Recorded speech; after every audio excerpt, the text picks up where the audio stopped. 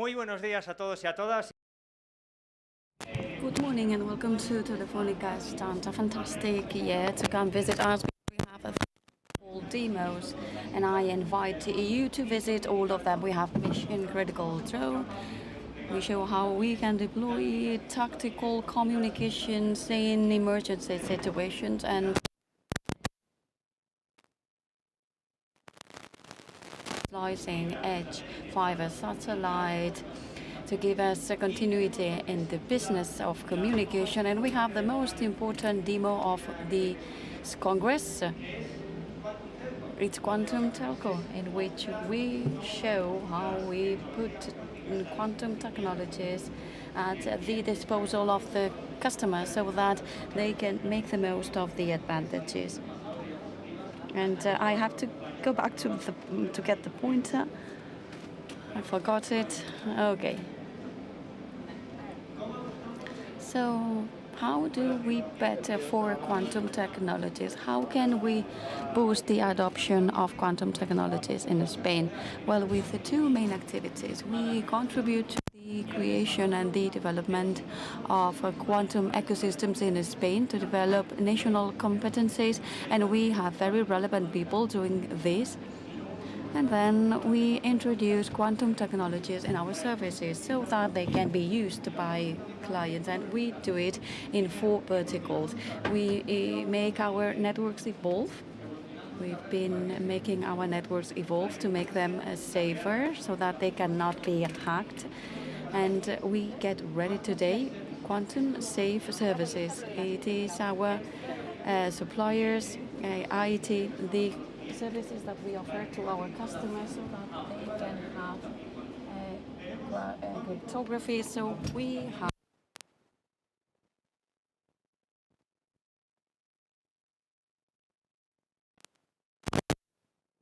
you can see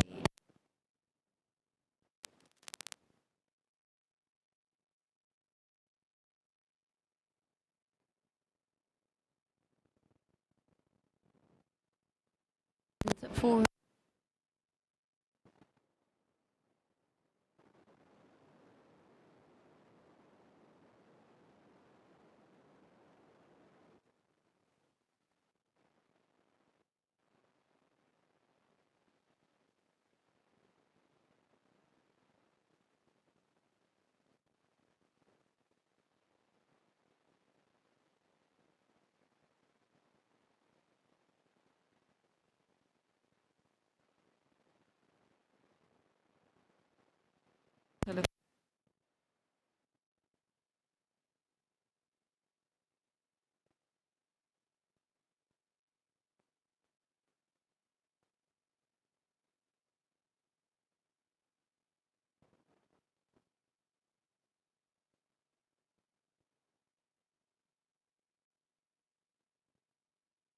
Telefónica.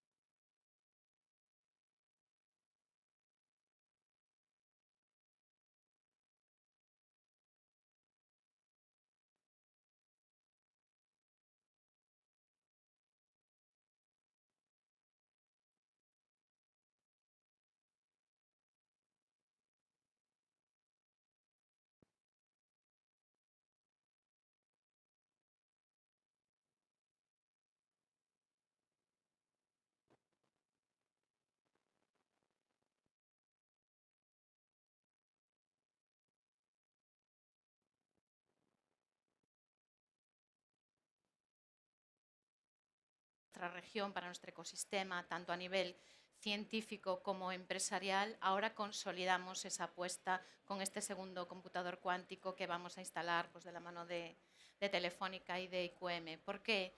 porque queremos, igual que hace 33 años apostamos por la supercomputación y construimos un centro de supercomputación en Galicia, y quizás en ese momento tampoco se entendía o se veía en el nivel del ecosistema el impacto que podía tener, pero hoy todo el mundo lo ve normal, todo el mundo entiende para qué sirve, porque hay ejemplos. Tuvisteis una visión. Exacto, es esa visión. Entonces, hace 6 años pues, se empezó a trabajar un poco también esta visión de cómo podíamos nosotros participar en el desarrollo y la aplicación de tecnologías cuánticas, porque es ahí donde queremos estar, en los dos lados. Aplicar las tecnologías cuánticas cuando estén maduras como una ventaja y estar preparados desde la parte más industrial y empresarial, pero también tomar parte en ese desarrollo que nos da la oportunidad en este momento. Entonces, esa visión se incorpora de forma transversal ahora mismo, igual que lo hizo hace muchos años la parte de computación de altas prestaciones, en nuestro plan de innovación e investigación, en nuestras estrategias. De forma transversal vemos la cuántica como una oportunidad de futuro, como una tecnología habilitadora clave, igual que otras, y en combinación con las que ya se están desarrollando y en las que tenemos mucha experiencia, como es, pues digo, la supercomputación, la inteligencia artificial y ahora la cuántica. Creemos que tenemos pues, elementos y tenemos mucha trayectoria, y sobre todo lo que estamos trabajando es mucho los ámbitos estratégicos de talento, infraestructuras y colaboraciones público-privadas para acompasar ese desarrollo tecnológico y más científico de TRLs más bajos con esa aplicación temprana, o por lo menos validar, experimentar y estar preparados para que sea aplicable a la industria. Vale. No cabe duda, viendo un poco lo que tenéis organizado a nivel de innovación en Galicia, en ese... In Galicia, in this hub, this is a quantum technology hub, and you have a hub of biotechnology, so you have a lot of movement around all this. So you have then this idea, and this is the local industry that can be applied in the quantum technologies. It's difficult to say it because we need to think that quantum technologies in all the different fields in computing, sensors, and communication, we are focusing on these 3 different fields with different agents in the ecosystem, and then can be applied in a cross-section way. And in Galicia, we have the automotive section and biotechnology, in which we've been working on these. We are doing this 3rd strategy with healthcare system, personalized medicine, industry, food, biotech, and we have a lot of possibilities. But now we want to focus on in the inclusion of all the sectors, and so that everybody can understand that this is a technology that can be applied and not something that still is being developed, so that we can prove them that it has an economic return, an economic impact, an environmental impact, in healthcare impact, and social and well-being. Well, thank you very much, Carmen. So, Valentin, representative of Atlantic, and I've seen some mentions of your organization as a hub for innovation, the first digital enabler from Japan is yours, hosted in a Telefónica center, and you were a fundamental role in these negotiations. And we are technological partners, and we created the Echenique Technology Center with a group of 5 people. So we are very proud, and my question is, this started back in 2018.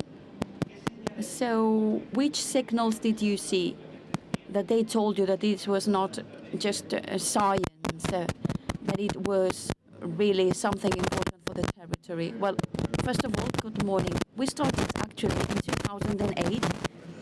These things start studying the future. So when we looked up and saw we forecasted was going to happen in 50 years' time, we tried to identify all the different possible futures. Aliens,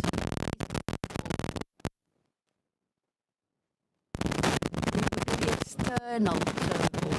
So in the academia, they are called different futures, and we have the possible futures, and then have the plausible futures, the ones that have more probabilities to happen, and then we have a smaller circle, the probable futures, and then we have something that interconnects them, the preferable futures. And then in 2008, we visited the nuclear center in Geneva, and I saw that there were a lot of things in the world, in the universe, and my senses could not touch them or see them or smell them or hear them. So my senses couldn't perceive them.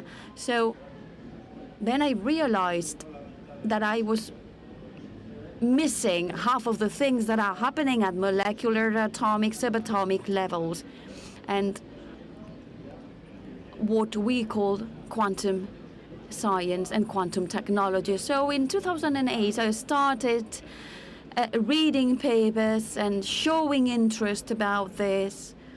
And then in 2016, 2018, I thought that I could take next steps and starting checking the indicators to see what was really happening. So in quantum science and quantum technology, computation, sensors, cyber communications, sensors were really advanced. The quantum advantage could be seen in 2019.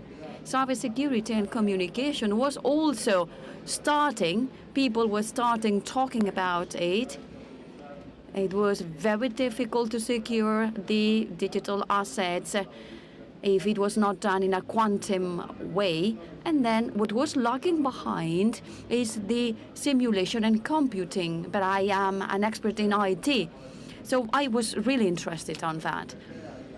So I started going to labs, international labs, and talking to people, talking about representatives from the banking system, from the industry.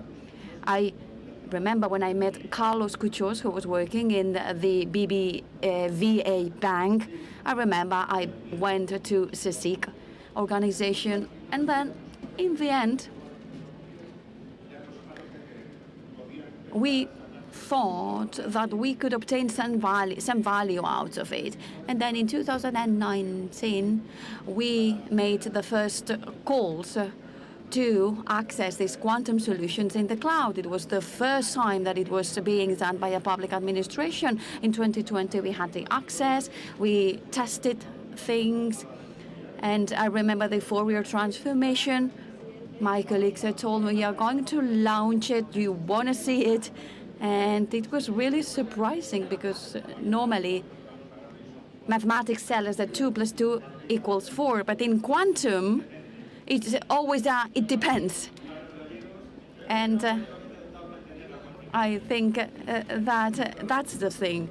So what the machine gave back was a Gauss bell that says you don't have a lot of probabilities to obtain this result on both ends, and a lot of probabilities to obtain this result at the top. This 2 + 2 = 4 gives a lot of probabilities, but 2 + 2 could equal other things.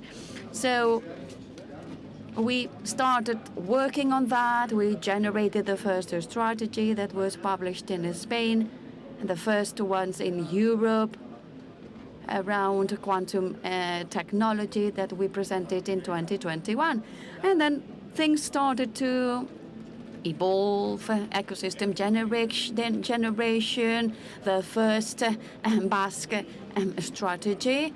We were in the industrial applicability department in the Basque country, including all the CRLs from science to industrial applicability. And then from then on, we started looking for the best organizations to support us. And this is when I met people sitting here in this round table, and we were very lucky. Telefónica saw and understood that there was a possibility, a transforming possibility, and then they decided to support us. And I think that we are opening up the doors of the 21st century. So everything that is worthy requires an effort.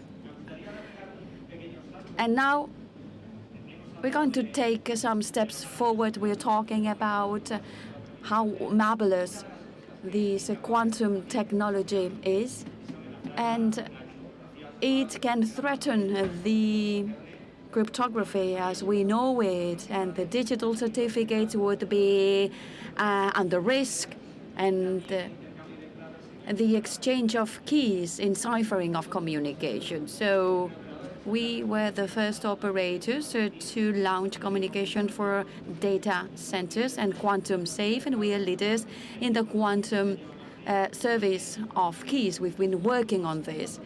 So we had this proposal, and we went to see the National Police Department. And I learned a lot from this meeting. And from the perspective of national cybersecurity, this quantum threat is something theoretical, or is this something that you include in your everyday operations or in your everyday planning? Well, good morning to you all. The national police have to be aware of all the different elements that are changing and evolving and making our work more complex. We have the traditional cryptography, and then we have the integrity of communications, the authentication of the verifications, and with these new technologies, they are under risk. And we have to understand that traditional cryptography is not broken nowadays, but in time it might happen. So we work with data, sensible data that has to be protected now and in 15 years' time. So our moment starts now. We have to be aware of what's going to happen, because there is a threat, not nowadays, but we store data, and the quantum capability might use these algorithms that could put this traditional cryptography in risk. So the National Institution of Standards has said that in 2030 we need to be ready to face these new threats, these new problems with this post-quantum cryptography. So our horizon is now. We have to start now. And these technologies require us to be ready. We have a lot of applications, a lot of technologies, a lot of hardware from different manufacturers and development from different manufacturers, and we need to identify all these cryptography switches so that we are ready. When we know which is the algorithm we are going to use, we need to know what we have and the impact it's going to have in order to act, because they might generate a problem of cybersecurity.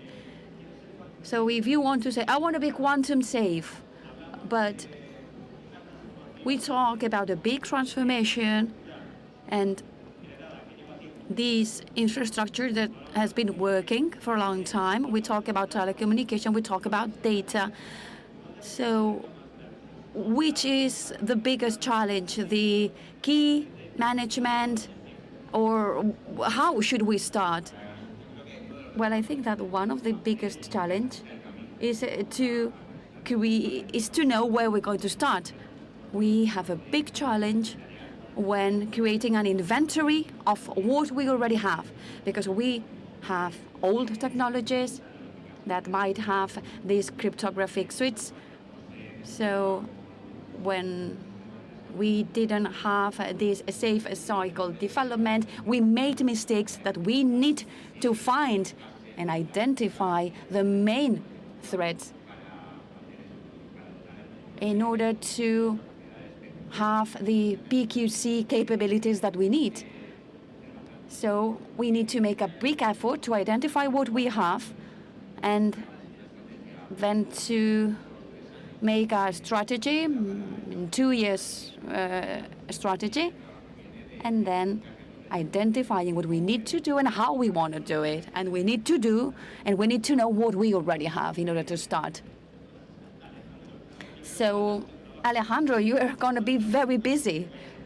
Or maybe you should just leave and start working because you are in a hurry. So Telefónica Tech, your proposal, your quantum safe proposal, what is it? Why is it different? Well, good morning, first of all, to you all, and thank you very much. Well, as Daniel was saying, the value proposal has to start with the identification of data. Our customers are still wondering where data is, the confidential data is, and the type of algorithms, the type of certificates, the type of signatures. So to understand clearly where is the starting point. The problem of post-quantum makes me think of the problem in the year 2000. So it was like a deadline, like a milestone that will mean a technological change, and we needed to be ready for this milestone. The difference is that nowadays, as Daniel says, the problem is today, and we are going the result of the problem when we can break the ciphering.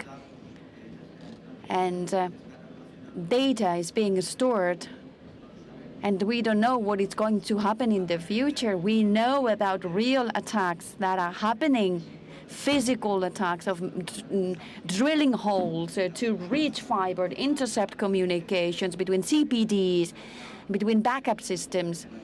We can see it in the headlines. So it is a reality. It is happening. So the value proposal means to identify the ciphering systems so that we can protect them and we can apply the changes that are necessary technologically wise and process-wise.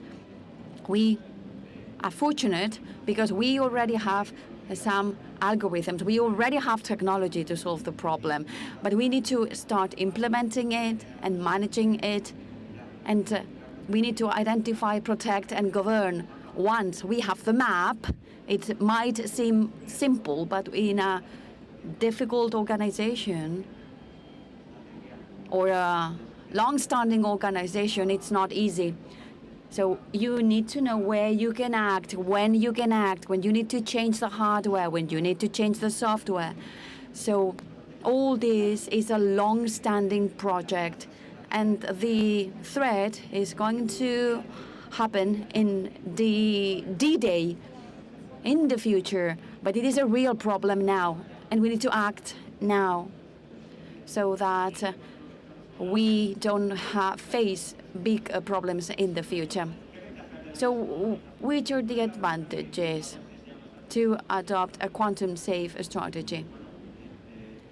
Well, we are solving a problem that is sunken in the organization, so to say. It is embedded. So the big problem is that there is still not awareness. People believe that it's a threat for the future. And people say, okay, I'm not going to deal with this because I am too busy right now. So the advantage is that we are anticipating, because it's an imminent risk that is going to happen. It's something that needs to be done. And then we have the perspective of our customers. So you need to have a clearer strategy in quantum protection in all sorts of organizations. I would say it's a necessity, not an advantage.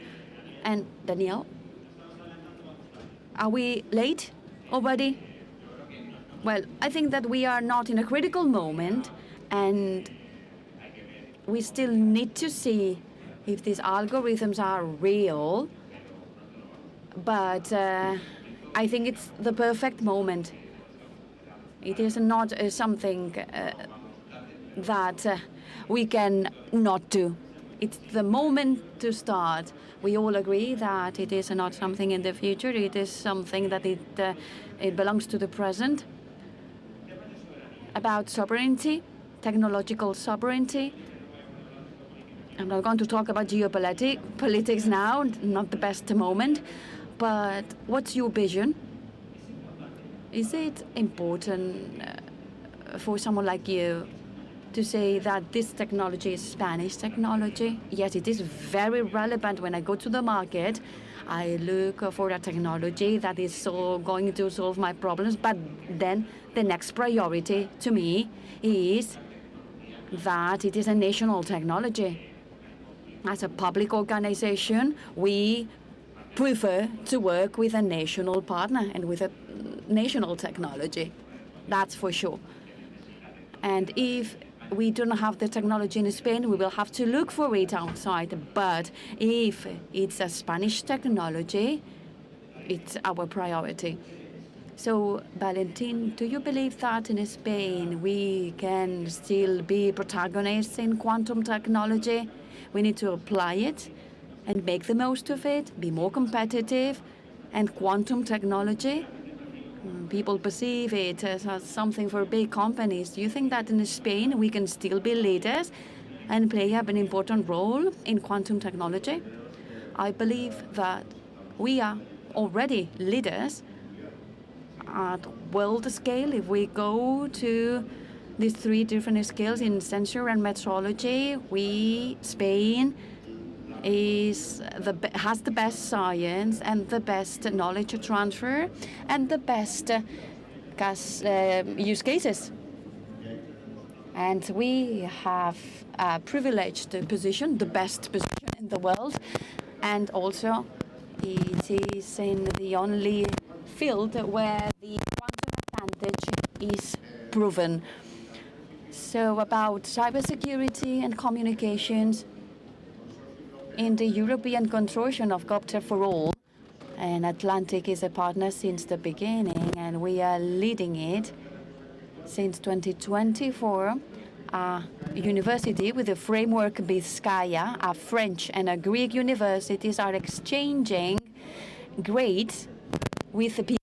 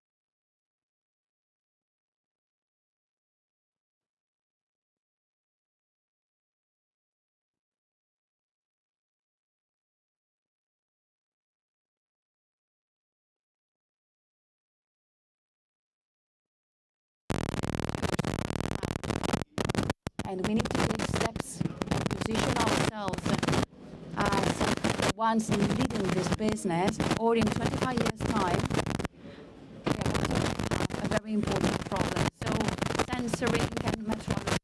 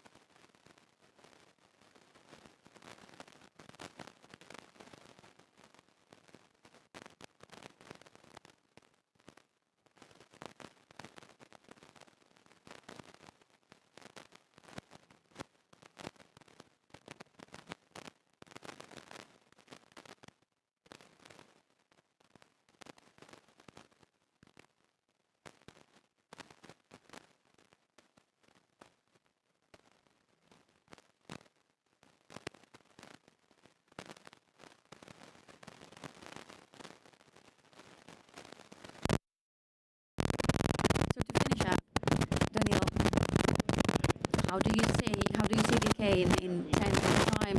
And don't tell me you're going to retire.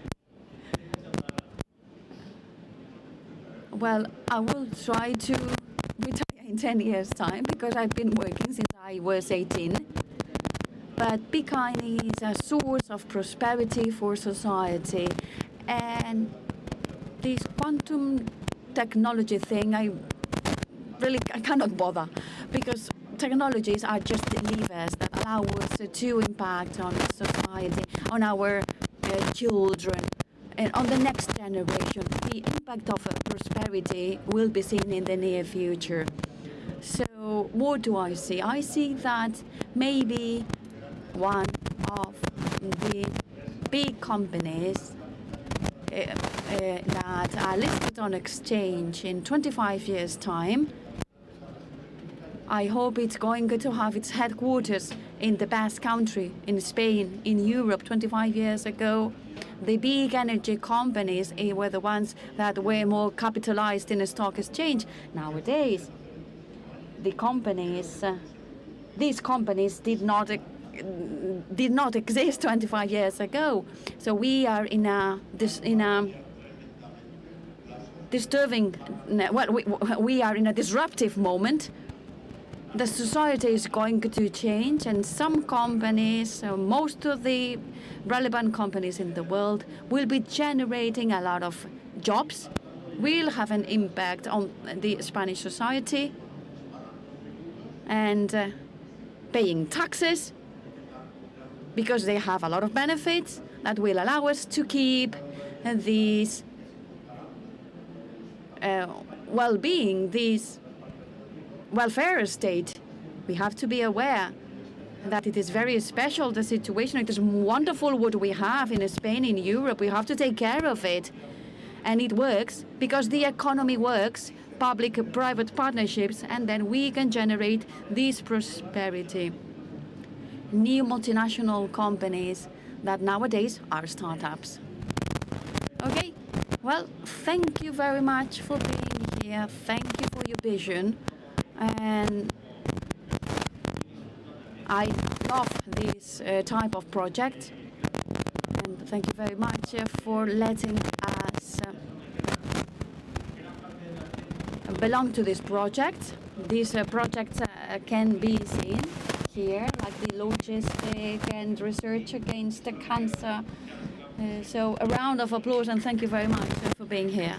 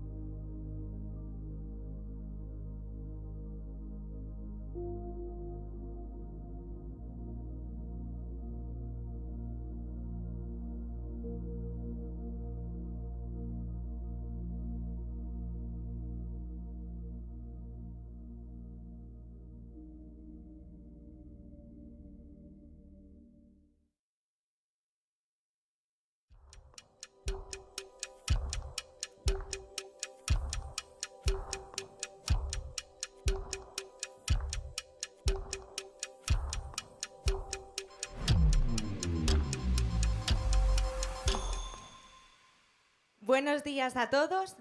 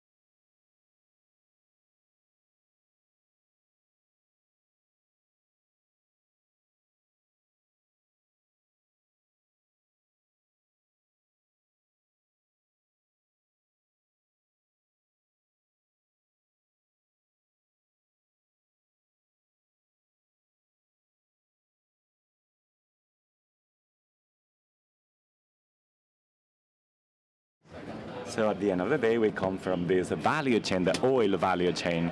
And since 1922, this strategy has been reoriented towards sustainability, the creation of green molecules, decarbonization, and, well, a transition of the value chain, the oil value chain, towards a more like, sustainability-oriented approach. So we have an image, all the businesses that integrate within the business, as you can see. Our traders, which are our energy brokers, conversion energies, distributing B2B businesses, which are already decarbonized.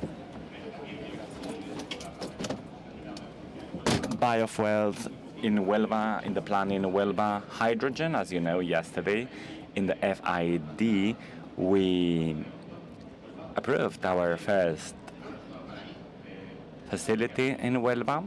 And I am sure you've seen that our service stations are moving from red to green in the Iberian Peninsula, and they are turning to multi-service with traditional fuels, but also electric charging points, restoration facilities, and along, etc. And of course, all this goes hand in hand with the chemical industry, where we lead the production of cleaning products or phenol, which is used as a raw matter in many pharmaceutical products, as well as high resistance plastics, and our energy parks, which are former refineries, which today develop sustainable products, and biorefineries with a much lower footprint, CO2 footprint. As you can see, we operate all around the world, and of course, when it comes to cybersecurity, this means that governing all these technological risks becomes extremely complicated and complex and problematic sometimes. Let me tell you a little bit more about our aim when it comes to cyber services. If we look at the international landscape in the last few years, we can all remember recent incidents in the automotive sector, for example, like in Jaguar Land Rover. As you know, the factories, the plants, Jaguar factories were blocked or shut down throughout the summer from June to October. And this, of course, was the result of an incident which started in the IT world, even if it ended up having an impact in the OT world. So there was a penetration into the factories, and the only way to contain the risks was to shut down the factories. In our sectors, we can all remember the incident in Colonial Pipeline in 2022. As you know, the main pipeline that the company operates that goes from the Gulf of Mexico all the way up to Boston. Well, as a result of an incident in the context of an IT vulnerability, it ended up penetrating the industrial facilities. They had to shut down the pipeline, and they had to fleet boats to service the East Coast with boats, with massive oil boats, because the pipeline was just non-operational. So, of course, we need to ensure that we converge the IT and the OT safety and security. These two worlds are today interconnected, intermingled, integrated. And at the end of the day, we want to leverage in terms of product optimization, industrial processes optimization, and the fact that they are more and more connected forces us to ensure a convergence between the OT and the IT world, especially when it comes to cybersecurity. And this is why we have designed a SOC, allowing us to make these two worlds converge in one same operation center, with the aim of finding synergies between the two worlds and leveraging on the specificities of each two environments, of both environments. And of course, we must speak about artificial intelligence, which is the topic this year. AI is the topic on the table this year.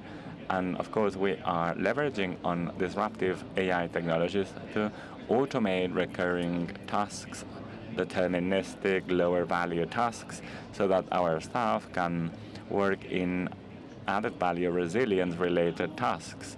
And of course, this also allows us to increase the scalability and the complexity, IoT, industrial IoT, multi-cloud environments, and all this would be impossible without the use of artificial intelligence.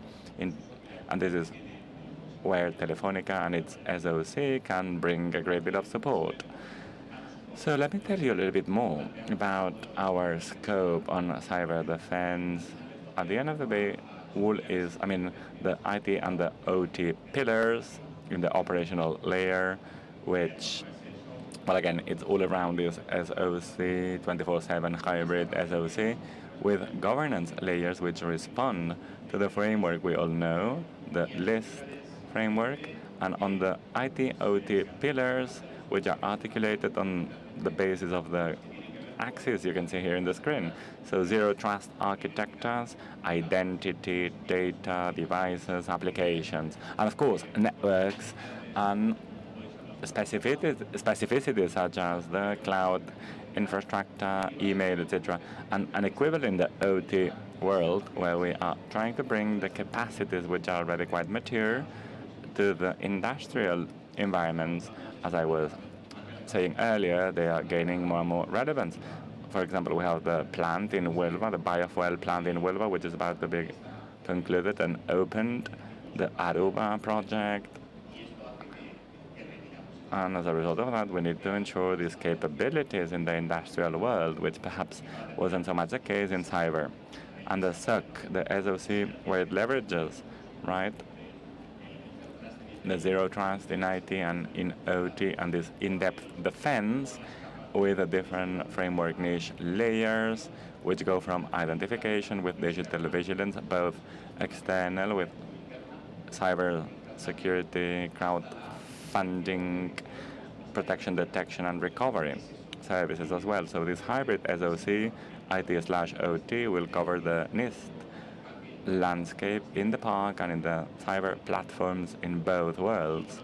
And well, I believe this is quite an ambitious aim, and we believe Telefónica can really support us in our roadmap in the next years. Alejandro, this is quite interesting, isn't it? Well, I hope it's going to be more than a wishful thinking, but rather a reality. So again, I really like this presentation, MOEV material, our own material, because in one single slide you have an engineering and less marketing-oriented perspective, which allows us to illustrate how IT and OT combine nowadays, which conceptually might sound easy, but very few organizations have managed to go down this line. In the market, at least there's a quite of appetite to go down this line, but it's difficult to bring it to life, to reality. It's quite rare, so knowing that Moeve believes in this model, we believe this to be the right approach, and there is a central area where all the knowledge will converge and you will benefit from great benefits. And additionally to that, well, there's a challenge of these conversions between the OT and the IT world, something we've been discussing in the industry for quite a long time. But we need to speak about the new transformation. Javier referred to it, the new transformation resulting from artificial intelligence deployment. And we need to discuss about how to converge this new paradigm in the cybersecurity world. In cybersecurity, we are confronted with classical challenges, but yet they have been, let's say, challenges are deeper and deeper, such as where do we store data? This is one of the problems in the world of technology, and there are positions such as a data officer, etc., to fit artificial intelligence, which extrapolated into the cyber world. Well, we also want this information, this data, to have the context, the IT, the OT context, and even from a public policies perspective and a data classification perspective. Let me give you another challenge in cybersecurity, the different technological silos in many organizations with diluted responsibilities. For example, in this specific case, IT/OT, but it could be the divide between applications and infra, and different silos which end up happening in large companies no matter how much effort we put in overcoming such silos. Last, the capacity artificial intelligence brings. I like calling it the exoskeleton, the robotic skeleton you wear to be stronger, right? Our engineers, our operators, our architects are today reinvigorated, and they are much stronger thanks to the use of artificial intelligence. And we are managing to leave behind less, let's say, added value actions, and we wear this exoskeleton for a more rapid transformation. So the ball is in the goal line. The goalkeeper is quite lost. He doesn't know if he is playing soccer or basketball, so we can score easily. So the truth is that this transformation, the future shock, or the shock of the future, is not ready.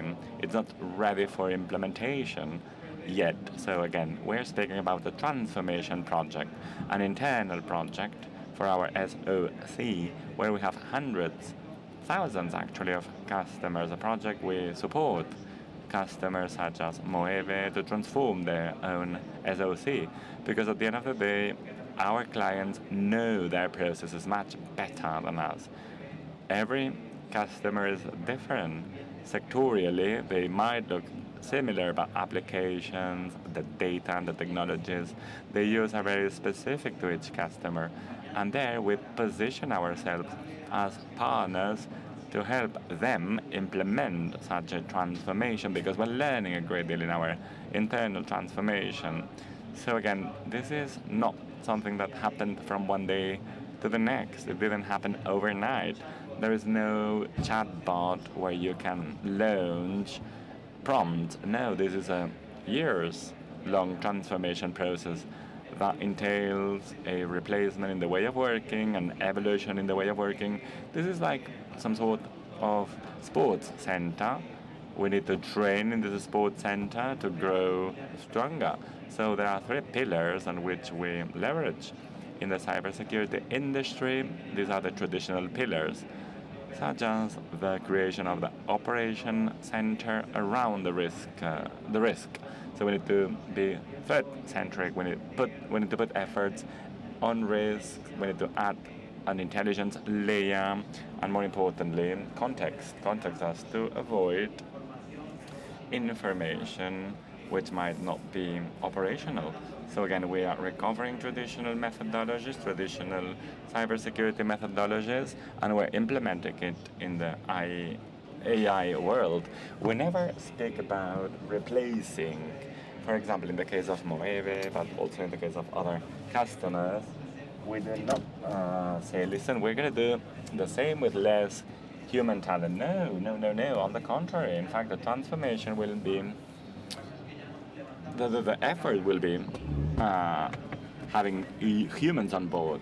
But instead of lifting 2 kilograms boxes, we want to be able to lift 40 kilos boxes. We want to improve quality, working methodologies.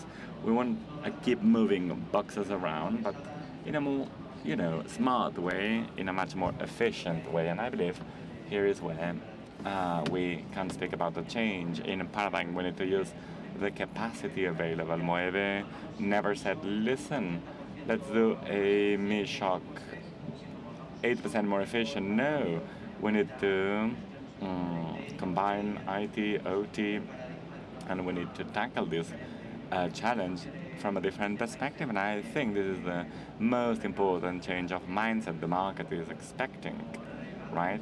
It's like a little gift resulting from the world of artificial intelligence. And of course, we're going to bring this paradigm far away. This will be a well-managed service. And again, we want to offer a personalized support to our customers. Not like we are pushing them, but rather we are working hand in hand, right? Shoulder to shoulder. Even if we work with our clients individually, at the end of the day, all our clients have similar challenges, yet a great deal of specificities, and we love specificities because it means we're rich. What works in one customer does not necessarily work in another one, as a result of different circumstances, changing processes, etc. Let me insist, perhaps the fourth and last remark I would like to do has to do with the fact that we will have to go farther together. What else, and how are we going to operate all this process? In fact, there is an important scope in data fabric or factory. There are different maturity levels, and of course we need to draft the context. But again, we need to rethink from a cybersecurity perspective how data is operating and what data we operate. We need to start in classification, and we need to, of course, enrich alerts, procedures, escalation levels. We need to rethink information management systems, and we need to leverage an artificial intelligence model so that our agents are specific to overcome specific problems. As I said earlier, there is no way of going around it without accepting risk and adaptability to automation in the context of automation. So again, even if there is a high degree, or I don't know, let me invent it, an agent which is capable of responding to a threat from a safety event, a CM or equivalent, an DR, whatever. Even if I have a specific agent, I will need all this context so that this agent operates one way or another depending on the specific needs, the specific context, and the specific intelligence. And of course, we'll need to incorporate it in an end-to-end model where we'll need to respond to the extent of our possibilities without going crazy. This is a hot topic in all panels, right? Human in the loop. The red button is never going to be operated by an artificial intelligence, even less so in environments with critical, let's say, infrastructure, OT, etc. So we all know that artificial intelligence is autonomous, but all this depends on our willingness. You can block an IP without it being validated earlier, or, I don't know, turning off a system without the validation of a human mind. And this human-in-the-loop process is very necessary in cybersecurity and in other environments. So, again, artificial intelligence will have an exoskeleton, a human exoskeleton, which allows it to, stay intelligent and avoid wrongdoings, because at the end of the day, this capacity cannot be replaced by any other means. Going back to one of the previous points, we need to rethink SLAs, KPIs, traditional ones, which, new KPIs are emerging. How are we going to measure response times? Well, response times are going to be improved, that's for sure. But maybe we need to rethink other related indicators. The use case, implementation times, etc. will have to be redefined.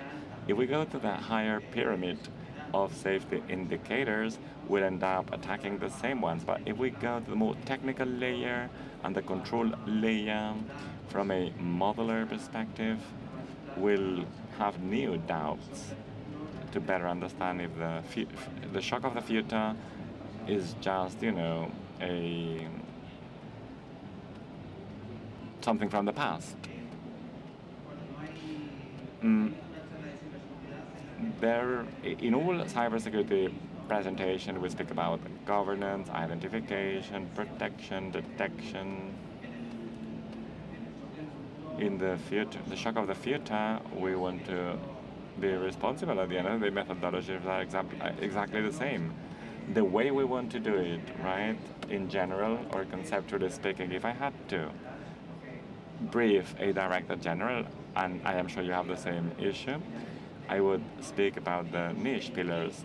So the how is exactly the same, the what is exactly the same, apologies, and the how is more nuanced.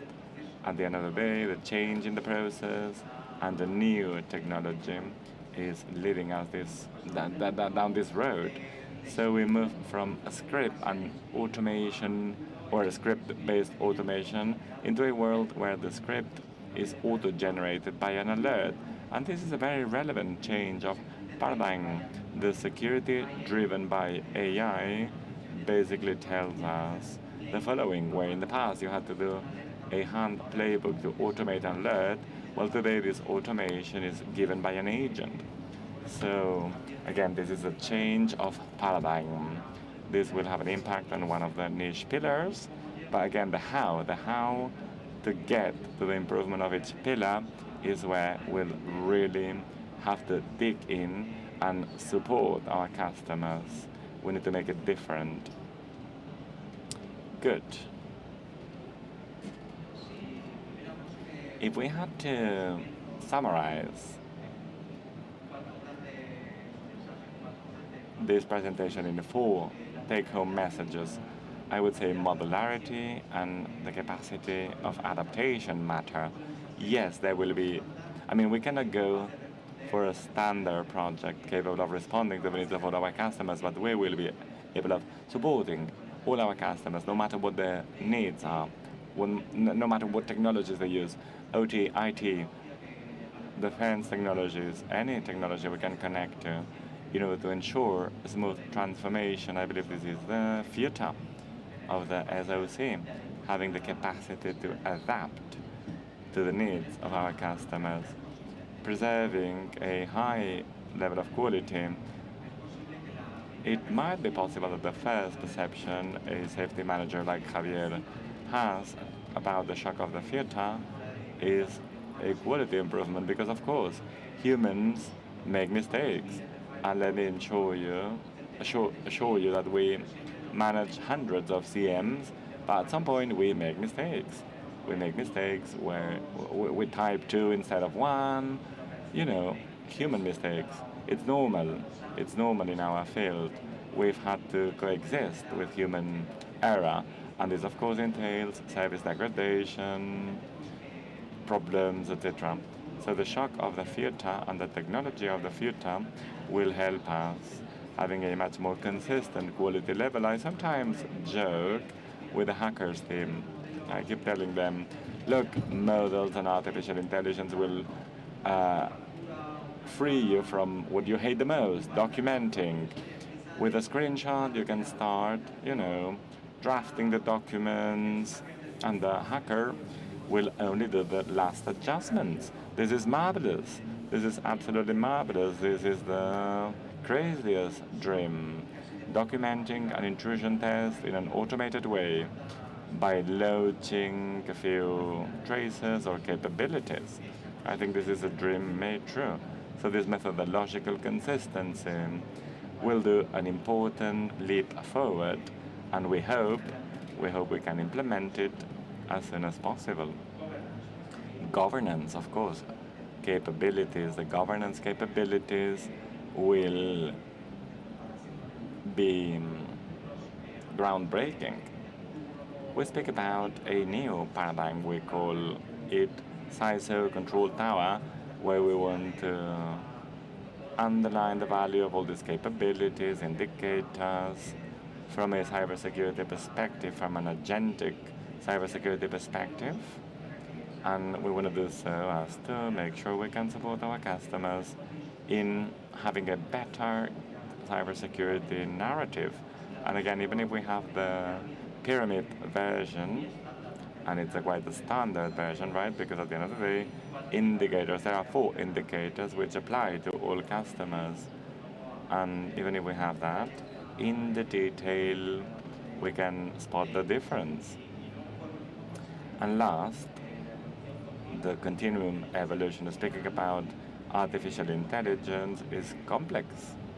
Because today, for example, the new trend are agents, but who knows about tomorrow? A few months ago, we spoke about MSPs, but now we are looking at how agents use them and how they are retrofed by different MCPs. This presentation or the topic we're dealing with in 3 months might be old-fashioned and will have another flavor because the pace of change is just incredible. We cannot think about a shock of the future in a static way, right? It's just impossible. It's not going to work. It's a continuum, and the shock of the future is today's shock plus the shock in 2 years' time or the shock in 3 years' time. Will have nothing to do with what we thought. And you're nodding, right? Yeah, absolutely. I hope this is going to evolve from what we had to what we want. And of course, we need to approach on productivity. What we had a few years ago, I hope paradigms such as AI will allow us to move forward. What is your greatest challenge? What is your worst fear? Well, having this governance layer and this transformation layer which allows us to get where we want. My deepest fear is not to make it, because the digital environment in the last years is growing and growing, so my worst fear is not making it, but I think we're going down the right line. One step after another, right? Absolutely. This is work in progress. We're just, in the start of the process. It will take a while. Absolutely. So first, we need to set the pillars. We need to build the pillars. This is what we're working on. This is still a dream, but it is important to have this, lighthouse, this horizon, this 2 to 3 years horizon. Absolutely. So I'm hopeful, or not, rather than hopeful, I'm convinced that we're going to manage to make it together and will be capable of supporting you in this transformation and offer you the cutting edge and most added value technologies. And well, the project is there. From my perspective, I believe, well, as a technology expert and as a freak in the nice sense of the word, I believe we have a challenging and fascinating way ahead. We have the OT world, which for us is an over-the-top, and yeah, I think the challenge is a thrilling one, and more to come, Alejandro, more challenges to come, because there's quantum computing.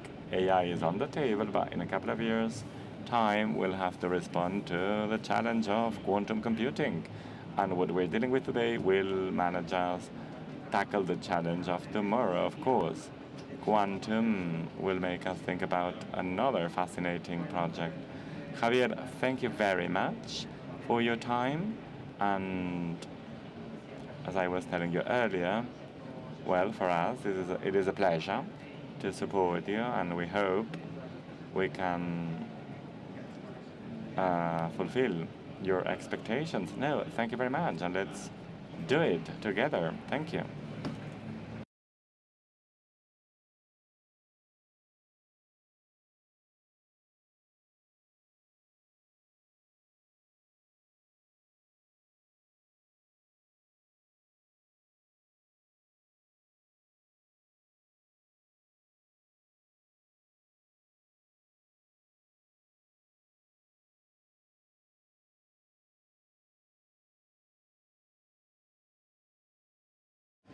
So if you have any question, by the way, oh, maybe you need a microphone. I don't know if the mic is ready for questions. Oh, it's not working. This microphone is not working.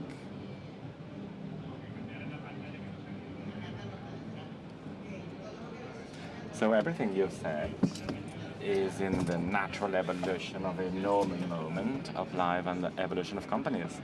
So my question is quite evident, right?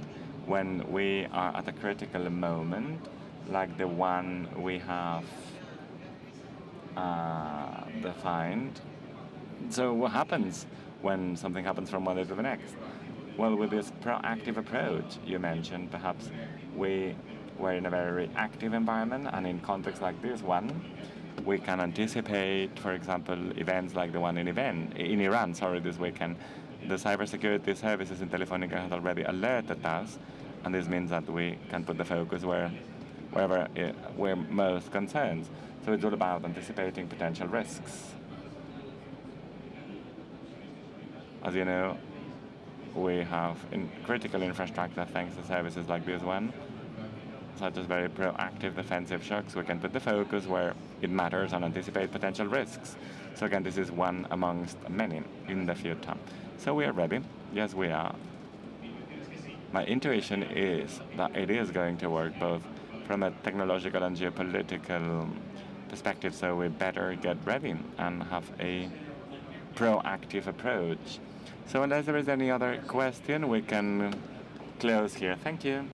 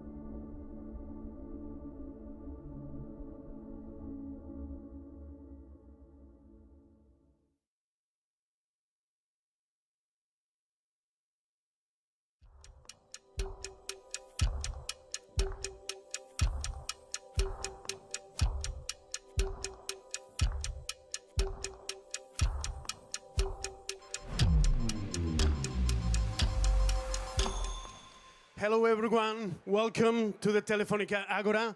It's great to see a full house for receiving our CTO. Artificial intelligence and networks are colliding. Autonomous networks are something that is becoming real, and Telefónica has a clear and ambitious roadmap to achieve level 4 automatization, in 2030. To talk you about this roadmap and how Telefónica is working on autonomous networks, please welcome our CTO, Andrea Folgueira.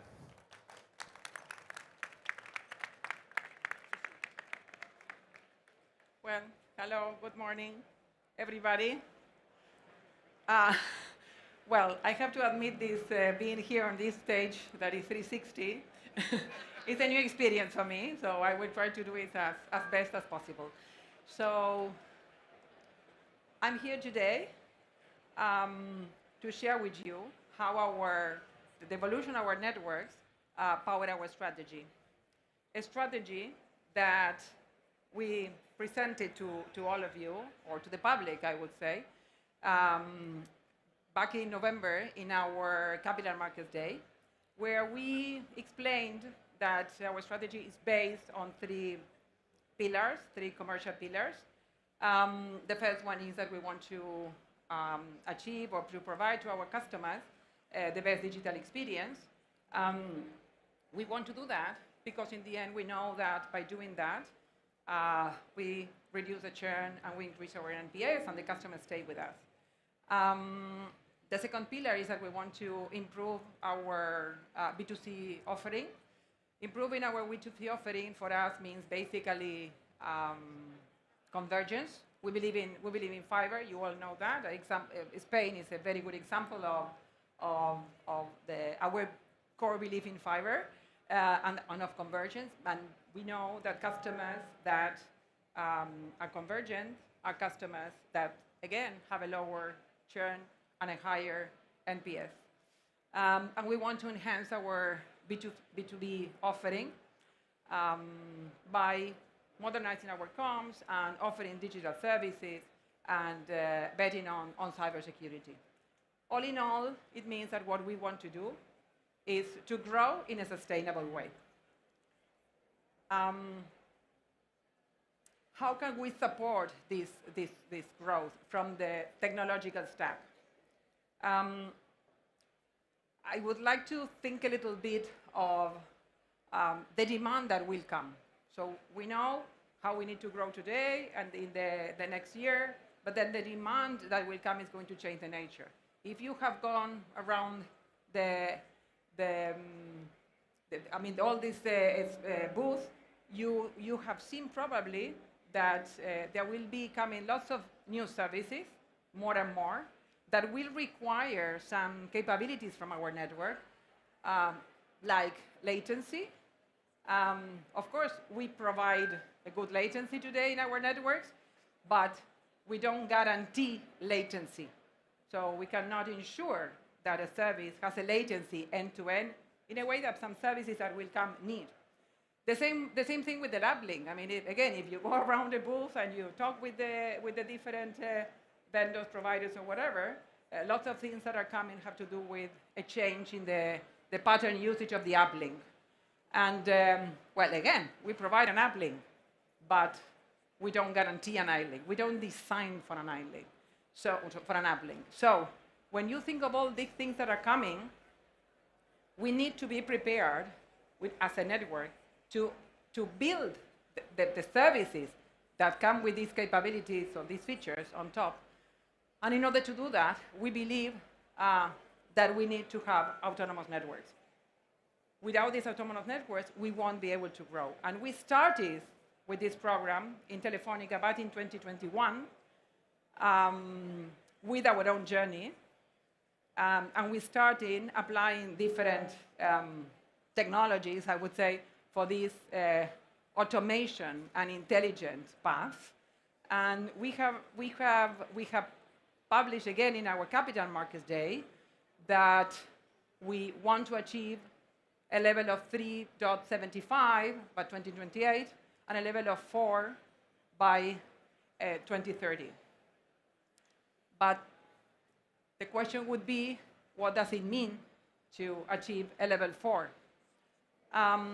Achieving a level 4 for us in the end means that we evolve in the network at the same pace as the business needs. So do we think, you might say, well, today we don't evolve at the same pace as the business needs? We do. If we did it, we wouldn't be here. Again, we wouldn't have customers.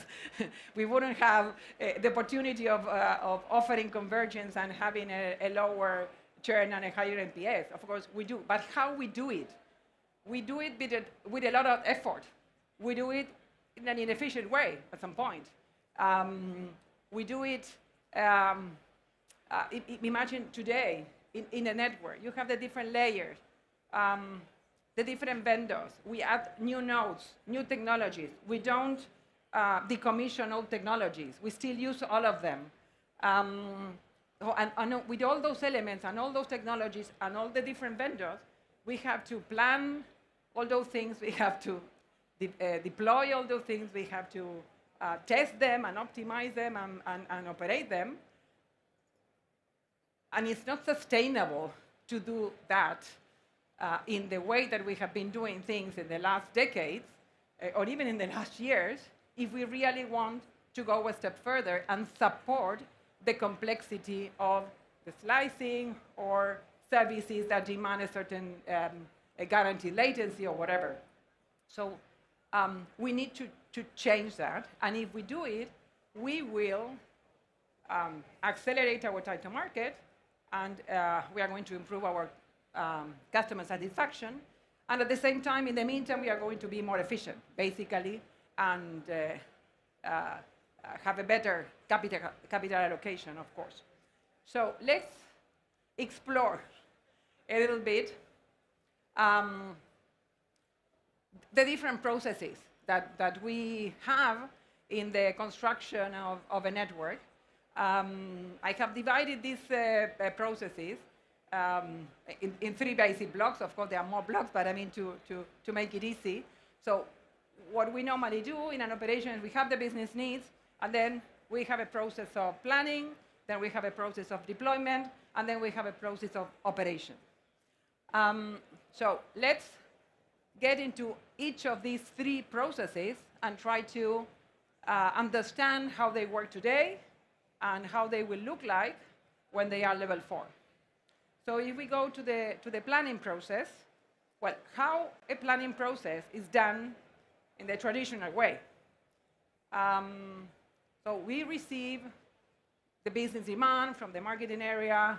We know how the network is behaving. We know the traffic patterns or the behavior of our customers, so all the information that we normally have.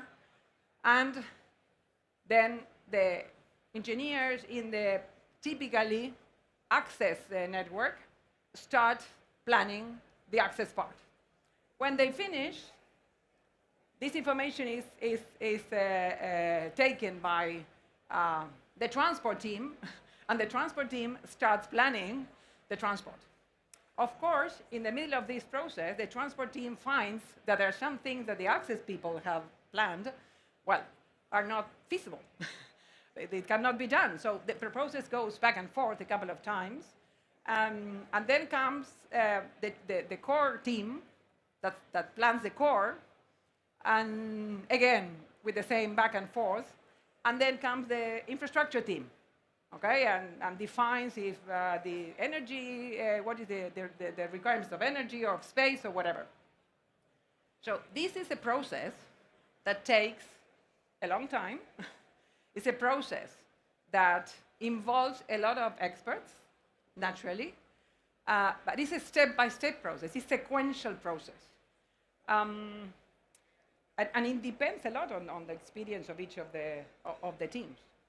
So how would a process, a planning process that is level 4 would look like?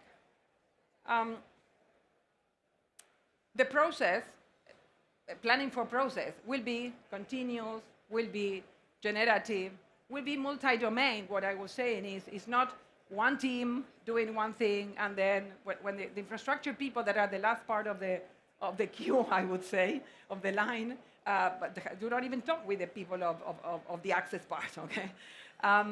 So how would it look like? It would be what I said, generative, continuous, multi-domain, and we will have even many advantages. And I can use an example of Brazil, where we have set to level 4 the process of connecting our new 5G nodes.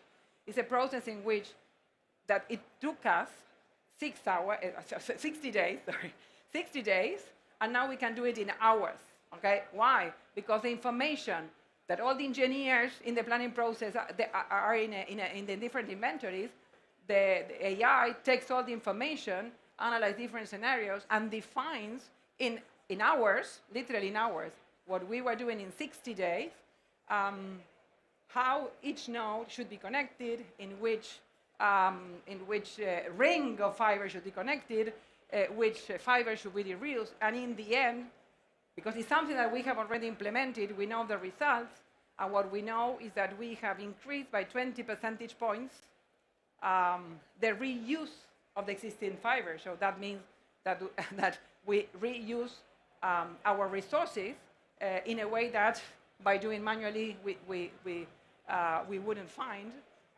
that the reliability of the network is like 10 percentage points higher, because the AI finds alternative ways that maybe the engineers, each one, don't find. And the accuracy of the whole process increases like 5 percentage points. That means that the engineers that afterwards look at, the results and see if this is something that we can deploy. Well, only in the case of this level 4 case, only 1% in 1% of the cases, the engineer found in the field that there was something different to be done. Okay, so there are lots of not only it's not only that we reach level 4 and that we automate, and it's that we have a better time to market, and there are less possibilities of failures because the network is more reliable. And so there are lots of benefits that come together with this autonomy. We have another example in Spain about FTTH deployment that is similar to that. But the one that I want to share with you, maybe with a little video, is this 3G digital twin for network planning, what we have deployed in Germany. This is a digital twin that is a tool that uses a high-resolution virtual environment that simulates real infrastructure.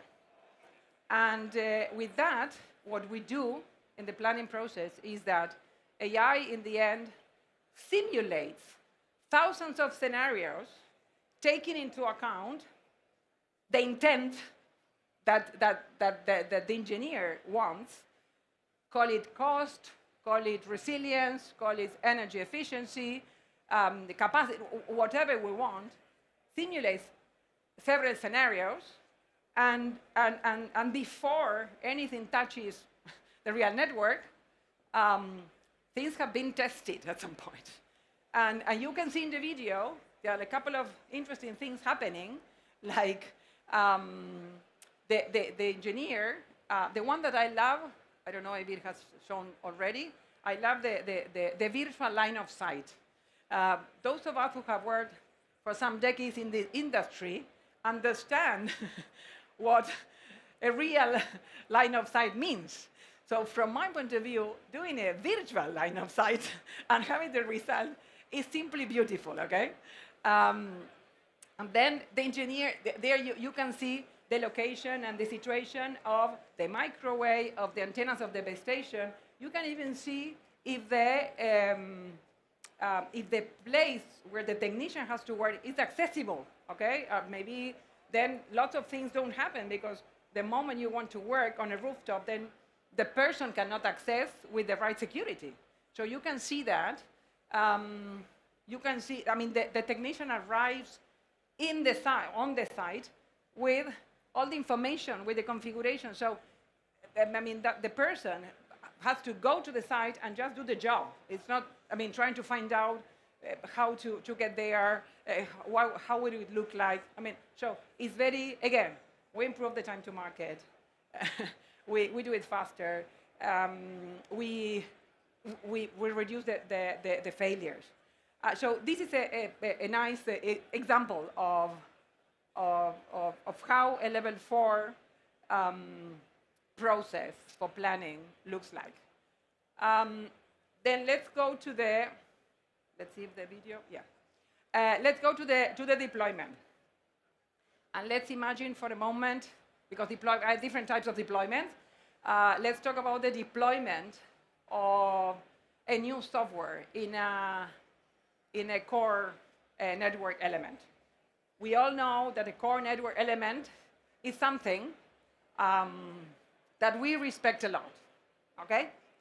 We don't want to mess with a core network element. We don't want to make any mistake. So how does a core network element software deployment works in a traditional way? It works in the following way. It's a step-by-step sequence of commands. Many of them. Commands and commands and commands, one after the other. I see a couple of people smiling. So I understand that you are understanding, you're probably writing down commands, okay, in your lives. So it's a step-by-step sequence of commands that have to be, coordinating among a lot of teams and expert teams. It requires a very long maintenance window. And when the NOC traditionally authorizes the job and initiates the job, imagine that everything is done and it works, then there is another huge team in the post-implementation process making sure that things work fine.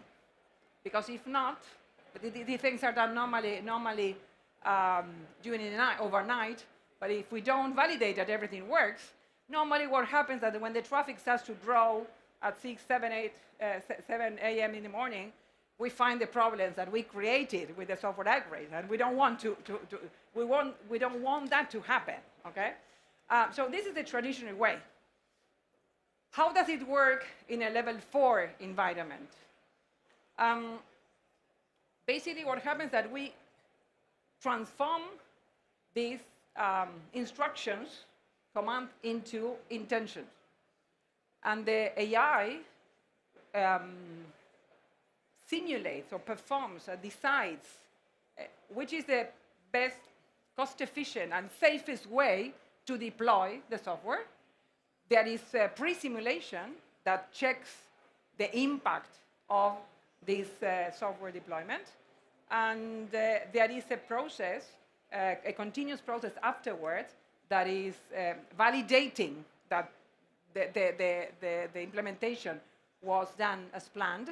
And there is, on top of that, a process that allows us to monitor if there is any deviation or any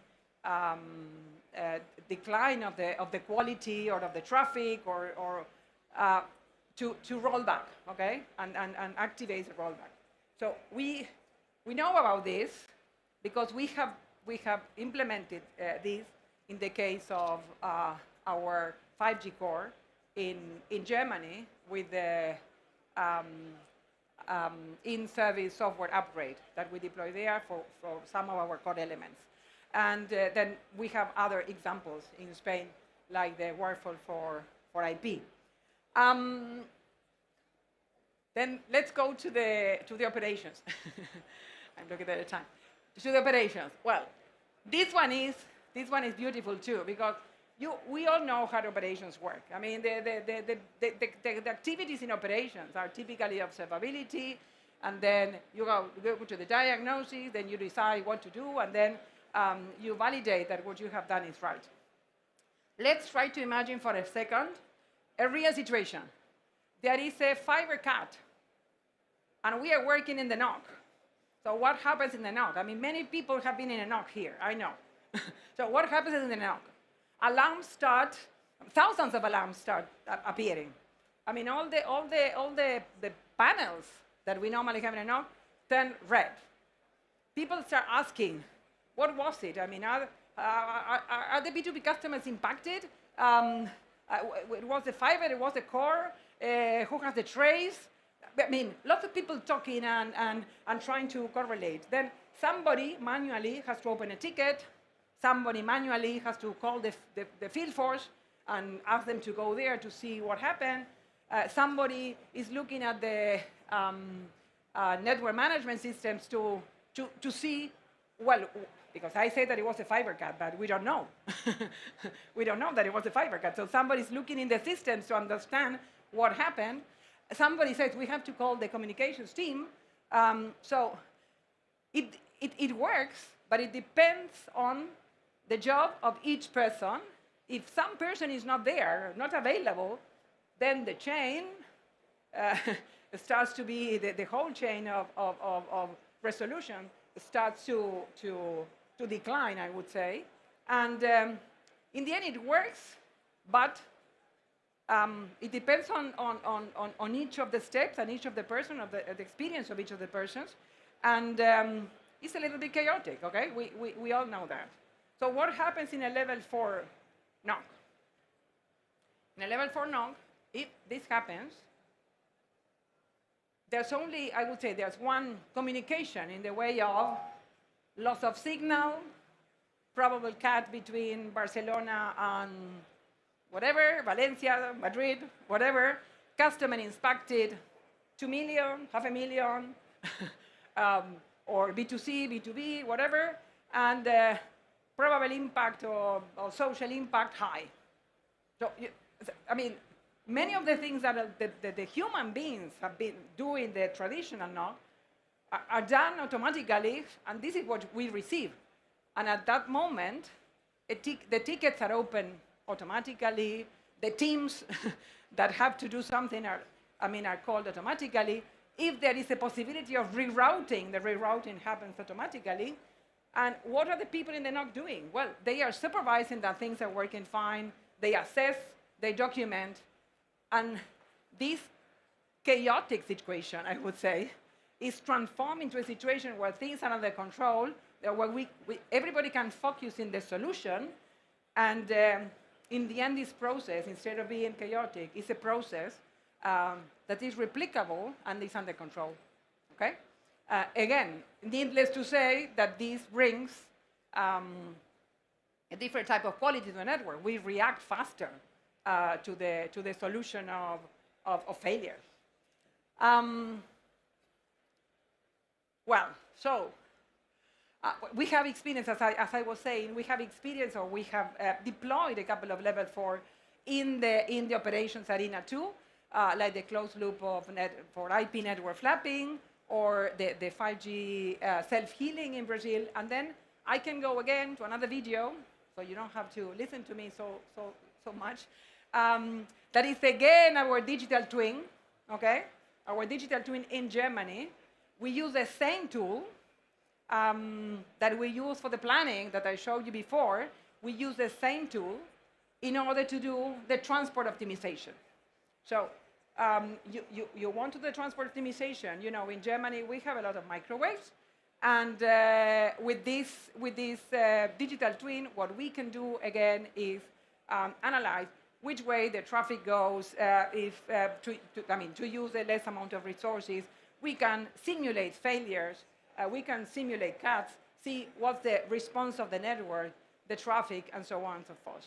So this is, I wanted to show this example because it's the same tool that we deployed for the planning, for a reaching level 4 planning, but we used it for the optimization, which is part of the operation process. Good. In the end, repeating a little bit what I said at the beginning, we need to meet the business speed.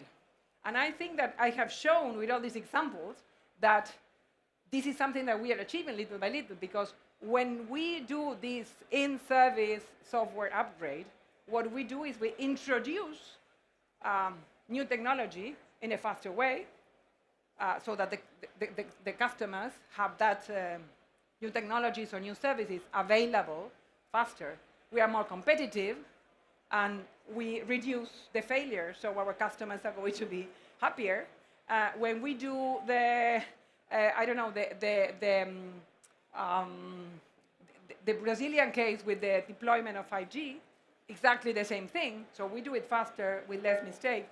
So in all these cases, what we do in the end is we increase the time to market, we reduce the failures, and we are more efficient. Okay? So we really go at the business, the speed that the business needs. 2025 has been a fantastic year for us in Telefónica regarding autonomy, because we achieved 3.42 of autonomy level, but at the same time, we achieved something that it was quite new for us, which was achieving the first level 4 case scenario, and it was not only one, it was 12. So we are very proud of that. Some people here have taken part in making this real, so congratulations. And we are very, very, very proud of this. We have achieved these 12 cases, and what we think that that's why we are prepared to get to 3.75 in 2028 and to achieve level 4 in 2030. So what's next? No.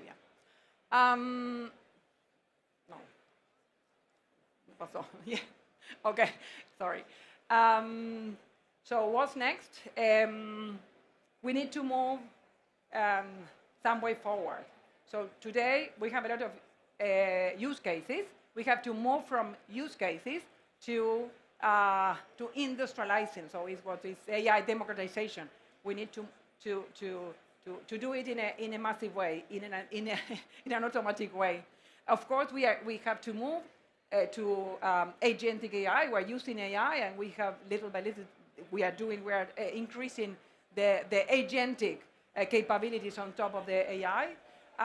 Of course, this is something that we cannot do on our own. We have to collaborate with the rest of the industry. We do it with vendors and partners, but we also talk with other operators, because this is something really important to help each other to achieve this.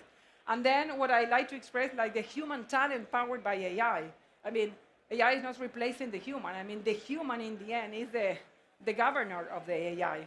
So the people are powered by this AI. This is AI is not working on its own, and this is extremely important that we help our people be empowered by this AI and be the governance of the AI. So to close, I would say that when the new demand comes, when all these new services start to be massive, only if we are autonomous on the network side, we will be able to grow and to support a new business in our sustainable way. Thank you very much. That's it. Preguntas.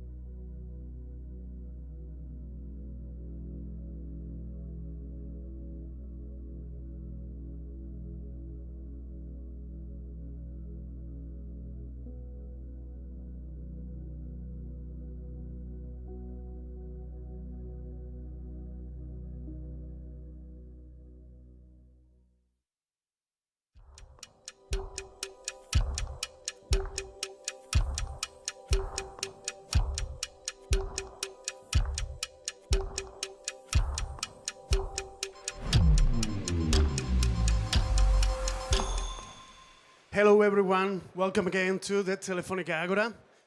2 years and a half ago, Open Gateway was born. And today here we can share how companies are taking advantage of our network capacities with real use cases. And to present that, and to present those cases, here is my former boss and Global B2B Innovation Director, David Del Val. Please welcome him with a huge applause. Thank you, David. Thanks a lot, and welcome everybody to the yearly talk about Open Gateway here at Telefónica. I am David Del Val. I have just lost, oh no, it's here. I'm the Director of Portfolio Acceleration at Telefónica and responsible for the Open Gateway project here. I have with me a nice number of guests that they will come on stage and explain to us the use cases, the real use of Open Gateway in our industry and other industries today. So let me start remembering what Open Gateway has been so far. So in November of 2023, we went public with the initiative, multi-telco, all the telcos exposing the same network APIs. In February 2024, 2 years ago, we presented a lot of agreements with channel partners, the distributors of the APIs, in the same way as you have distributors of SMS, the aggregators. Last year, we presented Aduna, this fantastic joint venture between 10 telcos and Ericsson for aggregating APIs and making it very easy to consume for third parties. And today, we're going to talk mostly about vertical solutions, real use cases in the real industry. So let's get started. And I'm going to invite the CEO of Aduna to the stage. But first, I have this slide that I had forgotten, so don't worry. So what is Open Gateway today? We have 20 channel partners. Aduna is the most important. But then over the years, we have had agreements with all these different channel partners that you see here. You can buy Telefónica APIs and all the telcos APIs from these channel partners. If you want a one-stop solution, that's Aduna. Secondly, we have more than 60 active customers. Here we have some logos. Banks have been very important from the very beginning, but also mobility companies, social networks, the government. So the APIs of telcos are useful in many, many industries. And finally, we have a long number of new opportunities coming up. So now, yes, let's invite Anthony Bartolo, the CEO of Aduna, on the stage. How are you, man? Great, thank you very much. Great to be here. Okay, so perhaps the people in the public don't really know what Aduna is. So can you explain what you guys do and why is it important in the ecosystem? Great. Thank you very much for the invitation. So Aduna is a very young company. What we are a conglomeration of JV partners to actually make it much easier and simpler to consume standards-based IPs from the APIs, the Kamara APIs. We're trying to build an ecosystem, and if you're trying to build an ecosystem, you need scale, and if you want to achieve scale, you need to have standardizations. That's what the Open Gateway allowed us to do, and Aduna is that particular platform that allows all APIs to be consumed from the southbound side, from all the telcos around the world who are exposing those APIs, and make it available on this platform that can be easily consumed by northbound customers. And the northbound customers represents the demand. And that demand doesn't want to navigate through the fragmentation of the telco industry, but use one API to reach every subscriber in a country. So that just makes it easy to consume, it simplifies, and it just makes a developer's life that much easier so they don't have to navigate the world of the telco industry. So you're deployed in many countries around the world. You are in the United States, in Europe, in Japan, in India, I mean, all over the place. So what are the signs of demand that you're seeing in all these countries? Well, the demand that we're seeing, I mean, the most active vertical is anything associated with fraud, trust, safety, and security. And that's because it's those industries that are constantly trying to chase their tails and fight the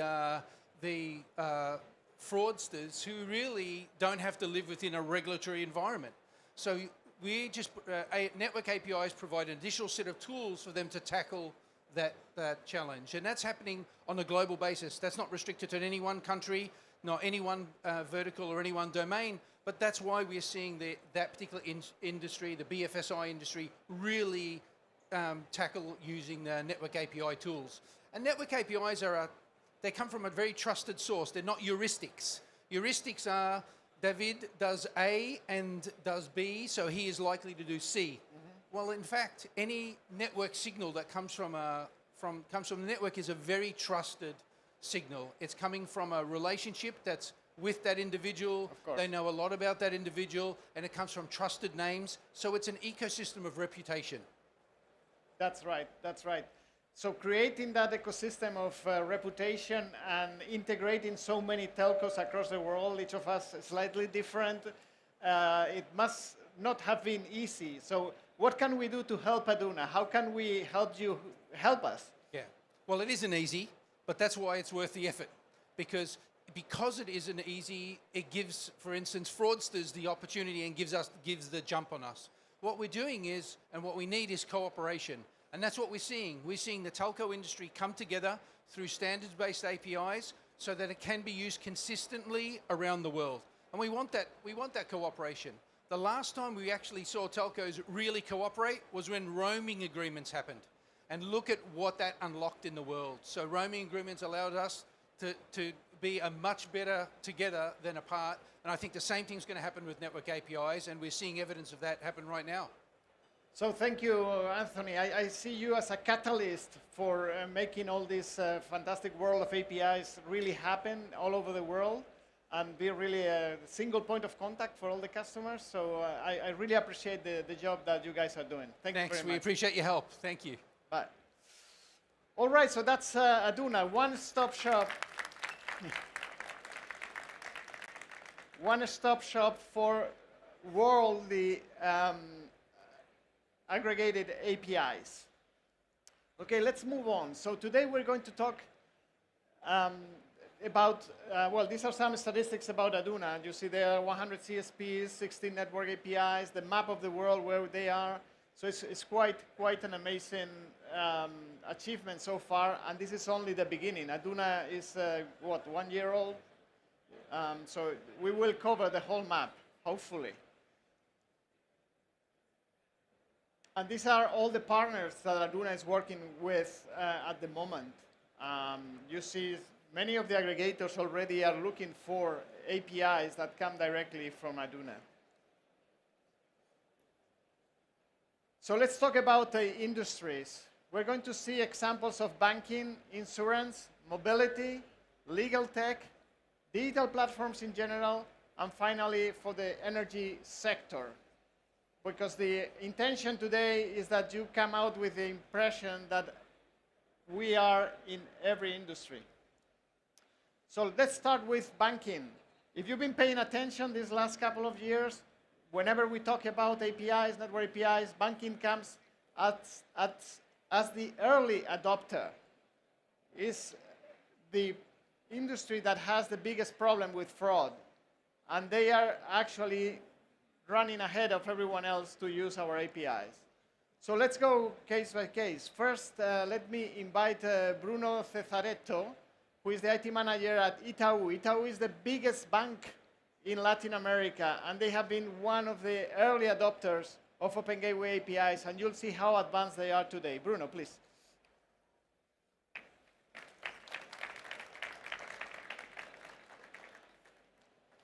Good afternoon, everyone. I'm very happy to be here today representing Itaú Unibanco. In 2023, Itaú Unibanco, in partnership with Telefónica, became the first bank in the world to sign our Open Gateway contract. In this moment, it's changed how we use the mobile network. Not just the infrastructure, but as a programmable control and as a programmable platform. and with standard APIs and the real-time data. It's very, very important for us in the bank. However, it's important to remember that innovation doesn't happen by accident. With this in mind, to make innovation accessible and scalable for the Itaú ecosystem, we create EU Open Gateway. I know I wasn't very not creative with the name, but our objective is clear: acceleration, adoption, and eliminate complexity. Today, over 20,000 developers, data scientists, and partners use EU Open Gateway at Itaú. EU Open Gateway provides 9 APIs with the Telefónica, and the user accesses the platform in the API and the graphic user interface too. So I show the video. Yeah. Here it's possible to use the SimSwap platform integrated. And in 2025, so this with is EU for, Open Gateway. sorry, what you're showing here is for the agents of the bank, right? That they, yes, when they are checking a transaction and when they are talking to the customer, they can use this platform to call the APIs. Yes, we included the APIs for the customer service center, and they use the APIs in for onboard or contract a new product at Itaú. Okay. So in this case, it's possible to see this very, very easy to integrate this platform with the APIs and the new systems at Itaú. In 2025, with EU Open Gateway, we executed 70 million SimSwap checks in our app in the customer service center. With Know Your Customer Match, the other API, we reducing productivity calls in 15%, and the increase calls in 30% in the first call resolution. So, of course, this cannot be done alone. With the partnership with Telefónica, we build a new contract model. It's the simple contract for us. At the moment, we have developers testing, and they use the new APIs every day, such Tannery, Telco Index, Scan Signal, Number Verification, and the others. And we define the product evolution every day with the Telefónica team about the roadmap new APIs for banks, because it's very, very important for us about the fraud and the user experience. In the Itaú, we have a lot of initiatives with the user experience for customers. And finally, I believe in innovative and the partnership between banks and the carriers are not just trends. They represent a new marketing model. Thank you, David. Thank you very much. So Itaú is not only an early adopter, it's also a strong adopter and is helping us design the portfolio of anti-fraud APIs for the banking sector. So with Itaú, we can figure out what needs to be done next, go to Camara, standardize it, and then get it available for everybody in the world. Let's switch to Bankinter now. Bankinter is one of the most innovative banks. It's present in Spain and Portugal, and they are using Open Gateway APIs also to combat fraud. So let me invite Beatriz Sanchez on stage. Hi. Hello, Beatriz. Thank you very much for coming. Thank you. So I have a question. What is changing in the security environment of banks that made you consider using telco APIs? I'm the fraud director of Bankinter since 2 years ago, and I think there are many factors that have changed, but maybe the most relevant is how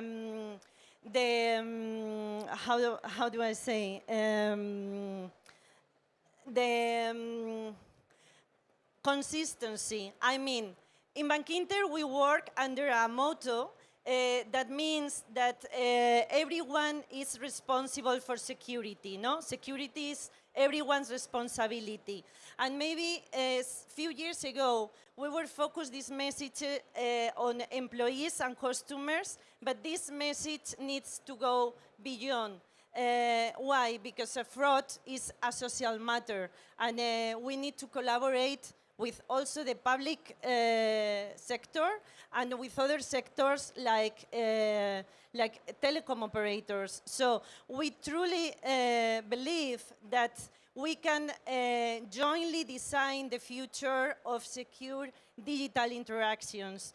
And therefore, we believe that innovation is not a sake to innovate, but means that we use the innovation to protect the clients, to enhance their digital experience, and most importantly, to build trust.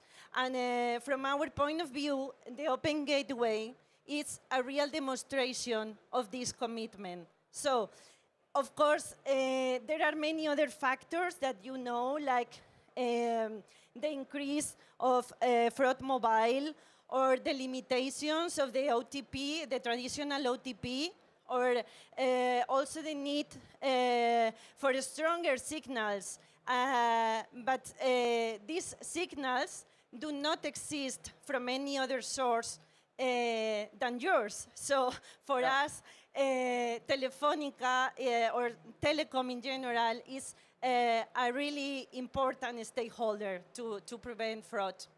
Thank you. You're using SIM-swap API in your consumer finance application, so the application that consumers use.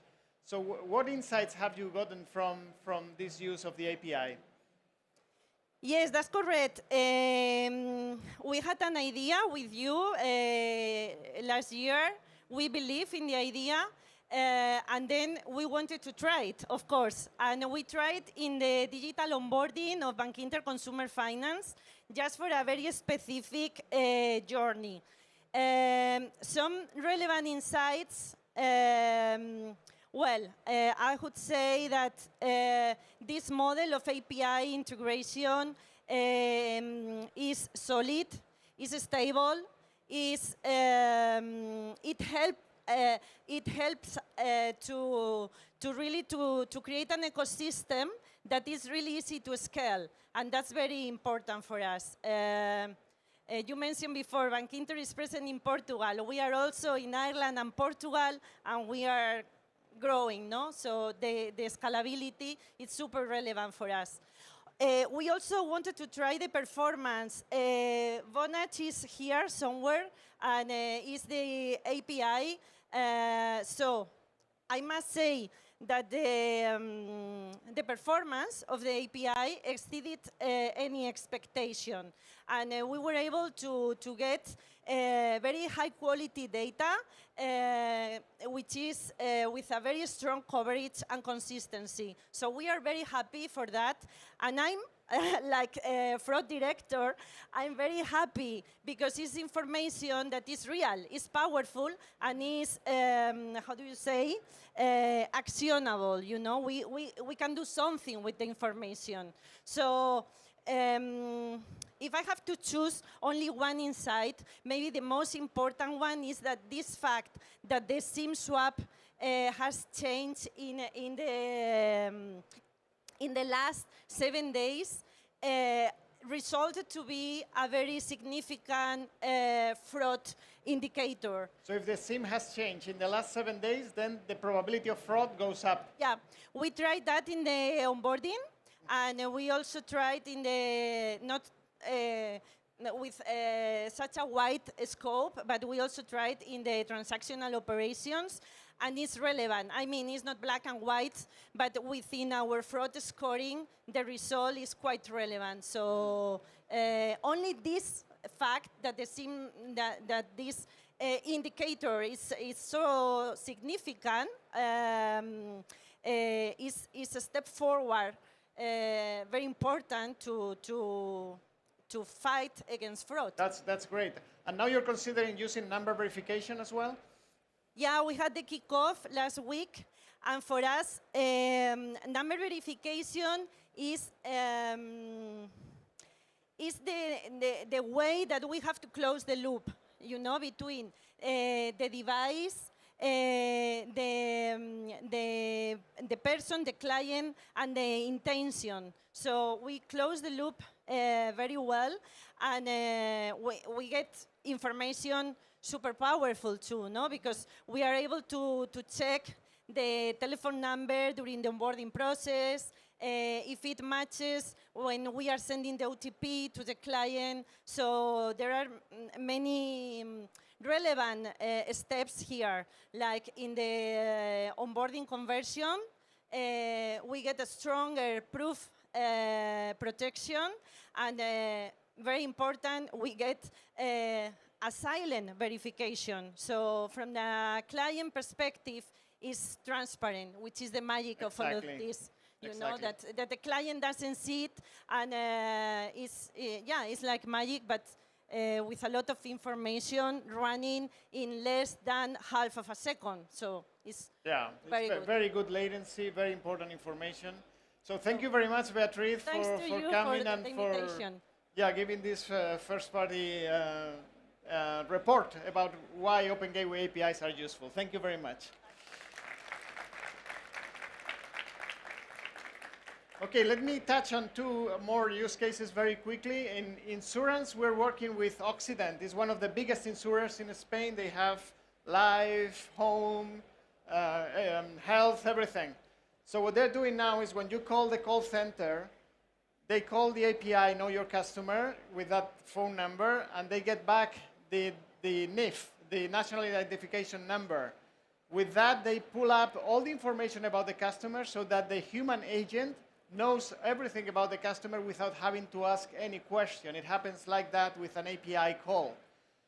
This is useful also for AI agents. If you can collect all the information about the caller in real time, the AI agent can also know a lot more about this customer. So it just reduces the total cost and improves the efficiency of the call center. If we think about mobility, last year we talked about Cabify, one of the biggest taxi services. This year we're going to talk about FreeNow. Those of you that are in Europe probably know about FreeNow. When you want to call a taxi, they are there. They are using number verification for onboarding of customers, so there are a lot less drop-offs waiting for the SMS. Maybe there is fraud in the SMS. So very simple use case, but it's silent, so it just easier to onboard into FreeNow, but they're also using it for the drivers. It's important for them to verify that the drivers are who they say they are, so they use several APIs here to check on that. Now let's move to legal tech, and for that I'll invite on stage Getulio Cardoso, who is the CEO and founder of Subsign, a Brazilian company now owned by a Colombian company, if I understood it correctly. Yes. Thank you for the invitation. It's a pleasure to be here. I am Getulio. I am the co-founder and currently the CEO of Subsign. Subsign is an electronic signature company. We started the business. Well, I'm a lawyer, so I'm a heavy user of electronic signature. And we noticed that the world had changed, and regarding that, all electronic signature, when we started, were based on an email-first world. And everybody was doing business in WhatsApp, Telegram, Slack. So we decided to create a very simple way to sign inside these apps, and without losing the legal validity. And since then, we were acquired by a Colombian company called Truora. We are in 81 countries. We have about 5 million users. And our story with Open Gateway, it's kind of funny. Okay, I still have the hobby of taking some CS emails from time to time, especially when they are involving some legal matters or messages from a judge or a legal expert, because I like to understand where there might be space for improvements. And in this case, I received an email from a judge, and he made a question that was pretty interesting. He said, okay, I got a signature here in a legal matter, and they say here that they signed it, they received a token through SMS. how can you say this phone belonged to this person? I couldn't answer that. And we got back to the team and said, look, we've been following the market and thinking that OTP, it's a valid way to link the will of somebody to a document. That's not true. Anyone can get a document and ask for OTP, any kind of number. Went back, talked to Vivo, Telefónica in Brazil, and decided from then on that we would start a project to implement OpenGate in all our documents. And basically right now what we are using is a KYC and a phone verification API. And the process, the more important about the use of Open Gateway is that the process keep exactly the same as it was. It didn't change. It didn't add a single page, meaning zero friction, and we managed to get another and very strong layer of security to our documents. It's still early to know the full results. We implemented about 2 months ago in a circle in a cohort of clients, but right now from these clients, mainly from the finance sector, they are basically eliminating frauds from this type of signature. Wow, so it's great that we have a judge recommending our product. So we'll talk to him. Yeah, sure. So what's the value for your customers? Do you think they feel safer? I mean, I think everywhere, but especially in Brazil, we are living a fraud epidemic. The numbers are scaring. You all heard about peaks in Brazil. The bancarization helped it a lot, but increases the frauds. And in a country like ours, with everybody 99% opening WhatsApp every day and all that, the frauds need to be, we need to have new technology since the old OTP or user entry data are not, all these analyses are probabilistic. An open gateway, we can have a deterministic info that can improve all the KYC models and everything else. So it's another layer, a very potent layer that can be added to any type of online transaction. That's very important. So you're not replacing the whole KYC, you're just improving the KYC process. Yes, our softwares, we do electronic signature, background check, and IDV, meaning a KYC model, they are probabilistic. We say that there is 89% of this person being the one in the document. I can affirm that. But with network-proven data, I can say this telephone belongs to this social security number and has not had a swing swap in the last 6 months. So we have information that will increase our KYC models. Okay, great. Getulio, thanks a lot for coming all the way, and just let us know the name of that judge so that we can thank him as well. Thank you. Thank you. Bye-bye.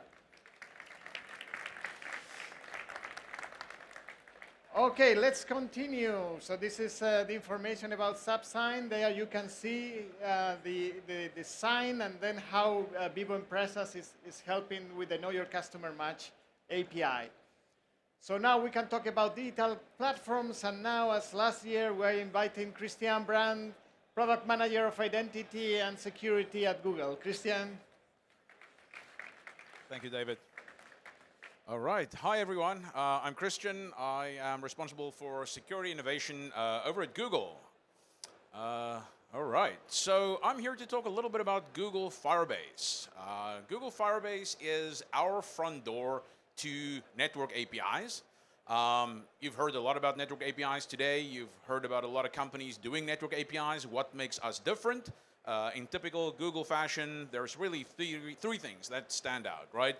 Number one, when we went down this road, we wanted to ensure that we bring best-in-class security to our developers, which means our network APIs are all based on SIM-based authentication. So there's an interaction between the phone and the SIM card at the point in time when the API is called, and that is what we use in order to guarantee the authenticity of the request. Well, what does this mean? It means that your users don't need mobile data network connectivity. Doesn't matter how they're connected to the internet. As long as the phone is online, whether they're on Wi-Fi, whether they're on carrier data, they will be getting a unique token back that can be exchanged for the phone number. Second thing that's unique about Google's implementation is you can try it out today. As any developer here, you can Google Firebase phone number verification. You can write 2 lines of code in Android Studio, and you can get a verified phone number back on your mobile device. You don't need to talk to anyone. You don't need to call a carrier. You don't need to sign any additional agreements. All you need to do is sign up for Firebase phone number verification, go through a light brand verification process, and you can verify phone numbers. Number 3, not only are you verifying phone numbers, you're actually obtaining the legitimate phone number of the subscriber at that point in time from the device. So if you have a sign-up flow, let's say you've got a product, I don't know, messaging product that requires the user to enter a phone number during the onboarding process, no longer does the user need to enter anything. You call my 2 lines of code, you get the verified phone number back in a signed statement, and you use that phone number as the verified number on that particular device. What is Firebase? Briefly here, Firebase is a backend technology that over 94% of Android app developers use as their backend. It's probably the most popular backend for Android applications. And since, I guess, about a week ago, we have Firebase phone number verification and network APIs available as part of the Firebase product suite. We're currently in what we call public preview, which means anyone here can go and try it out, but we are still building out our essentially our scale, because there's only a couple of mobile network operators on the platform right now that support it, but we are working very hard with colleagues like David over here to bring more mobile networks to our platform on a weekly rolling basis. Thank you. Yeah, that's amazing that it's available from Android for all the developers and that you're connecting to every single telco in the world. Is it easy to connect to us, or my lawyers tell me that it's not that easy, but what do you think? It's easy to connect to you technically. It's hard to do everything else. But at the end, we agree. At the end, we agree. Okay, so thank you, Christian, a lot for coming today, and let's continue in this healthy collaboration. Sounds great. Thank you so much. Thank you. Bye-bye. If you give me the... yeah, thanks. Okay, so let's move a bit faster since we're out of time. Let's talk now about energy. We have the use case for Repsol. We will switch to Spanish to talk about the Titan initiative of Telefónica España, and for that I'm inviting Javier Pascual on stage. Hola Javier, ¿cómo estás? Muchas gracias. Muy bien, vamos a poner primero el vídeo, si os parece. Vivimos en un momento en que la incertidumbre ya no es un estado.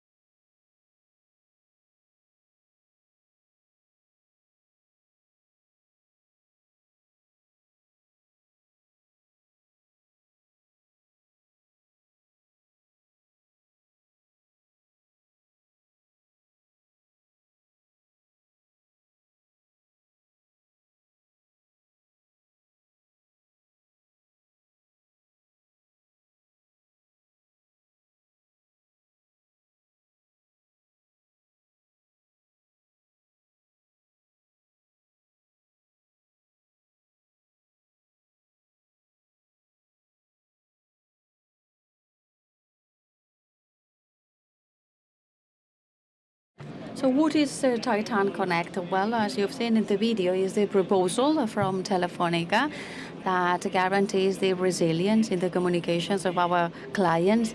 So we come from a stage in which digital transformation was focused on systems and we forgot connectivity, but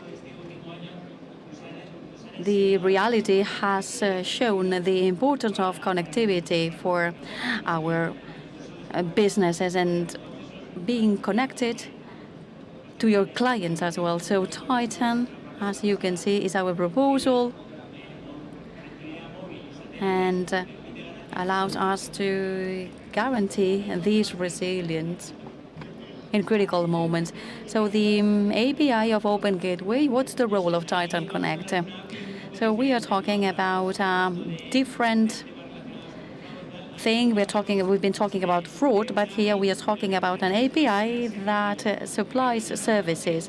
So through Titan Connect, we are providing slicing to our clients. So this 5G standalone allows us to create this network with specific characteristics in the quality of services. And through the API, we can provide users, for example. So when a company needs that a specific number of users are connected with specific features, through the API, we can provide user to user in a priority slice. And very easy, because you just get in touch with the API and that's it. So we are going to see Repsol case. Please tell us.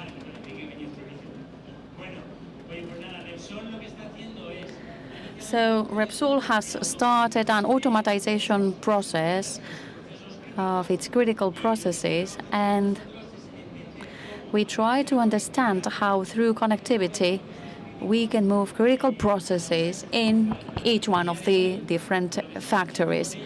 So we are mounting 5G based in slicing connectivity in La Coruña, Cartagena, Puertollano, and Tarragona premises, and through the Open Gateway API, we create a private slice. It is for private use, only Repsol can use it, and then we a re-infrastructure of public network. We guarantee the frequency for their exclusive use. They are using it to make their first tests. They are starting with real-time video analytics, drones, and word safety, and such processes that are critical to them and that will allow them to automatize their plans. And it is a real infrastructure. It is a sophisticated technology slicing, and the API Open Gateway. So congratulations. Yes, it opens up a world of possibilities. And drones, automatization of processes, and it is truly happening. Okay, so thank you very much and congratulations. Okay, so now talk a little bit about technology now, because this is the Mobile World Congress about AI, right? And this doesn't work, so let me talk about technology. I think I ran out of battery, maybe. It doesn't work. Okay, can somebody switch to the next slide, maybe?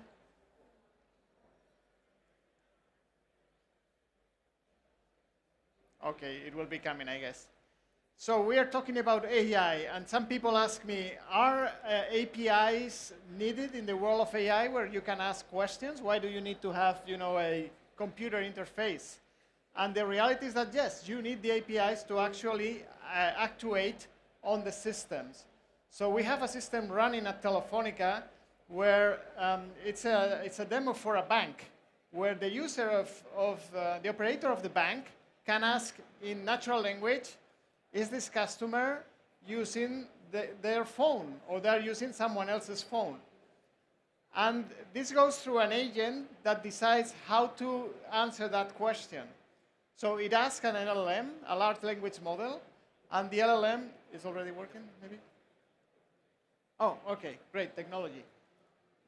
So the agent is asking the bank policy tools to see if, according to the bank policy, the transaction that the customer is trying to do is allowed. And the other thing that the agent is doing is asking the SIM swap and scam signal APIs on the Telefónica network through an MCP server. So we have an MCP Open Gateway server that translates the APIs into natural language, the language that LLMs understand. And it works beautifully and like that. So you can have a chat to an Open Gateway API very quickly. Here is just to show that this is real and that it works like a charm. Okay, so just finally, the messages that we wanted to convey today. So trust can become a capability of your company if you use Open Gateway APIs to improve your trust posture. We are also saying that identity can be verified seamlessly. You don't need to send an OTP, SMS. You can do it silently so that your onboarding process is much simpler for the customer. You can stop fraud in real time. These APIs have very low latency. In less than 1 second, you have the answer from the API. You can onboard faster with less friction, as we saw with Cabify and FreeNow. You can also use quality on demand of the network in ways that a couple of years ago looked like science fiction, and today we show the use case for Repsol.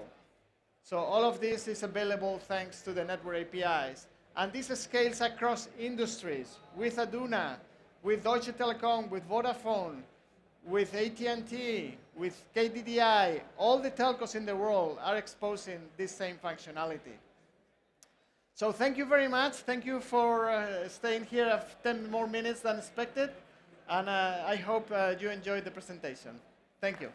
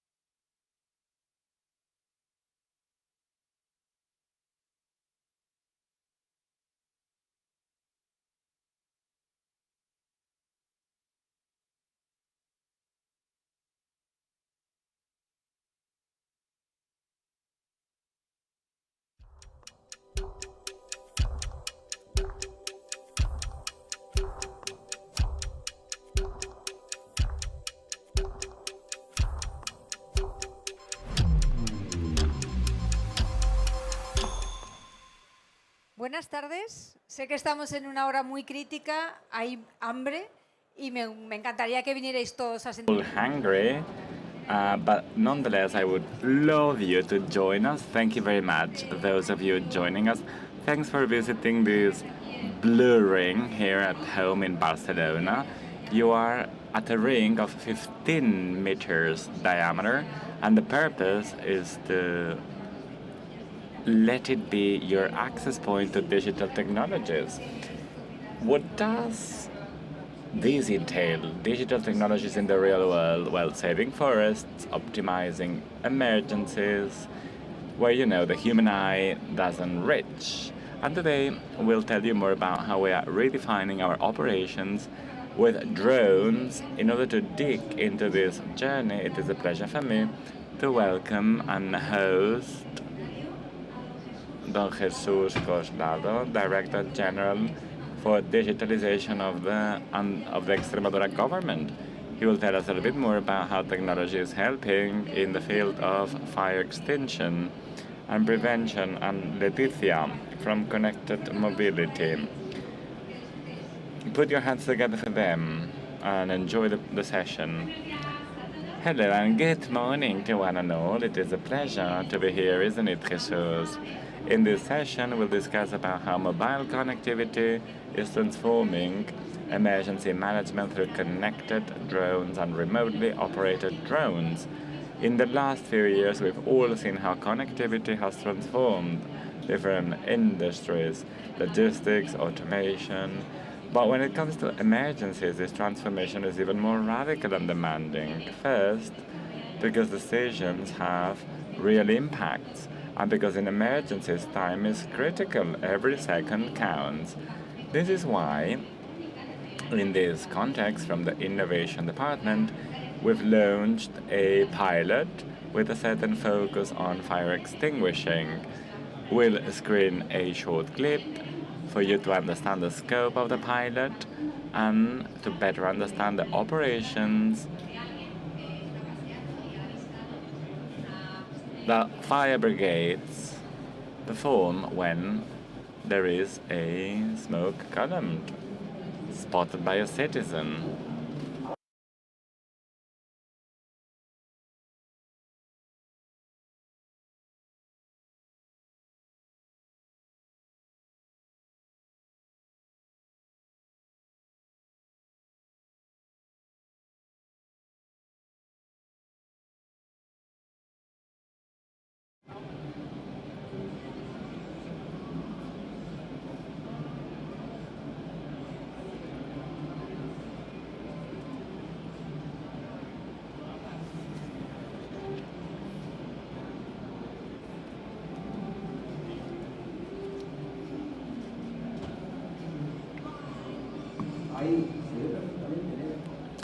I can perfectly see the smoke. Could you zoom in? Okay, I'm gonna zoom in with a thermal camera. Oh, this is not a heat column. This is a false alarm. Okay, we're gonna discard this emergency. Let's perform a few flights around the area to make sure everything is correct.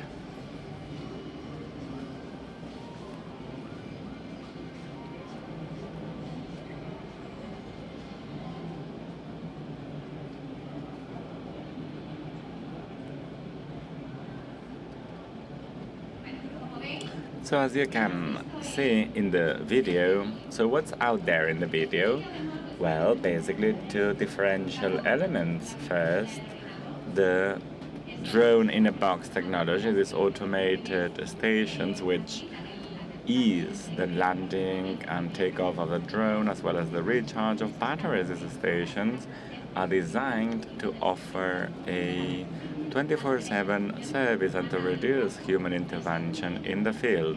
And the second differential element is the remote pilot. When the firefighter, in this example, receives an alert, a call, well, the firefighter will reach a control center from where an operator will activate the drone, fly it, send it to the destination, and the drone is equipped with a video and a thermal camera as to ensure that images are transmitted in real time so that the operator can assess the situation in real time. In this case, the alert was a false positive.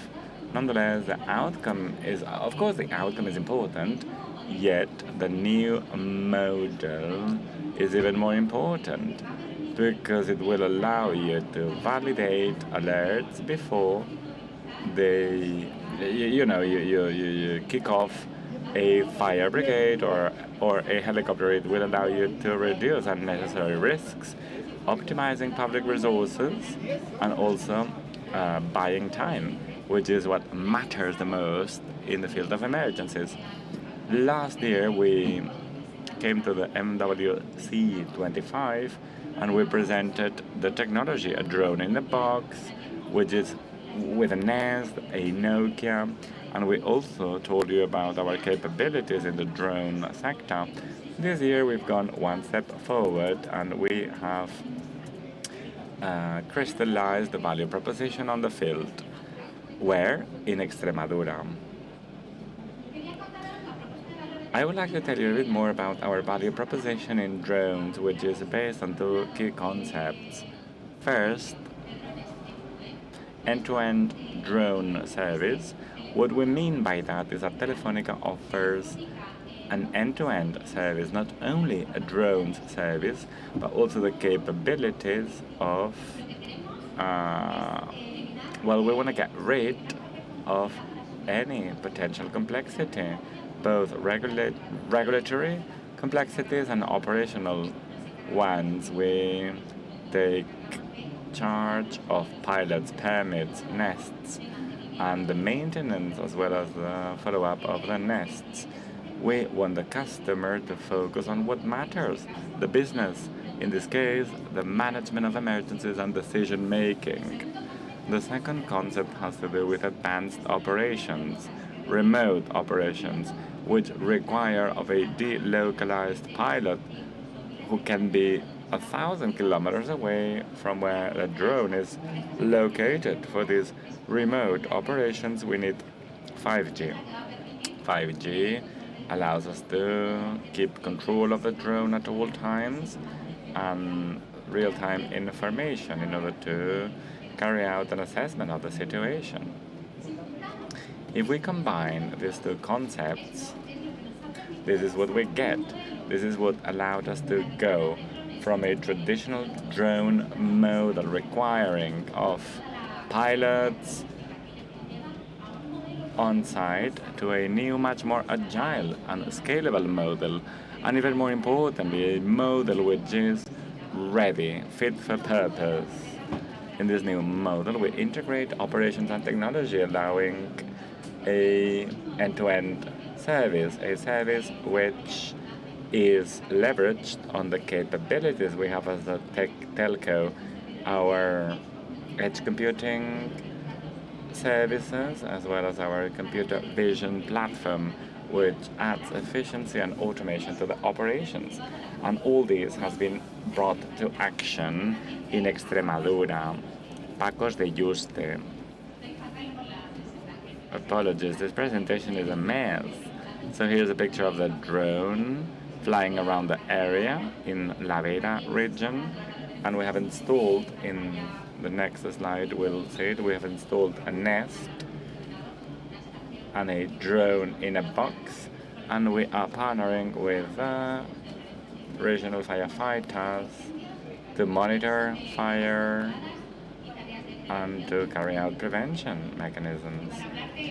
And to talk more in depth about the project and to better understand why the public administration believes in this model, today we have Jesus.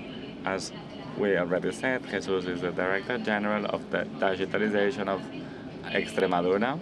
Jesus, it is a pleasure to have you.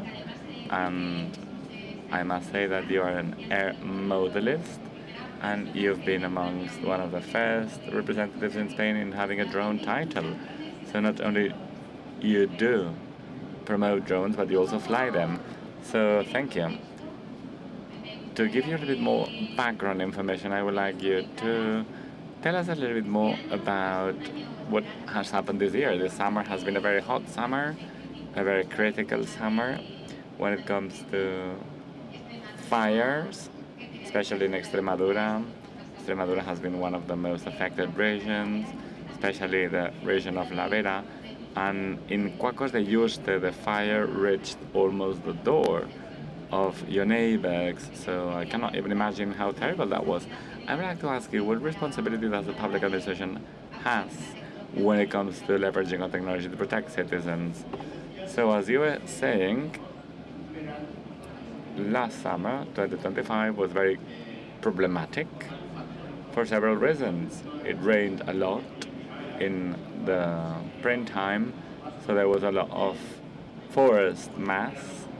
The summer was extremely hot, and as a result, more than 50,000 hectares in the region burned out. If you're no experts in what a hectare is, 1 hectare is the equivalent, we're speaking about 70,000 soccer camps or fields. 1.72% of our region burned. So what does the project bring for us? Well, it entails anticipating to what could happen in order to be ready and act accordingly. The project has been very groundbreaking for us since the beginning. We immediately understood that it had a great deal of potential, and we could understand that Extremadura could be, as a result of its dimension, we're speaking here about the fact that Extremadura is the most rural region in Spain. So again, we understood that we could use our region to carry out this pilot with you, thanks to this public partnership between Telefónica and La Junta de Extremadura in order to obtain the benefits. Well, you are an innovative company, and we are a region which needs prevention services to preserve our natural heritage, amongst others. Absolutely. And you said it very nicely, the importance of public-private alliances is central. I would like to ask you, or I would like to tell you, because the Junta de Extremadura led the network slicing technology testing, which at the end of the day is prioritizing communications and improving coordination amongst teams. And this year you've pioneered again in this drones, connected drones project. So what does it entail for you at the end of the day, working in this kind of innovative and groundbreaking initiatives in such a sensitive area such as emergencies management?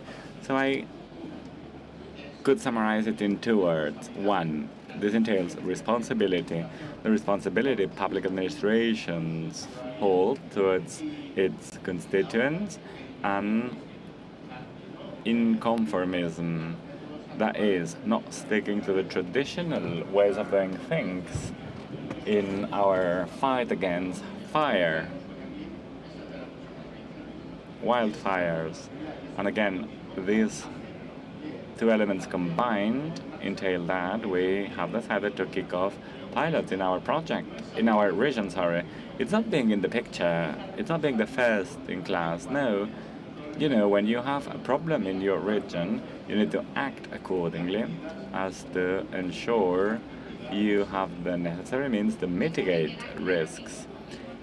There's no doubt inconformism is not the case in Extremadura. Year after year, you show your commitment towards digitalization and new technologies. Going back to the pilot, for me, well, not for me, it's not only for me, for everyone, one of the main advantages or contributions of this solution at the end of the day is having these first images, these early images when an accident happens, right? So from your experience, what does it entail, right? Taking decisions based on real-time information, which can contribute to reducing this critical first minutes. Well, it is absolutely important. Look, today, without the pilot up and running, when there is an alert of a potential fire because someone has seen in the region a fire column, well, you need to mobilize air means, ground means, etc., because you don't know if the risk is real or not, right? Furthermore, despite mobilizing all these means, sometimes at night with the risk this entails, right? Operating helicopters or planes at night in mountainous regions is very, very risky. And of course, it entails very high cost, economic cost, when in fact a large percentage of alerts are false positives. And in the case they were real, there is a protocol, let's say there is a fire alert.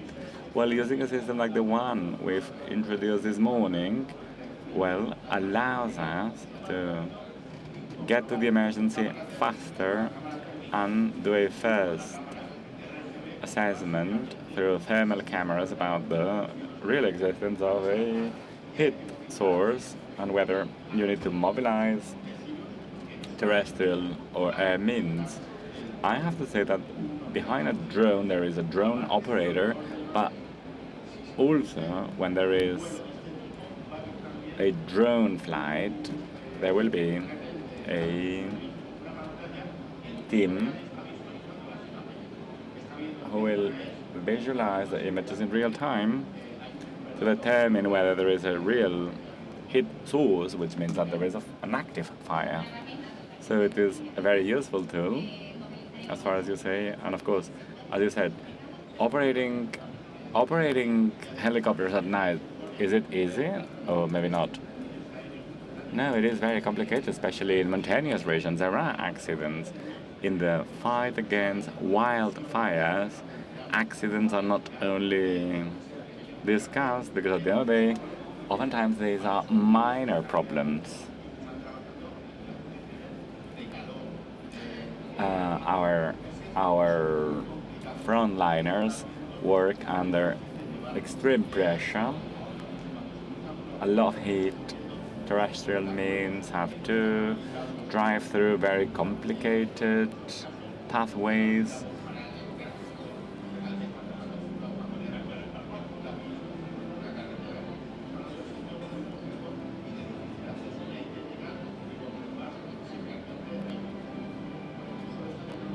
With the use of this technology,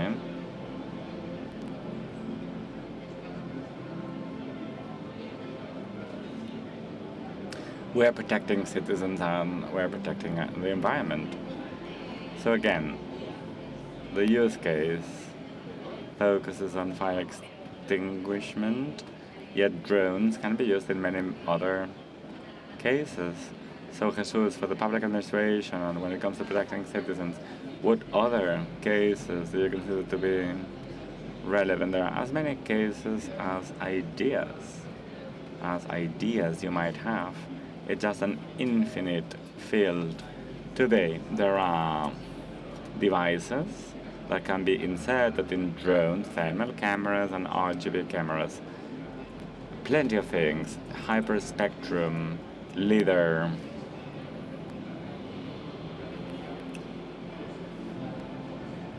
photographic devices.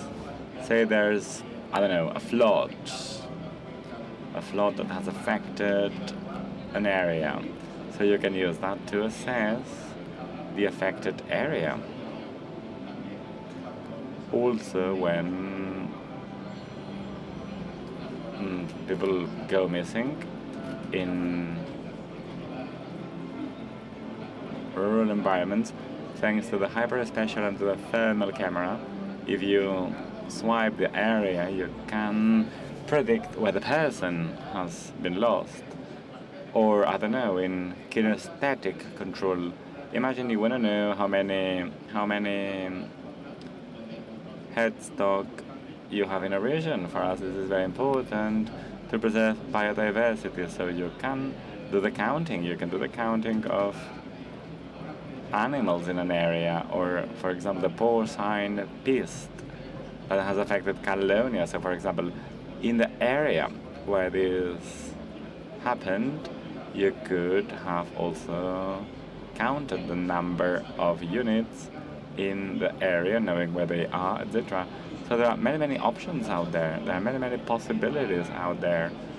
Also for detecting amiant in ceilings.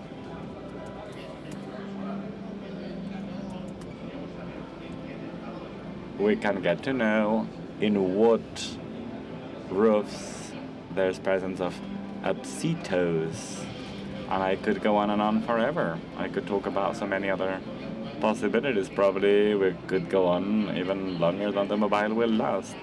Yeah, it is a cross-cutting tool, so it offers a great deal of opportunities. Jesus, thank you very much. If I had to ask you for a take-home message about what the pilot meant for the junta, what would be your take-home message? So probably I would say that we've won with but minutes to take care of who we are. We are individuals and natural heritage. This would be my summary. Amazing. I think it is an excellent take-home message, and it leads us to the end of this interview. Thank you very much. It's been a pleasure having you. Thank you, Leticia, and thank you to Telefónica for this amazing project. Absolutely, we said it earlier. The importance of ensuring that ensuring public-private alliances, and this is in part possible thanks to administrations such as Junta de Andalucía, who are very committed with these public-private alliances. Amazing. So we've talked about the pilot, the images, and the connected drone in one of the units in Telefónica. We've talked about the present, and we would like to speak about the future, because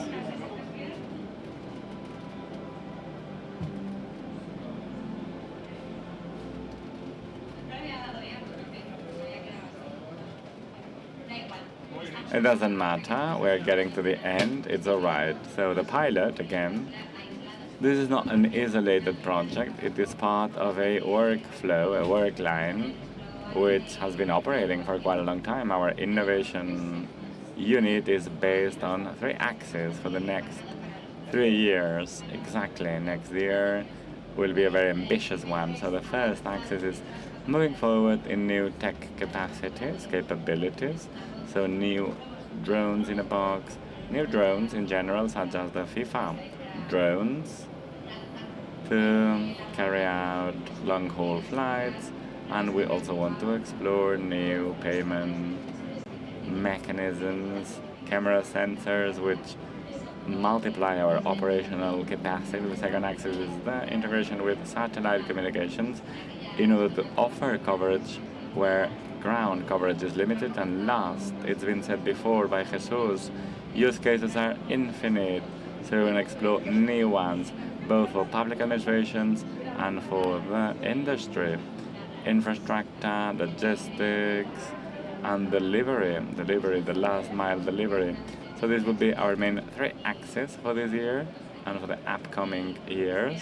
And we hope, we really, really hope to be back in the next edition of the mobile to tell you more about some of the success stories like the one we've shared this morning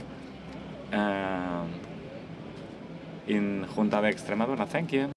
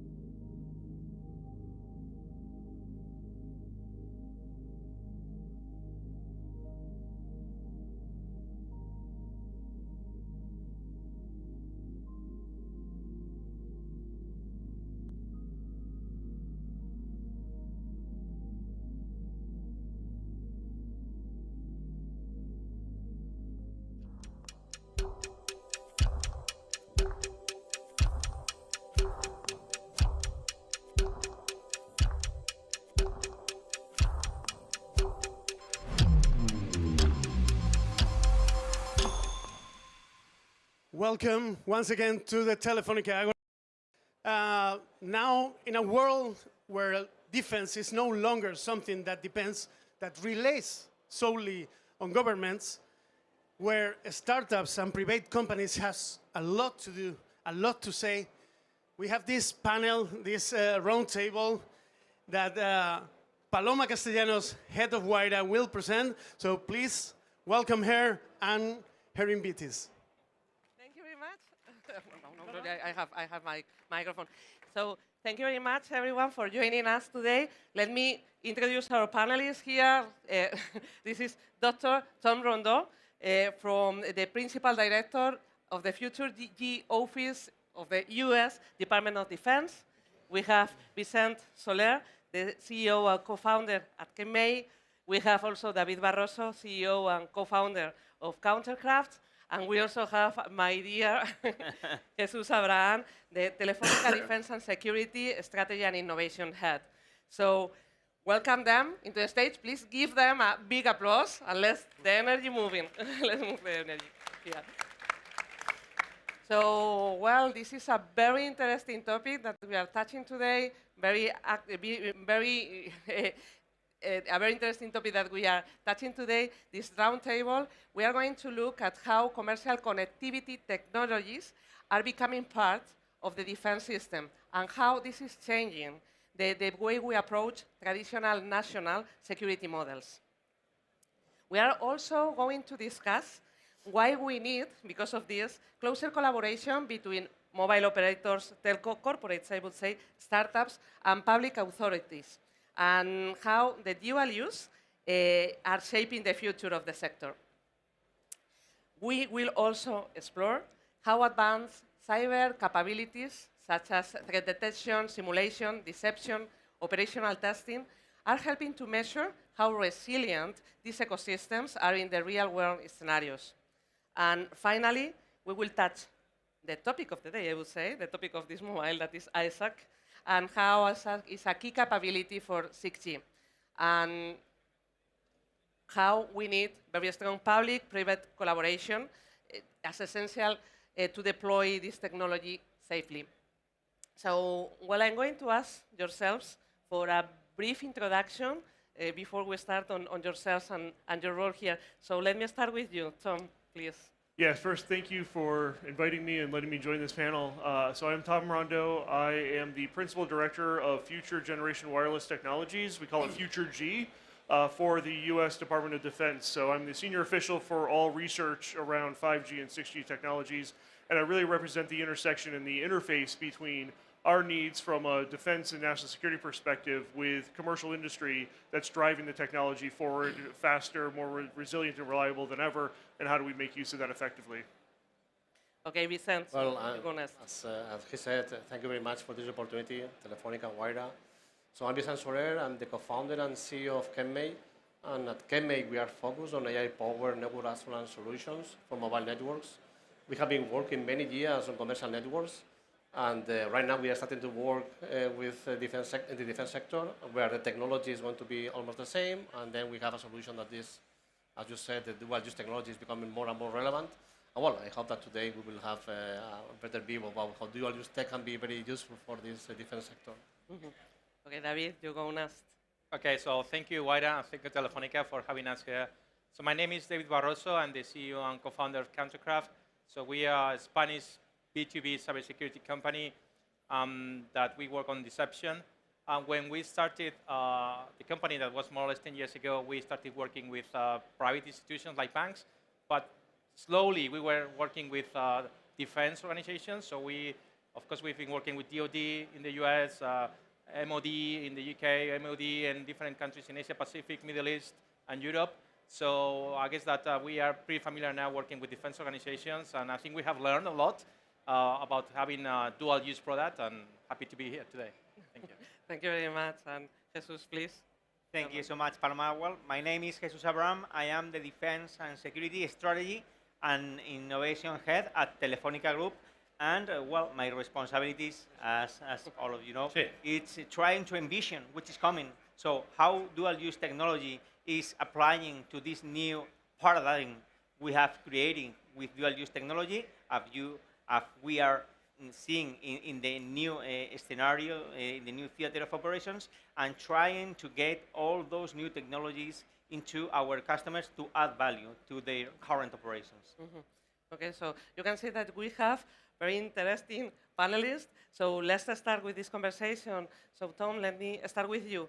From your perspective, with your particular focus on integrating sensing and communication, that's Isaac, how is the convergence of sensing, connectivity, and intelligence reshaping the future of defense ecosystem?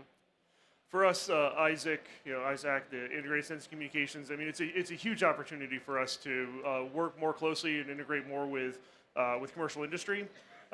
One of the key issues that we deal with from a military perspective is spectrum access, use of spectrum, and as wireless technologies grow and their needs grow, their need for spectrum is also growing. So enabling capacity for commercial use, which is really driving the economies, it's really driving the technology. We need to make sure that we understand that, we can access that, we can benefit from it.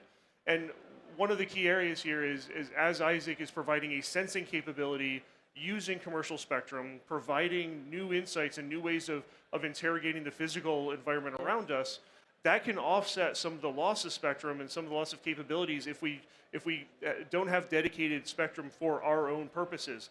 And another aspect of this is electronic warfare. This is happening now in the fields in Ukraine. We're seeing that as the future of warfare. And if we are just using dedicated spectrum for our military purposes, we're basically just choreographing and telling everybody where we're going to be and where they should jam. Access to more spectrum allows us to be more flexible, be more adaptable, offsets a lot of the risks that we take by having all that agility within the spectrum. And we can then repurpose that for communications, and it can create capabilities for us to sense. Another aspect of it is because surveillance and reconnaissance and just knowledge of our surroundings for force protection and intelligence, we need to be able to deliver those capabilities at the edge and at an expeditionary perspective. If we can repurpose technologies that provide the communications fabric and provide sensing at the same time, it reduces the amount of gear we may have to take, it reduces our energy footprint, and it reduces the supply chain vulnerabilities, both because we need to be procuring fewer parts, but also because we have the resiliency of secure supply chains as we're working with partners and our international allies and collaborators on making sure that we're developing this technology in a more trusted and open fashion that we can rely on and have security based on that.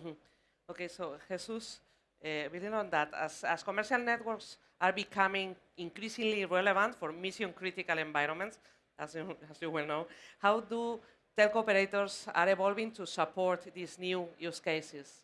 Okay, thank you. It's a very good question. Well, related with what Dr. Rondo has said, so we are a mobile network operator.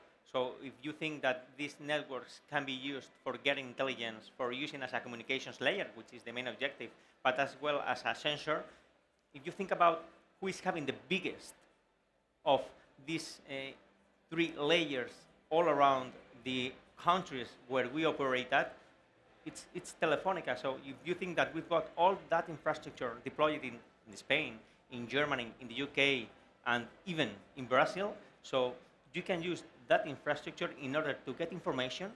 That is the intelligence layer we have speaking about. In order to communicate, we have seen spider web operation where Ukraine, for instance, used Russian public infrastructure to carry out military operations, but as well as the biggest sensing layer using this infrastructure as a big sensor all around Spain, Germany, UK, and Brazil. So I think we've got lots of things to do and say in this new context. And if I may jump off that point, Operation Spider's Web, that was a wake-up call to a lot of us, that it's not just our external borders that we have to worry about from a national security perspective. Yeah. Critical infrastructure is now held at risk because of the adversarial use of this, which I will say from the Ukraine perspective was a big success, but it also could be used against us in the future. How do you have pervasive surveillance of drones, and how do you manage counter drones when it's an adversarial perspective inside and holding custody of your entire the entire land mass that you have. And we're the United States, we have a very large land mass that we have to protect, and we have a lot of infrastructure all across the continent. So being able to utilize this for purposes where we don't have to deploy special purpose or excess hardware, we can just use the existing communications infrastructure with public cellular services to offset that risk. Okay, that's perfect. And well, feel free to jump in and in a question. But this one is for you, Jesus, as well. So, where do collaboration models between industry and public institutions still face challenges? So where have you seen these challenges? Yes. And we can also talk about corporates and startups if you want to. Well, I've been suffering personally this quite difficult situation. Well, I think that the US is a very good reference for all of us. So they, in 2014, they envisioned what was coming, and they developed the Defense Innovation Unit. So they integrated that dual-use tech framework world into the old defense contractor world. So I think that they have performed a very good integration between both worlds. So we are not thinking about anymore about proprietary protocols, closed codes. We are, or even government research and development funded programs. We need to speak, and we need to think about open source code. That is exactly what Dr. Rondeau and his team is doing actually in the US and with its allies. We need to think about private research and development, and for sure, bringing into the artificial intelligence, because when we speak about getting data, lots of data, and transforming data into information, we need that artificial intelligence to reduce the cognitive level of all the end users. I would say also, Paloma, that something that has been very successful is the example of Wayra in Telefónica. Right. I mean, for startups, for small companies, going to this sector is very challenging if you don't know very well the sector, right? And I think that Telefónica has been doing this for many years, maybe for almost 15 years, now, yeah. Investing on startups and creating an ecosystem of specialist companies that allow us then to build this type of solution that we will need as for the defense sector. So I think that aside from the US, I think also that Telefónica and Wayra is a good reference, because it allows us, companies like us, startups, to work together with very big players, because otherwise it would never be possible for us to be part of these big projects on the defense sector. That is a very good appointment. Thanks so much for bringing it to the table, because you can see even at the Mission Critical Dome demo, which we got over there, we have inserted 12 companies, some of them from Wayra Open Innovation Dual Use Tech ecosystem. So this is one of the things we are doing from Telefónica. We even have integrated 6 of our labs into the accelerator of NATO, which is called Diana. So we are trying to push harder in order to integrate both worlds, the public administration and the private companies, and thanks to Wayra, Telefónica, to create this national ecosystem, and for sure, trying to collaborate with our allies, with the United States, and with other countries into the NATO framework. So, thank you so much. So, well, let's go with these Wayra startups that we have here today that have been collaborating with Telefónica for years now. So let's start with Vicent.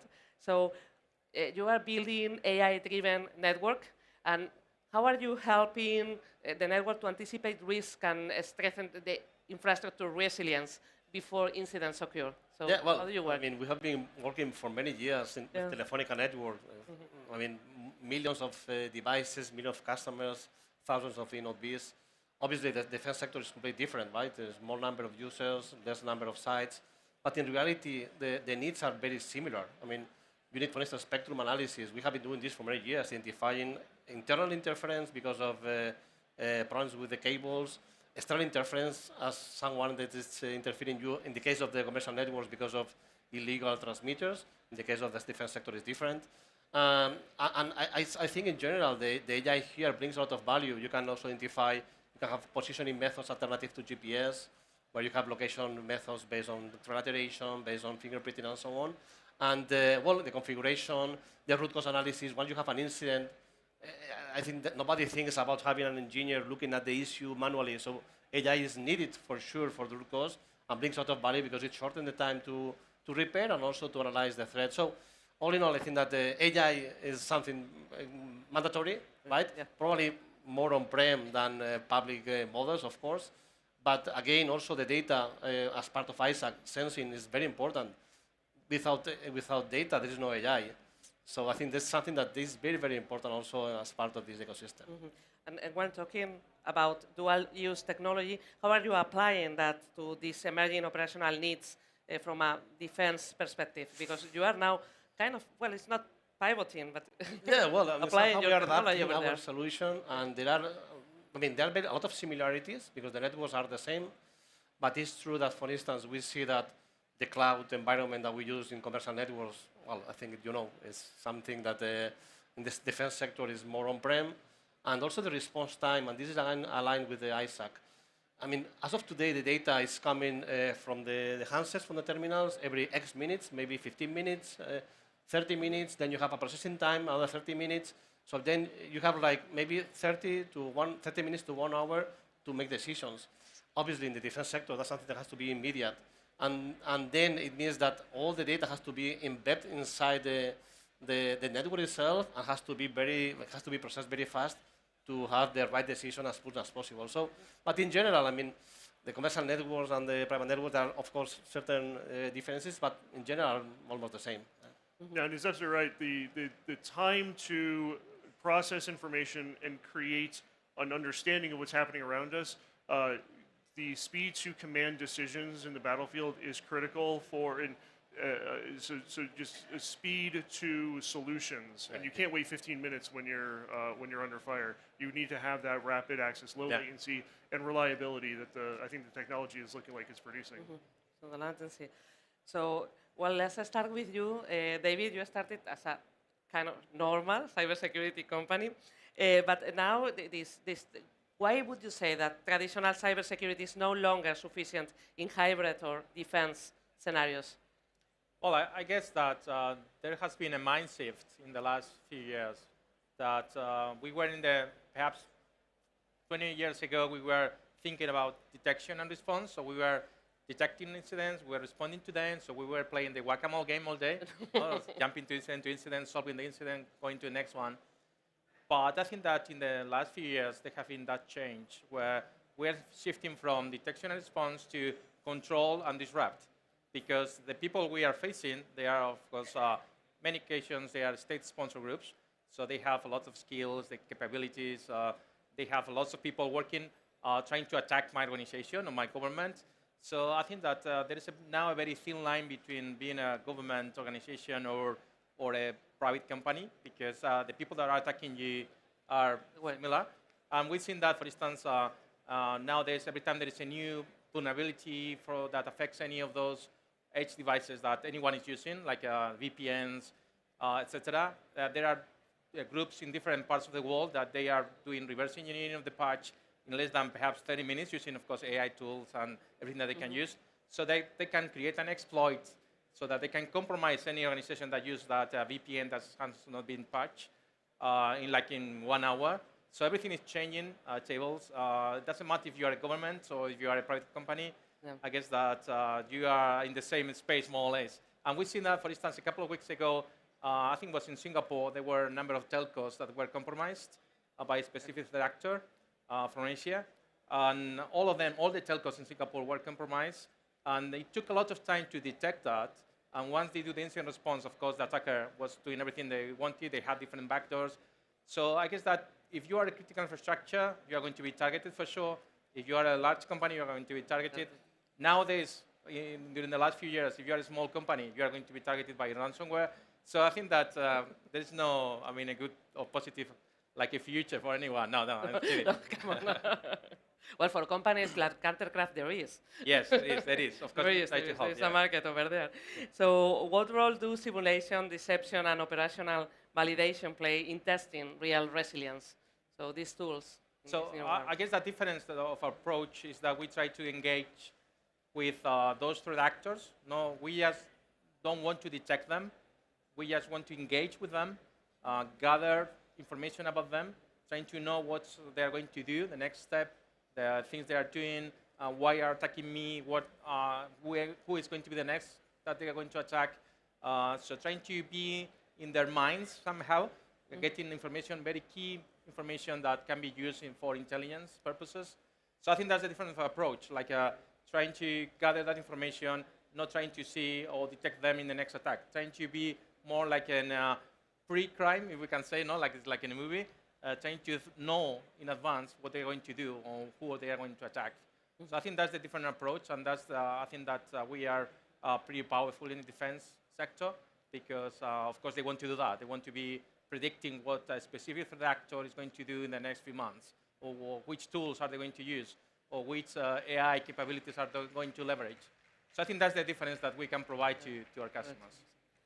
So I would like to go deeper in this public-private collaboration in a scenario such as defense. So I'm going to start with you, please, Jan, whenever you want. How important is public-private collaboration, Jesus, becoming compared to traditional procurement and innovation models? We are looking at a shift in the modeling, especially in defense. Yes, well, what we have seen, it's a very complete change of paradigm. So the context has changed. We were used to traditional military capabilities, which are going to be useful nowadays as well. So we are talking about jets, we are talking about aircraft carriers, we are talking about submarines, land vehicles, armored vehicles. Those kind of things are going to be useful these days as well. But we are not speaking longer just about platforms, hardware. We were like hardware-centric. We've got kind of hardware-centric mentality. Nowadays, combat superiority is based mainly on information superiority. So we need to evolve into more kind of software-centric mentality. What we need to do, because we are foreseeing, we are realizing that in Ukraine, for instance, military capabilities change every single 2 weeks. So every 2 weeks, the new capability is old, gets old. So what we need to do is trying to perform operational experimentation. Okay, this is what we are going to speak about this issue tomorrow in another panel with our Minister of Defense. But we need to get closer to the end user in order to well understand what they need and how they need it. We need to understand how technology, emerging and disruptive technologies, are appearing and how they can affect this military context. And then we need to create a new model in order to test, validate, and acquire those capabilities faster and better. And this also changes our relationship from a government perspective to private industry. You know, we've been working with commercial off the shelf for quite a while. Last few decades. But it's usually buying parts from, literally off the shelf and putting them to work. This is a different perspective. It's a different integration and therefore relationship that we need to be building with the telcos, because now we're relying on that infrastructure and trust in the relationship of that to run that infrastructure and to secure and provide the data in the timely manner that we need it. So the public-private partnerships and building those relationships is key to what we're doing. One of the aspects that my office has announced just yesterday on stage here was the Okudu project, an open source software platform for 6G. That's being done in conjunction with the Linux Foundation, the National Spectrum Consortium out of the United States to help us run, push the funding to industry. And we pulled together a very large consortium of industry members under what we call the Okudu Ecosystem Foundation that we're running as this public-private partnership, so we understand and have those direct relationships. We can work that code together. We can build the technology together, raise it up, and make sure that we have an open, secure, transparent approach to the technologies of the future, which is going to be key to the future of Isaac, because the amount of data that we're going to collect, again, that trust in that data and the management of that data, you need to have that transparency, insights into how your networks are operating when something goes wrong, or when you just need to have continuous monitoring of all the traffic going across it. We have to have that kind of open system in order to enable that to work. So when we think too about this Isaac work, it's drone detection was one of the initial key killer apps that we talk about when we're thinking about what the future of Isaac is. But we're excited about the other possibilities for how you fuse data together, how you take information from a densely connected network of radio towers, transmitters, and receivers. How do you pull all that information together in order to make these decisions? I think we're going to learn very quickly that there's other aspects of what Isaac can produce, not just detection of physical objects, weather patterns, spectrum usage, All of these things can start. We're also looking at like health monitoring, behavior monitoring, so we can do training. We can do non-invasive observation for training purposes. All of these things are going to be learned, but you need to have access to that data, and again, you need to have trust in that by building those relationships, those partnerships. Well, I'm going back. I don't know if you wanted to say. Yes, no, I wanted to double down on the idea of the public-private partnerships that I guess, like Jesus said, and for instance, in the US, you have the DAU that is doing good things, and we were happily working with them. That was something strange for a Spanish company. But also, I think that what we are lacking in Europe is that kind of things, because in Europe we have lots of grants, but we have very few contracts. I mean, contracts to small companies where you can try something or try to do a prototype with them. So I think that's where I think we need to improve from a European point of view, that grants are okay when you are doing innovation, but the moment you want to go to the next stage, you need to run or build a prototype. I think that's where we are missing in Europe, that I think hopefully we'll fix in the future. So I also add that somehow in the past they were selecting big companies for doing big projects. And I think right now the mindset of Telefónica is very clear. I mean, to be surrounded by specialists, because you need to have this kind of reactiveness to this changing environment, and you need to be surrounded by companies that are specialists on their domain. And this is how we came to this business. I mean, we are here because we are experts on network assurance for 5G, and then we work together with Telefónica in order to be able to answer to their needs that there are on a daily basis. It's a very evolving ecosystem, and this is the value of companies like us, that we work very agile, small startups, mindset, and so on. It's a great point, because the old innovator's dilemma, right? You get so big, then you start to evolve slowly. We need the disruption. We need those new ideas. As I mentioned, all the data we can collect and process and make use of. You're going to need innovative mindsets. You're going to need agile minds to come in and provide those new ideas that no one else is thinking about. And we need to figure out ways to integrate those into the larger scaled systems that we have today. So that's, so getting to that point of how do you actually fund, deliver projects, deliver capabilities, and integrate them with the massive infrastructure and the companies that run these infrastructures in order to move that kind of agile tech development along. And we are moving into the very last part of the panel, and I would like to know a bit more, maybe with you both, of the current status of ISAC. So now we are moving from the lab into the implementation, I would say. So how do you see the sensing and connectivity being embedded? Which is the current status of ISAC deployment? So ISAC is a massive topic, and you can start from thinking about these networks as transmitters and receivers, and how do you just take those reflections and understand the world around us in kind of a classic radar model. But again, then you think about the density of the networks and all those opportunities for sensing of different angles, different looks, handoff of sensing to scale across like a large geographic region. You can start building up this trajectory of really interesting ideas and solving real challenges. One quick anecdote, I'll try to make it quick. We had this one company that came to us. They showed us their ISAC work, using, kind of passively looking at the signals. I said, well, how are you doing this? I said, well, we have an AI model, right? So, okay, are you just sprinkling the AI fairy dust and saying it works? And when I asked them what frequency they're using, they said, well, it doesn't really matter what frequency. And I was like, from a radar perspective, it does.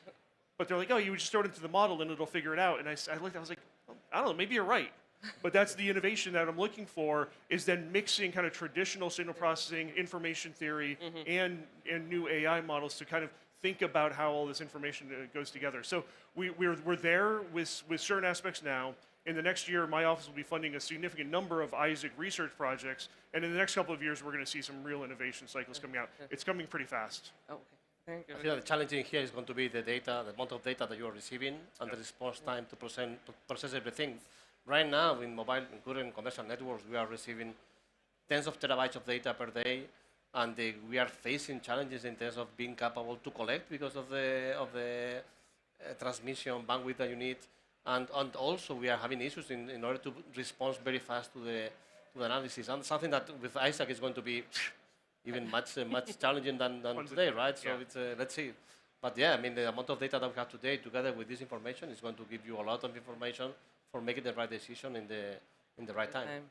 Okay, so well, I would like to ask you for some final remarks. So, well, we have, you know, that we are here in Mobile World Congress, but we also have another fair that is the Innovation Fair that is called 4 years from now. So I'm going to ask you to project 4 years from now, and in 4 years from now, in a couple of sentences, what capability will define resilient defense ecosystems? So I'm going to start with you, Jesus. Wow. Break the ice. That's a really good question. So I think technology is about persons. So there is no technology without persons. That's the main question. So I think the key point is organization, coordination and collaboration, and proper funding. That's those are this is the 4 year from now key points. Organization, coordination and collaboration, and funding. Not bad. So David? I think that could sound like a cliche, but I guess that everything will be around AI agents. So everything will be agentic. So becoming resilient will be that we'll have a network of AI agents everywhere that are taking care of everything. I think it's not so far away. Probably in 4 years, we are very close to that picture. Oh, I'm going to be more technical. I think that the first step is to have the right data, and that's going to be also something challenging. But with the right data, with the right AI models and agents, I think that we will see amazing changes in the coming years. 4 years from now is a lifetime away, which is exciting, especially in this field of rapid growth. I mean, we'll be in the 6G era 4 years from now, but we're looking to push a software-based solutions with the access to the data. We're going to get that out within the next 4 years. It's going to be in place. We're going to start leading the kind of technology standards because it's going to be deployed. It's going to be programmable. It's going to be software upgradable and interoperable because of that. So we'll be ahead of the curve on 6G by the time we even get to what we will call the 6G era. And with that, we'll be able to spur on all the kind of interoperability, the new app stores of the future, the edge AI compute models that are going to be part of this whole Isaac work. And so we're going to see the fusing of communications computation, and it's going to be a natural aspect of us working with public MNOs, the commercial cellular infrastructure, with national security interests, and it's going to be second nature to us. Right now, it sounds different. It sounds hard.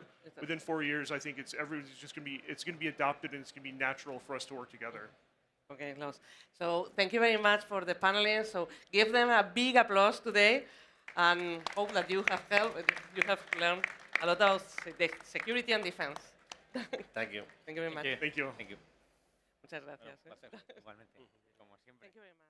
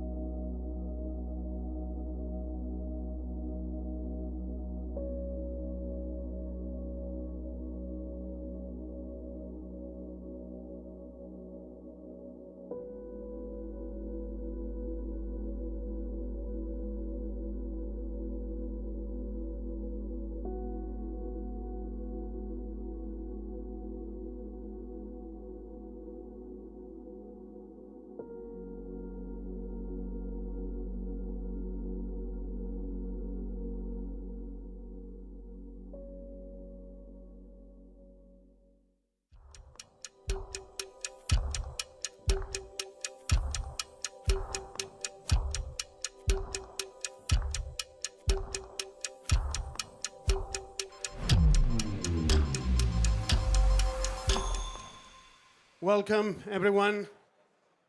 We have a panel, we have a talk in which Professor Robert Joyce will speak about how O2 is building the biggest and most reliable network in UK through our network transformation plan. So please welcome Professor Robert Joyce to the Telefónica Agora. Thank you everybody, and thanks for showing up. Yeah, I'm going to tell you today about our mobile transformation program and how we intended, I should say, to build the biggest and the most reliable UK network. And we're doing that because we think that's what customers want, and I'll come on to what we think customers want. But maybe a first bit about me, because it's important a bit further down the story. So Rob, you don't have to call me Professor, Rob is fine. I'm the Director of Mobile Access Engineering in O2 UK, and I've been back at O2 for a year now. But going right back, how did I get into telecoms? I got into telecoms at a research post at Leeds University, and back then I was sponsored by British Telecom, and there was a guy there that I looked up to. He was probably in his 30s at the time, I was in my 20s, and he was called John Button. Now, John Button, he knows everything there is to know about GSM if you know about John. So I always looked up to John, and I always remembered John, and we'll come back to John in this story. So I'm an academic by the start, but I've worked all over the block, and some of you have met me in the Middle East and in Australia over those years. But enough about that. Let's talk about customers. What do customers want? And we've done our research. We've asked customers, what apps do you use? No surprise, WhatsApp, YouTube, TikTok. What do you want from a mobile network? We want reliable coverage. Well, what speed is that? I don't know. We're not bothered about speed. You don't have to be the fastest. We just want solid, reliable coverage. And when we see 4G, it just needs to work. And when we see 5G, it just needs to work. You know, these customers of ours tell us they've got kids that are on 360. And when they can't see the 360, they have anxiety pangs. So you can see how much more reliable or how much more reliant we are on our mobile networks today. So certainly that's our aim, to service those customers with a network that works everywhere. And so what do these customers want? We think everywhere means everywhere. And in terms of reliability, we think that's 5 megabits upwards. When a customer gets below a megabit, pretty much YouTube doesn't work, WhatsApp calling doesn't work, Teams doesn't work. But if we set the floor at 5 megabits and we build from that, that's what customers want. Now, we're not saying our network only does 5 megabits. It doesn't. You'll see later when I talk about our gigasites as part of the rollout in the UK, we can go well above a gigabit per second. But the floor is 5 megabits. 5 megabits everywhere is what our customers ask and want. So the question is, where did we come from and where are we going? O2 were struggling in terms of spectrum 2 years ago. We'd picked up a few blocks of 4G spectrum at auctions. We had the 2.3 gigahertz band. It's what I call an exotic band for spectrum, for LTE spectrum. But we had the most customers. We have 46 million devices on the network today. The population of the UK is probably close to 70 million nowadays, but we have 46 million devices, and that's humans, and that's IoT devices. We had the least amount of spectrum, and we had growing demands. So it was a perfect storm for a poor network experience for our customers. So we had to do something about that, and that's where the mobile transformation plan was born. The mobile transformation is all about pumping capital into the network, of course, but to build a network for the future. So in 2025, we pumped £700 million worth of investment into the network, and we'll do the same again this year. In 26, we're pumping in another £700 million. And what's interesting is the £700 million last year allowed us to add about 1 terabits per second of capacity to the network.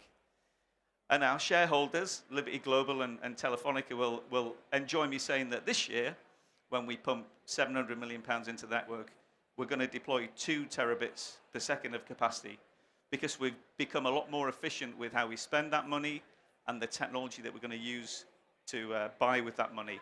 And I'll come on to the massive MIMO and the gigasites a bit later. Demand, a lot of you have asked me about demand. We're seeing demand still growing on the network. If William Webb's in the audience, sorry William, we're still growing about 15 to 20% per year on the downlink, but more importantly, we're seeing a faster growth on the uplink now. So we're beginning to really consider scenarios where if the uplink grows a lot faster, what would we do? Which bands would we be deploying, and how would we use 5G standalone to help service the uplink demand? So certainly growth is still here, and to give you a figure, if we still grow at 20% per year in 5 years' time, we more than double the traffic on the network. So by 2030, we're certainly going to need more spectrum, probably 6 gigahertz, 7 gigahertz spectrum, and that's where 6G is required. So we're not saying we're moving to 6G because we want to go there. We have to go there to service the demand. So what's the mobile transformation program all about? It's driven by 5G. 75% of our customers on the network now have a 5G handset. So that's where the party's at. That's where traffic's growing. They're the people that, when they purchase a 5G device, they expect to see 5G in the top corner. The other thing we need to do is add capacity. There's nothing more annoying than seeing 5 bars of 5G on your phone and not being able to make a data session or stream a movie. So we're adding capacity. We're doing that through our gigasites. A gigasite we class as a site that can do more than a gigabit per second, way more than a gigabit per second, but primarily it's got a massive MIMO component on that site.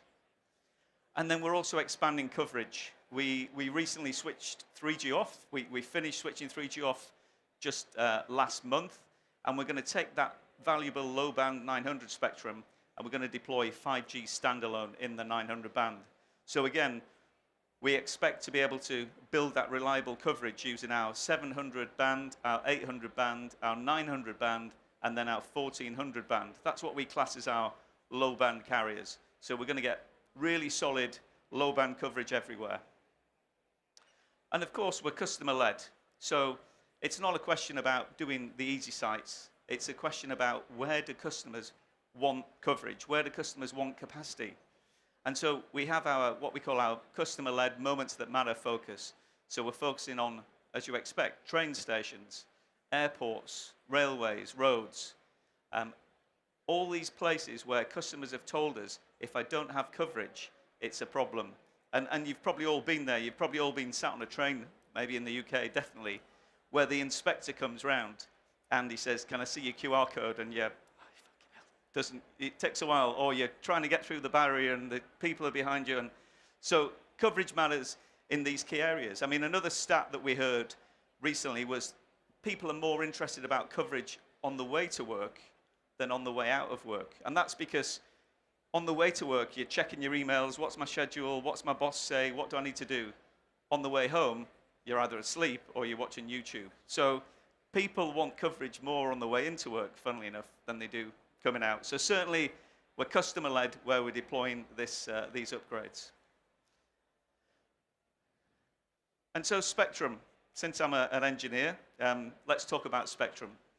I told you we were a bit short on spectrum in the wrong bands before this year, but I'm pleased to say this year, because of a deal we've done with another operator in the UK, where they've divested spectrum, we've now moved to having 326 megahertz of spectrum in the what we call the lower bands. That is about 30% of the spectrum in the UK. So there's now 3 operators in the UK. We've got 30%. It's a fair race now. Before, you could argue that we were short. We had about 22% of the spectrum in a 4-horse race. Now, we had the most customers. Now, we've still got the most devices on our network compared to the competition, but we've got an equal or an even share of spectrum, 30% of spectrum. What you can see here now, though, is a new, and it's given it away a bit, a new layer, the satellite coverage layer.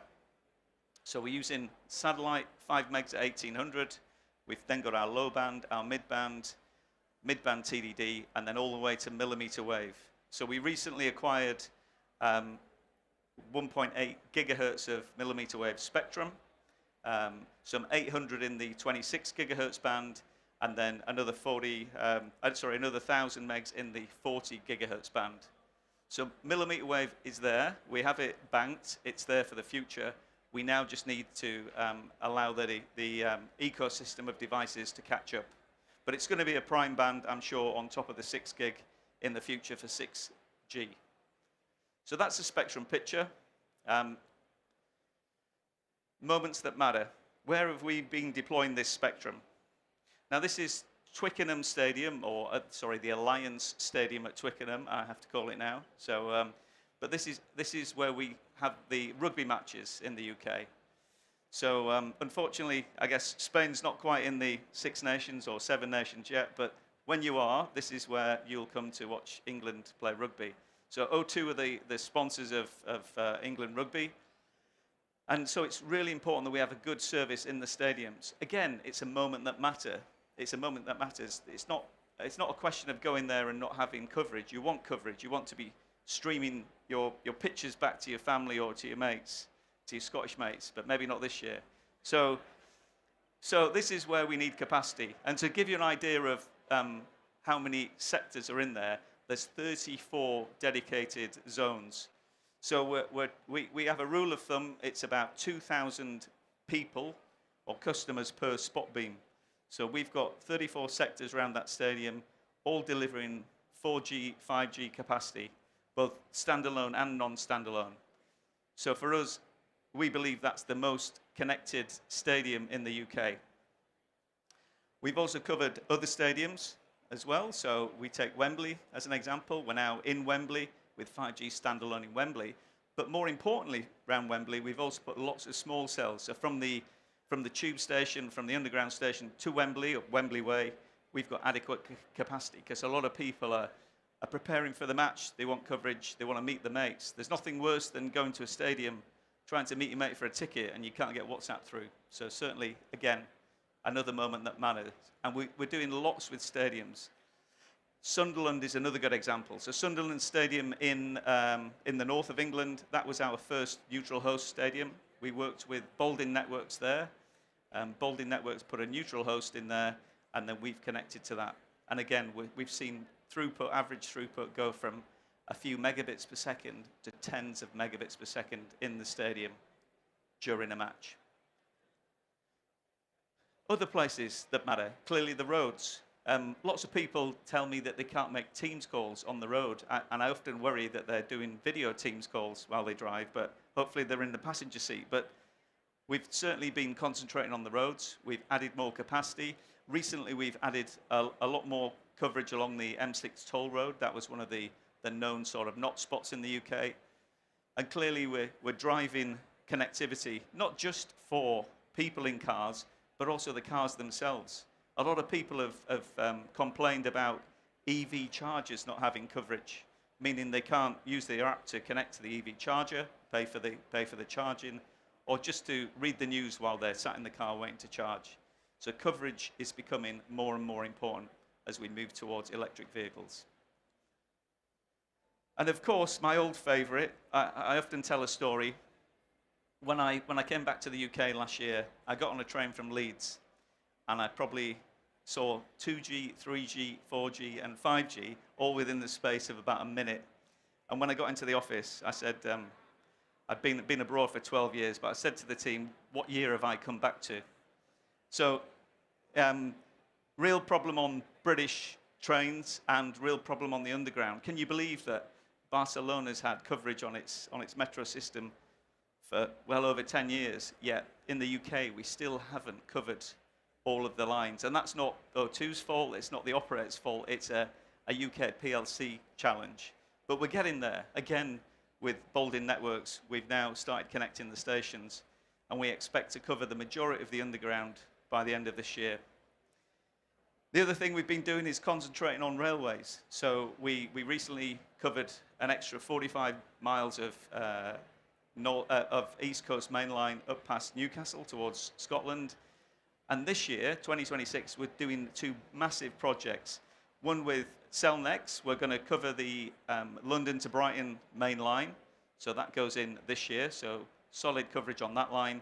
And then through Project Reach with another partner of ours, Freshwave, we're going to cover 57 tunnels and a lot more of those northern lines in and out of London and the northern cities. So the train lines are a real focus for us as well, because that's, again, another moment that matters. You don't want to be sat on a train for 2 hours not being able to work or watch a movie.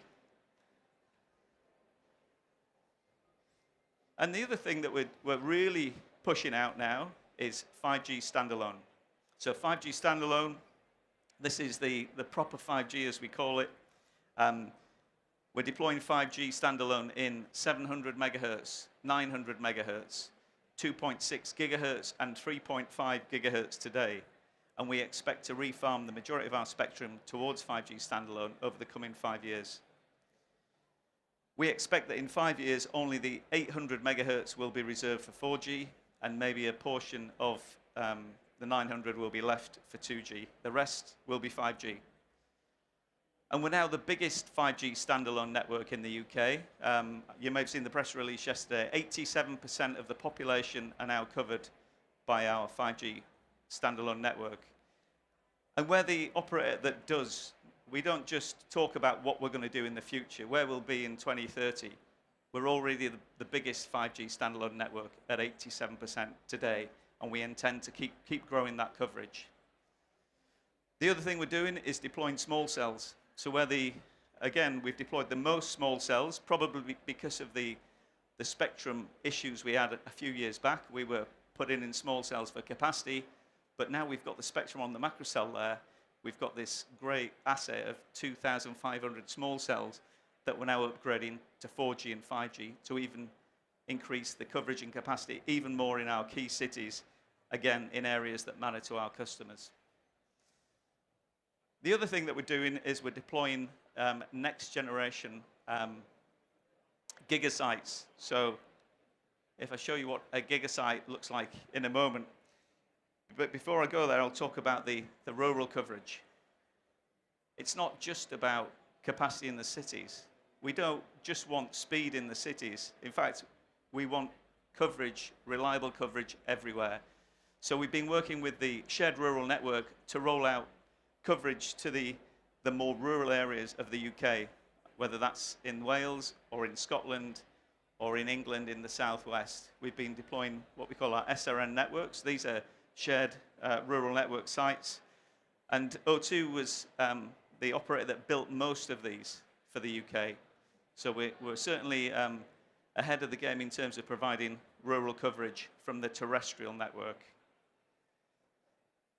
But the key thing is, terrestrial's not enough. If you want to cover every inch of the UK or your country, you can't do it using terrestrial. It's just impossible.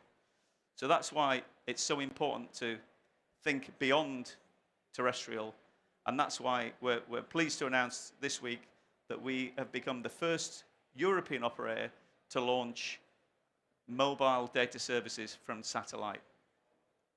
So we've partnered with Starlink. Starlink now has a constellation of 650 LEO satellites, low Earth orbit satellites, that provide us coverage across the UK. We've dedicated 5 megahertz of our 1800 spectrum to the satellite service, and effectively what that does, it beams a 4G signal down to the ground, so that customers, when they're outside of the UK, outside of the terrestrial coverage, their phone automatically selects to the satellite. And it's not just a gimmick. A lot of you ask me, what's it like, Rob? Is it just a gimmick? It's not a gimmick. The satellite network is very complex. 650 satellites. I'll give you some facts now. 650 satellites. So pretty much there's always coverage across the UK from these satellites. They are on a diagonal orbit, so they go as far as Inverness. That's pretty much the current reach of the satellites. But as more come into the constellation, we're going to see some more polar orbits go in, and then we'll have coverage all the way up to the far northern islands of Scotland. Each satellite has about 40 spot beams, and each spot beam has got 5 megahertz dedicated to it. So that equates to about 4 megabits per spot beam. I've been out to the wilds of North Yorkshire, and I've tested this satellite service, and I've obviously been able to send text messages, I've been able to send WhatsApp calls, and I've also been able to send video calls. I've been able to see 4 megabits on the speed test on the satellite service. But going back to my original point about John Button, another little story. So back in November when we were testing this satellite service, John had a test phone and I had the other test phone. There were just 2 test phones in the UK for this satellite service. And I knew John was going out on Sunday morning. And I said to one of my kids, I said, oh, John Button's going to make the first call tomorrow, the first text message tomorrow. Anyway, my kid says, well, tell you what time's he going out? I said, oh, about 7 a.m. He says, well, we're getting up at 5. So sure enough, me and Thomas got up at 5. We drove to a knot spot in the North York Moors, which was hard to find, to be fair. We, up and down, because you need 0 coverage for the phone to reselect the satellite. And sure enough, we found a knot spot and we sent the first ever text message across O2 satellite. And that text message, if you didn't know, I thought it needs to look good. So it said, it's one small text for man, it's one giant leap for the O2 network.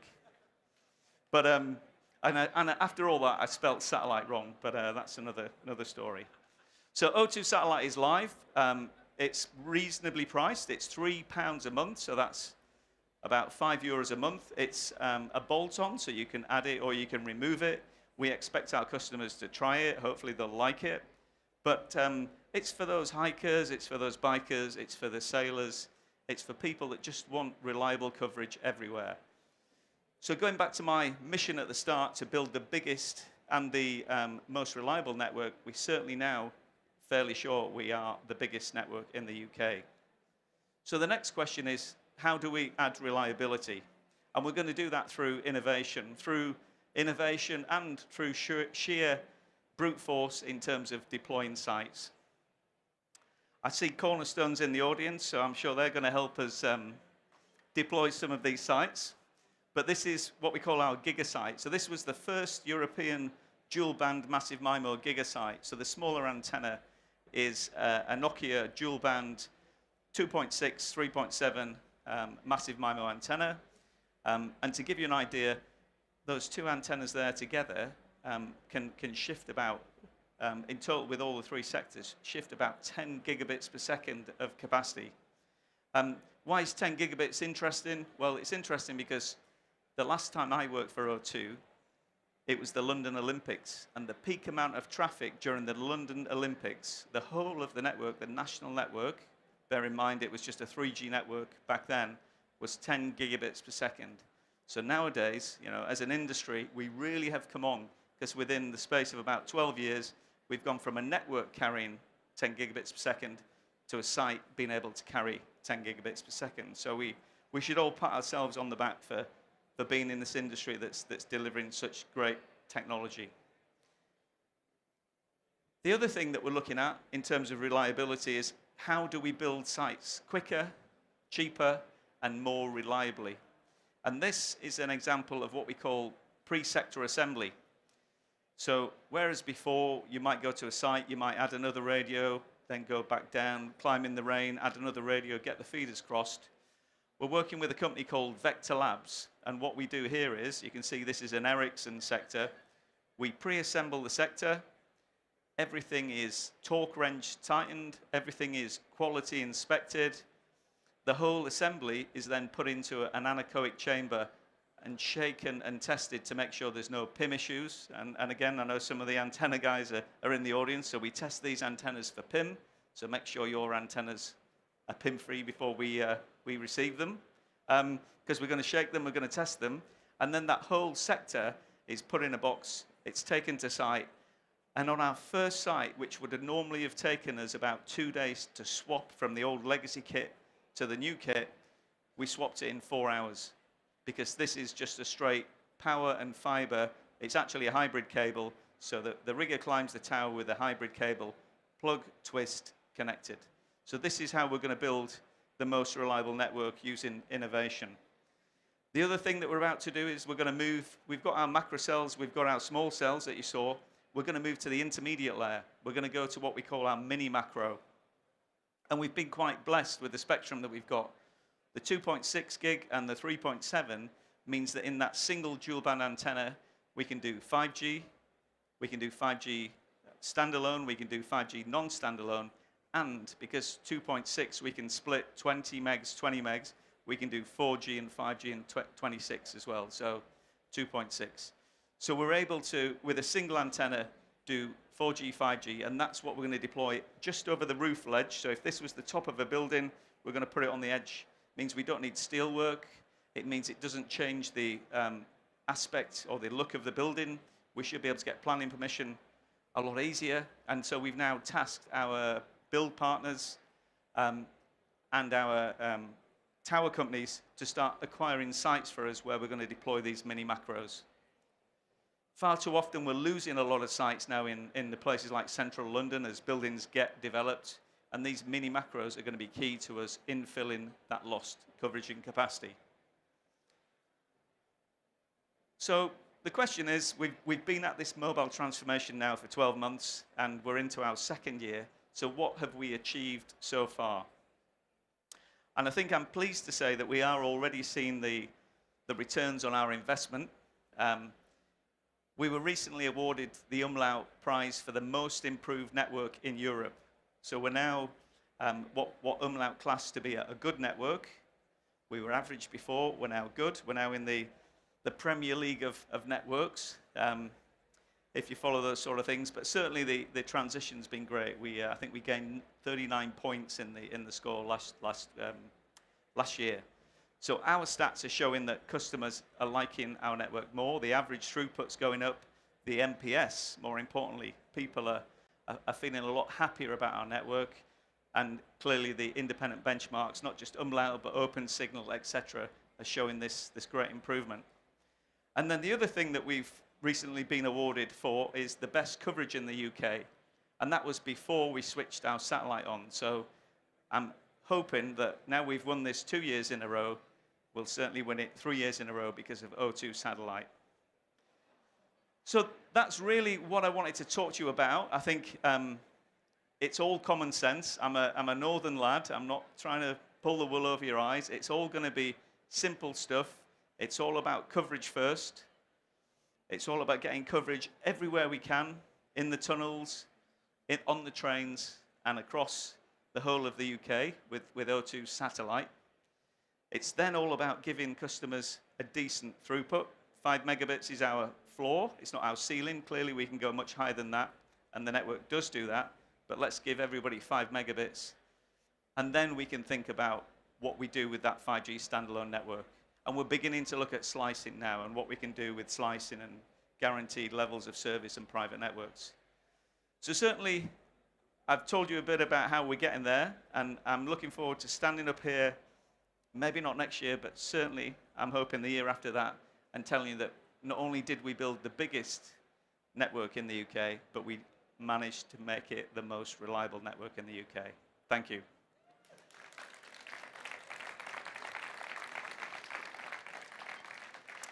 Now, I'm not sure if we have any time for questions.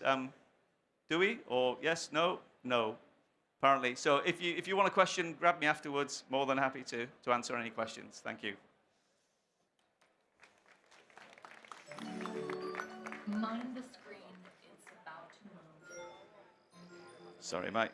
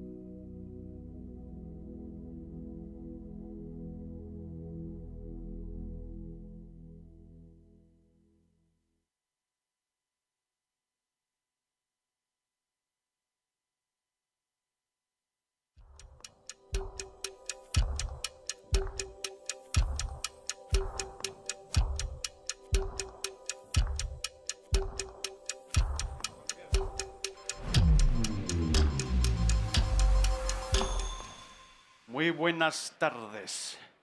Llegó el momento. So the time has come. We are at the demo tour. I am sure you've asked yourselves if battery rings or not. How many of you thought about the battery ringing or not? Do you think I'm going to play the battery? Good. So I'm winning followers. So if I can have the clicker, it would be amazing. No. Okay, so I would like to go through the demo tour as I do every year. And what is a demo tour? So in 25 minutes approximately, again, in 25 minutes approximately, I will guide you through the demonstrations. We'll go to different spots, and the main character of each spot will guide us through the demo. So my name is Guillermo Bataller. You might know me. If you don't, I'm in charge of the demos here in Telefónica. We've been developing them for a few months now with the teams in-house and elsewhere. So for me, it is an honor to have 25 minutes to guide you through the demo. So what do we see here? So we've brought three main demos, but there's more.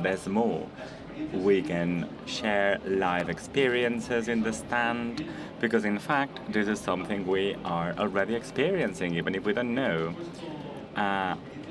We've also included integrated experiences.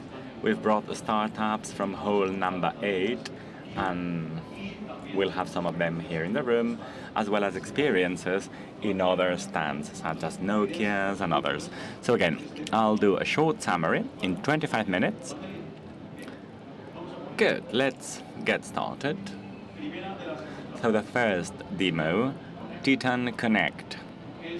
What is Titan Connect? So we'll connect with them shortly, but let me brief you. It corresponds to the 97% of leaders who consider things are changing, that everything is so unpredictable. And as such, we need a resilient and a robust network which adapts to the consumption of all our users in the network.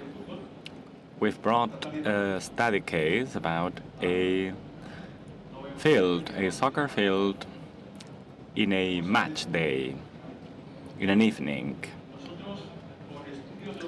So through observation analysis, we know what is going to happen, not the outcome of the game, but we know when users are going to connect to upload information, download information. What happens when a penalty is shot?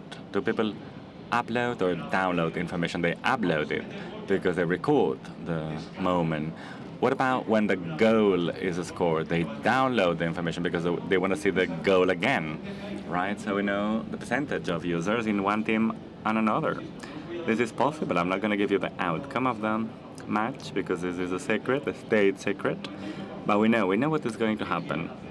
We know what 99% of users are going to do. They want to increase their consumption in the network. We had a blackout, we had a massive rainfall here in Spain, so we've reinforced our network. We've installed technology in the network to offer it to our citizens. And we are going to connect with Ana Echegaray, and she will tell us more about it. Welcome to the Titan Connect demonstration. Today we would like to share with you our value proposition, which is based on communications, infrastructure, everything a company needs and everything a public administration needs to be resilient. So today we're going to test communications with an event in a soccer field, in a champions match with more than 90,000 users connected to the network.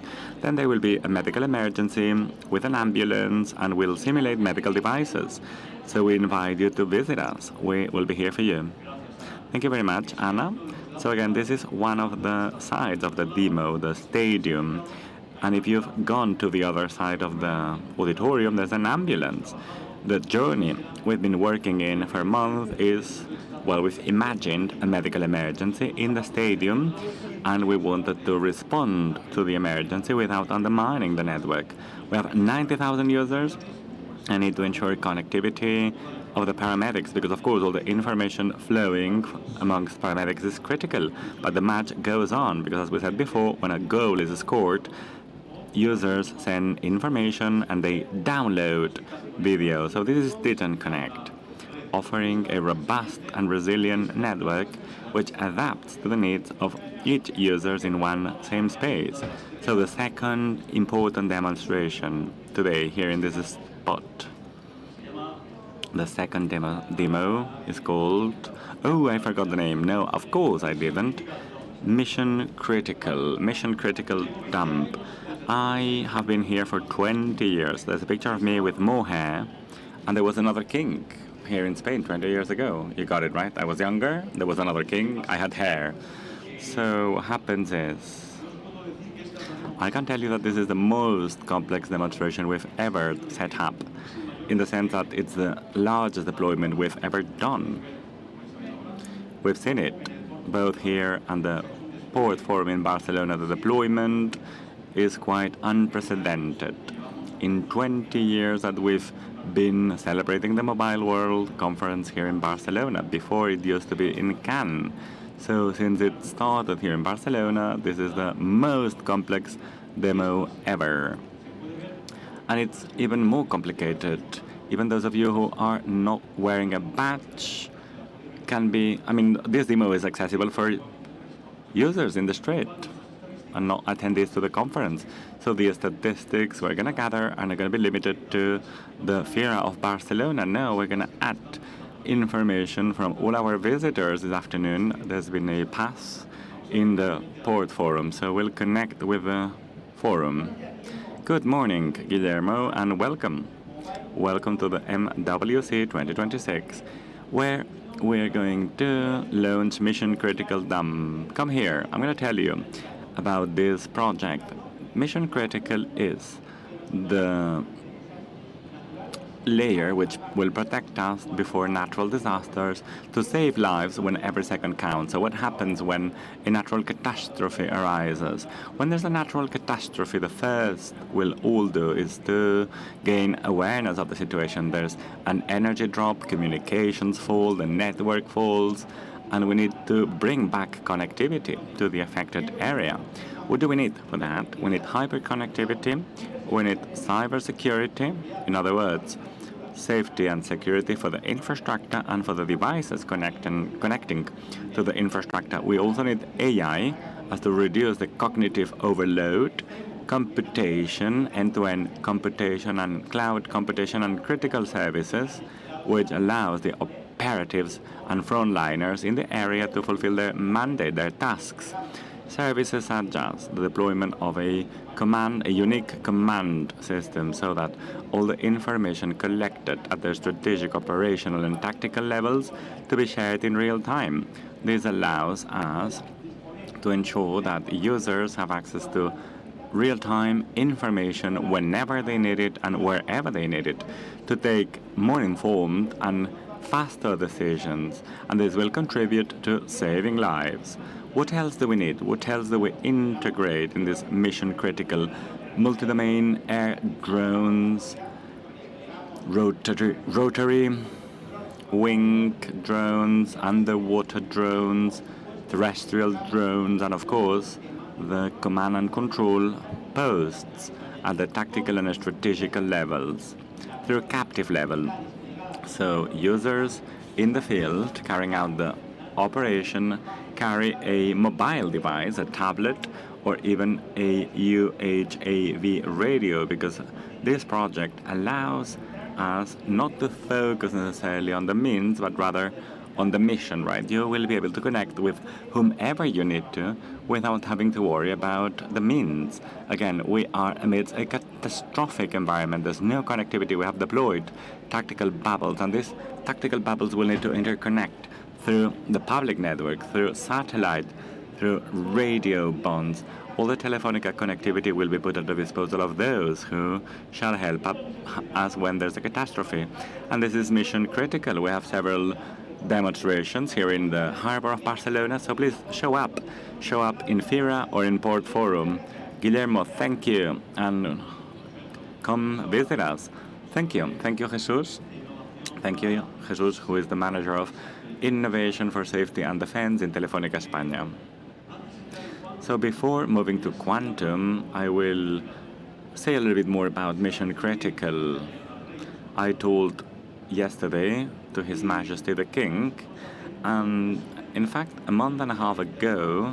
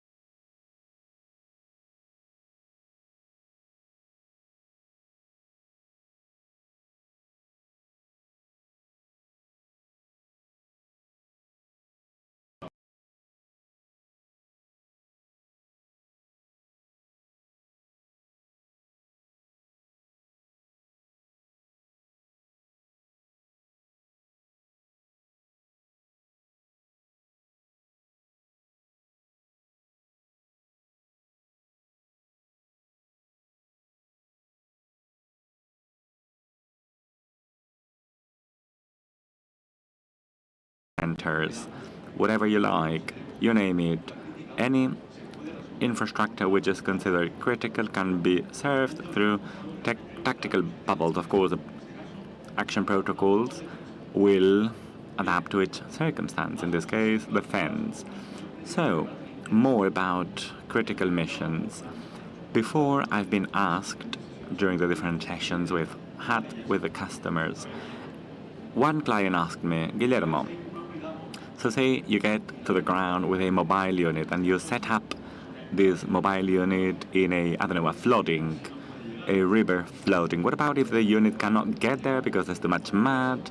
So how do you set up this tactical bubble then? Where's the microphone? Here. I will ask for the mic. Does anyone know? How do you think a tactical bubble can be installed unless we can get to the place in a mobile unit? What is your name? No, Pilar, you are not allowed to respond. Fatima, so if you cannot get there physically, you'll need to fly a drone. Please, put your hands together for her. Absolutely. How many drones do you need? It depends on the units needed. Wow, absolutely, yes. So you're hired, Fatima. How many bubbles you need? Well, if you need to cover X square meters, you'll fly as many drones as necessary. Drones have batteries, so what do? You set up a group of drones. This is what has inspired the project. This is what we look for when we develop a demonstrations. Please ask questions. Will I getting it wrong? So we improve. So congratulations, you got it right. More questions we've had today. There's a bit in this demo which is especially relevant when we unveil the mobile devices, right? Because we, of course, carry drones, we fly the catastrophe area, we activate the life seeker. And, you know, when I launch a demo, I look at people's faces. And when I was telling yesterday to His Majesty the King, I realized that the message was there. I have a picture from before the flooding and about the devices before the flooding and the devices after the flooding, right? So unless devices have gone down the river, they are there. Now we need to find them. So again, this is a critical tool to save lives. Spotting mobile phones. And the message is a gravity message. It leads us to a moment we all remember and we want to forget, right?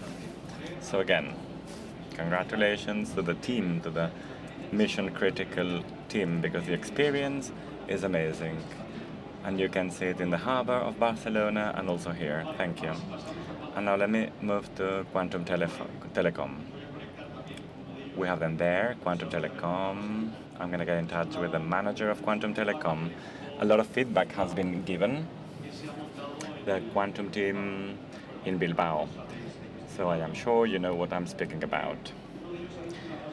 One of them said something interesting. Unai told me, we didn't come here to take a picture with technology. No, we are here to tell you more about technology. We want to tell you more about applied technology. And I find this amazing.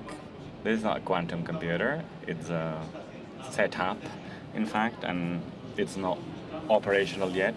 But again, these are real use cases that we are already setting up with our clients. So again, Juan Cambeiro. I'm going to get to Juan Cambeiro now, who's been in charge of setting up this team working with quantum computing. Hello, Guillermo. We are in Quantum Telco.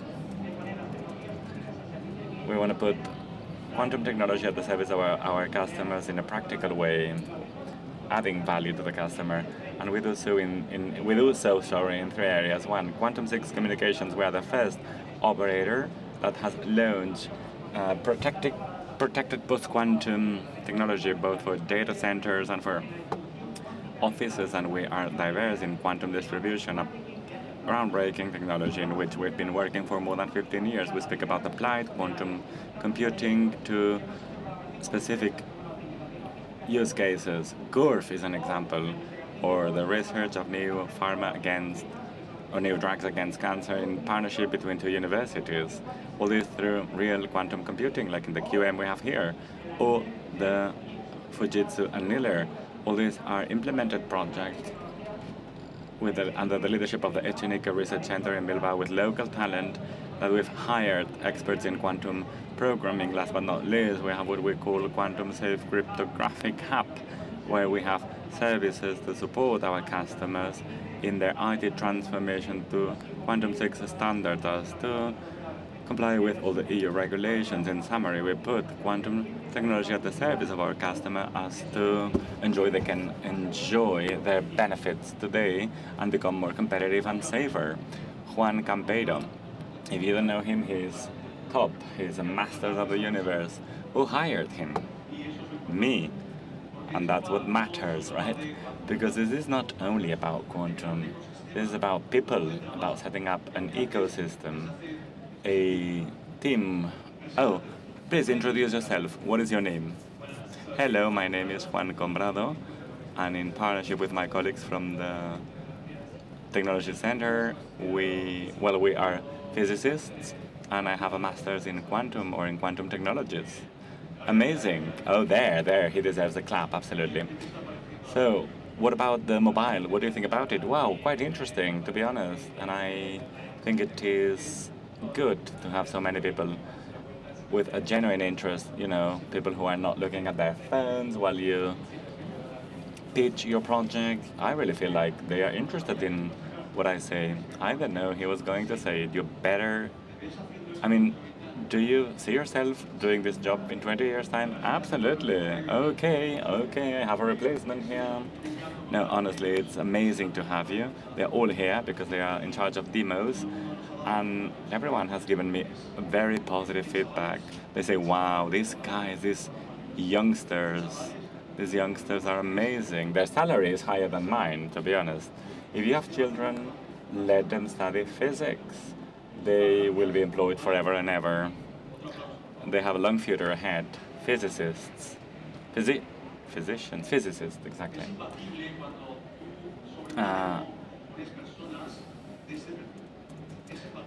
When you have top experts, you are unbeatable. You are unbeatable, exactly. Real things, tangible things, and the passion is there. This is why they are the main characters, the main leads. This is why they must be here. They are the true main characters here, like the team in Critical Mission and Didn't Connect. I am a total follower of you guys. If you do it, you deserve it. And Americans are very good. Americans are very good at pitching their projects. They know how to talk about their projects. If you are not a good communicator, become a good communicator, because it's much more difficult to learn about quantum computing than being a good communicator. But again, there's more. There are more demonstrations here in the Agora. Some have already been shared Others are still work in progress and will be shared tomorrow or the day after. What do you think this number 138 means? 138 is the amount of projects we've presented in the last 20 years. Do you remember UMTS? UMTS, I even have in this list UMTS projects, HTAL. Wow, if I look at what we did 20 years ago, Pilar, you'll remember that. What we did 20 years ago in Plaza España, in the fair, in the small fair in Barcelona. And, you know, I was showing the king things which I thought were top-notch. It was some sort of TV, a Nokia terminal, which heated up badly. And in fact, the key thing was that there was a king, and there were like frequency inhibitors, and it didn't work. The whole thing didn't work. And I was like, well, it doesn't work, Majesty. It's because of you.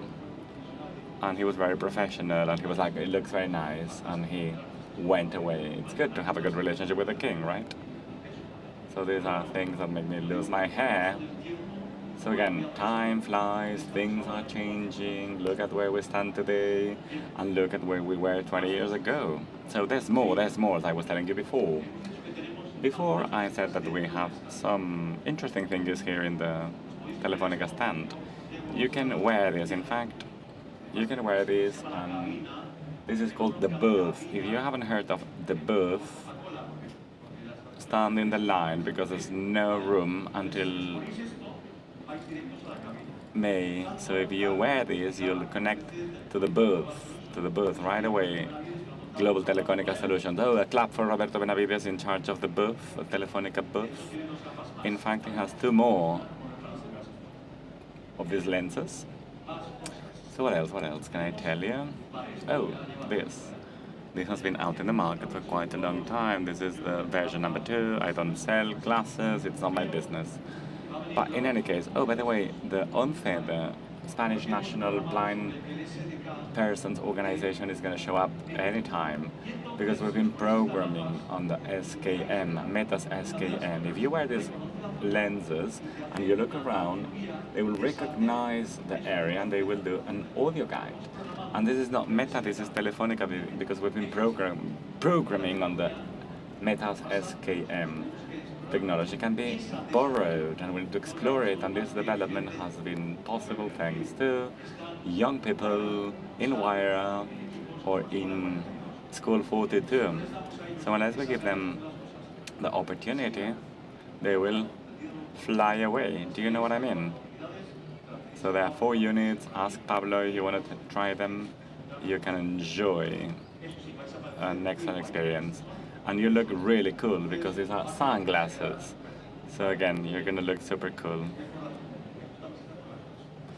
I prefer these ones. The other ones are rather old-fashioned, but there's more, Is one in the room? Oh, thank you very much. There we go. Thank you. So this is fresh from the oven. We have indoor inside with cameras. No recording, no worries. So I have a data from tomorrow aggregated and randomized. I just want to make sure the ink does not slide. Yesterday, we had visitors for more than 10 minutes. If you stay for 9 minutes and 52 seconds, I'm not going to count you. But, you know, there's a lot. So 4,550 visitors only yesterday. And I'm going to compare this with Smart Steps, with the Telefónica Tech deployment in Big Data last week. We received information about our installers. The installers give you a hint about how the fair is going to work. Do you know why? Because, well, they're more or less stands. Have you seen any difference compared to last year's mobile edition? Stands are smaller. This is true. Take this corridor and go down this line. You'll see there are more maquette square meters. Maquette matters to better understand how a fair is going to work. So less workers. I have that data. 23,000 less installers than last year. But we have more customers than last year. So we're doing something right. The rate is a positive rate. This is what we need to understand. So what about the time frame? 1433 was the peak yesterday. Yesterday we had the king in the room, in the house, yeah. Today he didn't come. And this is why we need to know when to have more staff. We need to understand things in order to take decisions. Secondly, oh, where are the maquettes? And the winner is, oh no, in fact, the most visited demo yesterday with a 42% market share was Mission Critical. Put your hands together for them. 635 visitors only yesterday. So how do you count this? Depending on how many time you spend in a corner. Time was calculated a few months ago, trying to understand the journey in order to satisfy the needs of a demo. 10 minutes is the average. This is what we consider. Didn't connect. 425 people. And Quantum Telco, 439. Location is very important. Location is super important to head towards another area, and there's a more withdrawn one. And this, of course, introduces a bias in the data, yet we have them. This is what matters, and then we have the average time by demo, which, of course, go far beyond 12 minutes. And if you get Jesus Abraham, you can spend even 35 minutes, so it's quite crazy. It's an incredible experience, but be careful. Now, let's move on. We have 3.4 minutes. So all this information is here. Did you know? Oh, there's a QR code somewhere here. The Navi lens. It works very well. From more than 20 meters, you can scan it. The Raven glasses, the audio guide, and everything used to have access to information. This is one of the most inclusive stands in the fair. You don't need inclusivity measures maybe, but you need to know. Again, this is one of the most inclusive stands. We'll have a visit from ONCE. We want them to feel that we want to be inclusive. We also have simultaneous translation services for you all. The startups are in pavilion number 8. Please go visit them. I think it's important. And what else? We also have demonstrative experiences in other spots, such as it is listed here at the GSMA stand. Oh, that's a very interesting one, by the way, in hall number 6. For the Catalan police, there are cells to give coverage through drones. Again, this is part of the mission critical mission, right? If I don't get there with a bubble, as you said earlier, we need to get there with a drone and set up a cell or a larger cell in the Nokia stand. We are present there as well, especially through engagement with the network as to allow more things to happen through the network. The Catalonia Formula 1 circuit, we've also set up connected vehicle demonstrations on Sunday, and the outcomes are here. And here you can capture, in this case, all the relevant information from our stand and everything we have at hand. And even more importantly, and Juan is telling me, Juan Fernandez is telling me, oh, why don't you greet your mom? Of course, Mom, I love you.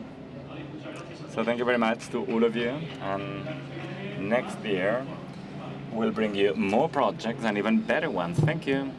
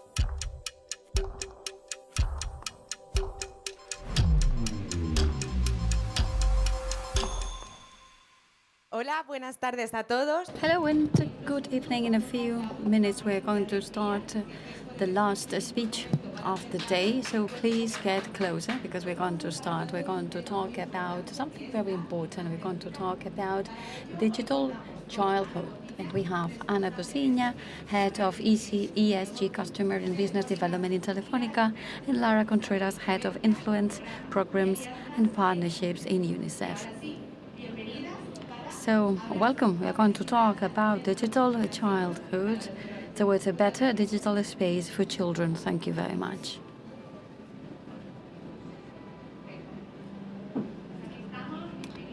Well, welcome you all. And we are still in the Mobile World Congress. That's the right place, but we are not going to talk innovations or high-tech devices. We are going to talk about one of the big challenges we have as a society, the participation and protection of childhood in the digital environment. And this is the place to talk about this because this is a meeting point of technological companies, and they are the ones that create this digital ecosystem, the ones that design the platforms, the social media that we all use. And it is important to talk about all this because these big challenges need joint answers. We have a context in which the children, the teenagers, use social media and digital technologies. But it is true that this ecosystem was not created thinking of them, and they don't always use these tools in a responsible way. I have two girls, and I realize that they are growing in a digitalized world, and this online experience to them is not going to be an option. It's going to be natural. And I also realize that they are a vulnerable group, and there are some content that have a negative impact on our health, mental health. And we all see the headlines that talk about these risks. So we have to act. We can not look aside. And in Telefónica, we have been working on this for 20 years. We started in 2005 when we joined the GSMA framework for a safe use of the cellular phones by minors.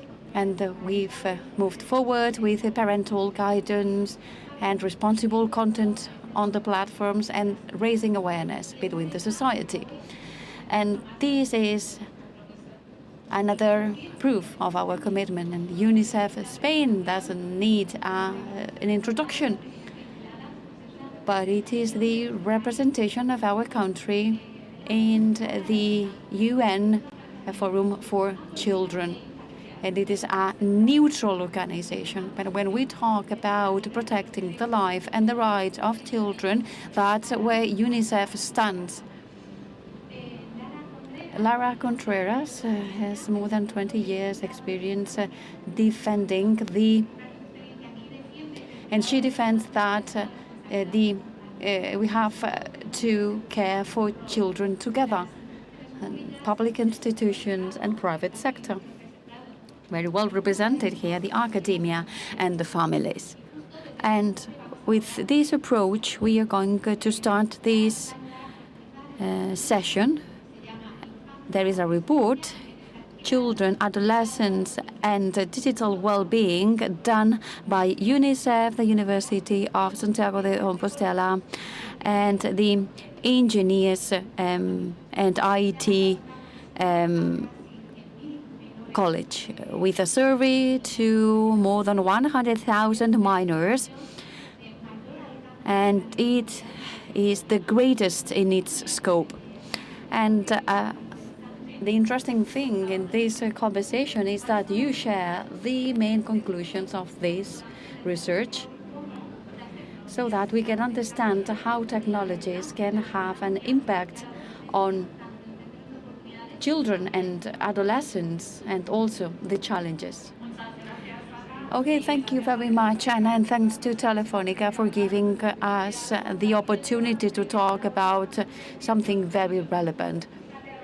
And you started by saying that we are changing the subject, we are talking about something completely different. And 1/3 of the population of consumers of internet are children, are adolescents. So 30% of the ones who are going to consume the products that are being showcased here are minors. And the private sector is not focusing on this typology, on this profile, and in their protection. They treat all users the same.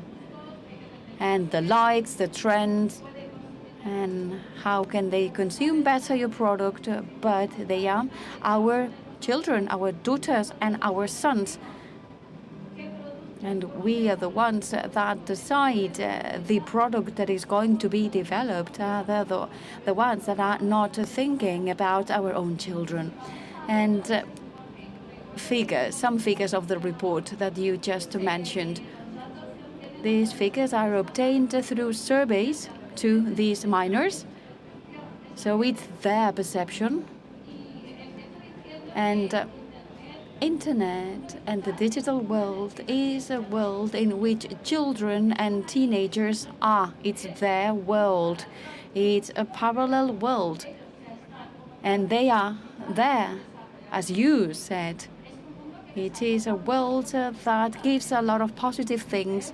UNICEF is here to ask for the support of the private sector to connect all the children all over the world, because they will have opportunities if they are in the digital world, and the same opportunities that all children, but this digital world has to be safe. So the report says that the average age to buy a cellular is 10.8 years old. So this means that there are some children that get a telephone when they are 9.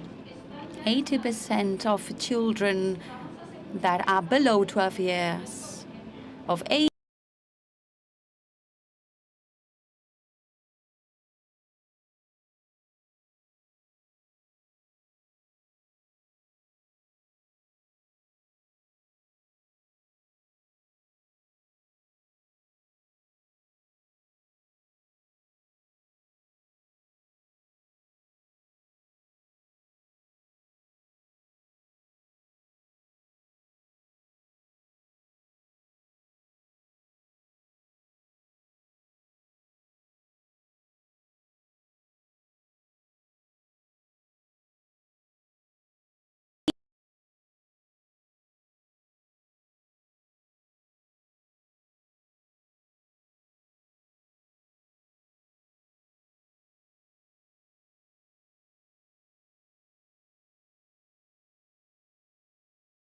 from 11 years old, and 70% of children who are 11 years old have never talked about sex in their households. So it's internet that are educating them. So this world is not regulated.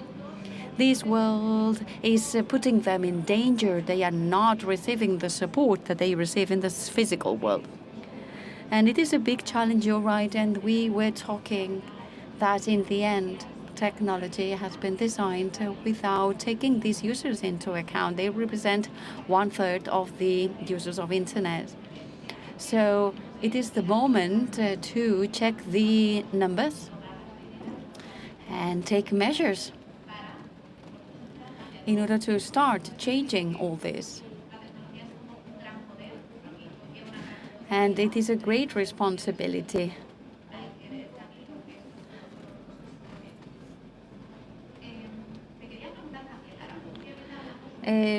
Lara, today we talk about prohibiting the access to social media. So do you think that banning is the only solution? Well, banning is not the only solution.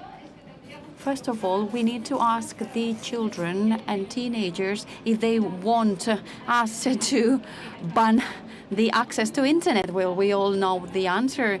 And then the report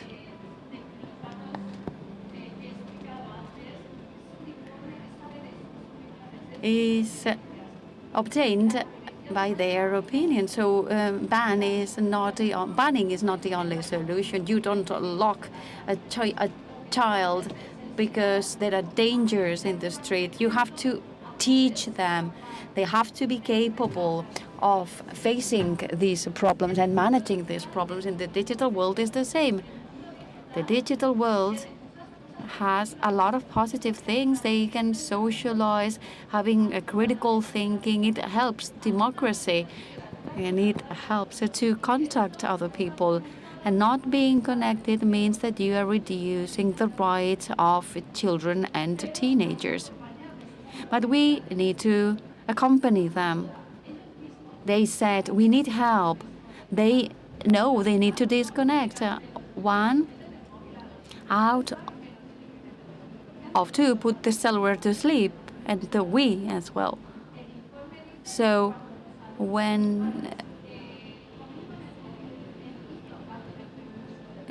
if parents have their cellular on the table while eating, the children are going to do the same. So banning is not the only solution. The solution is to regulate it, to protect. We are saying that the crimes have to be typified, and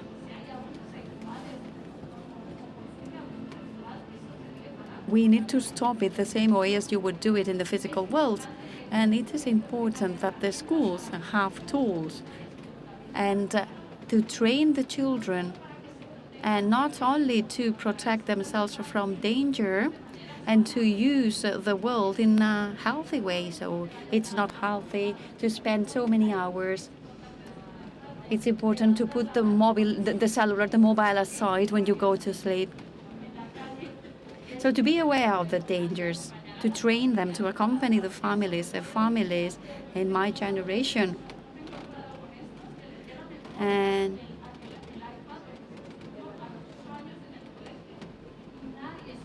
nobody knew what we had to do in the beginning. So now we have more awareness, and parents and relatives and teachers are more aware of the limitations.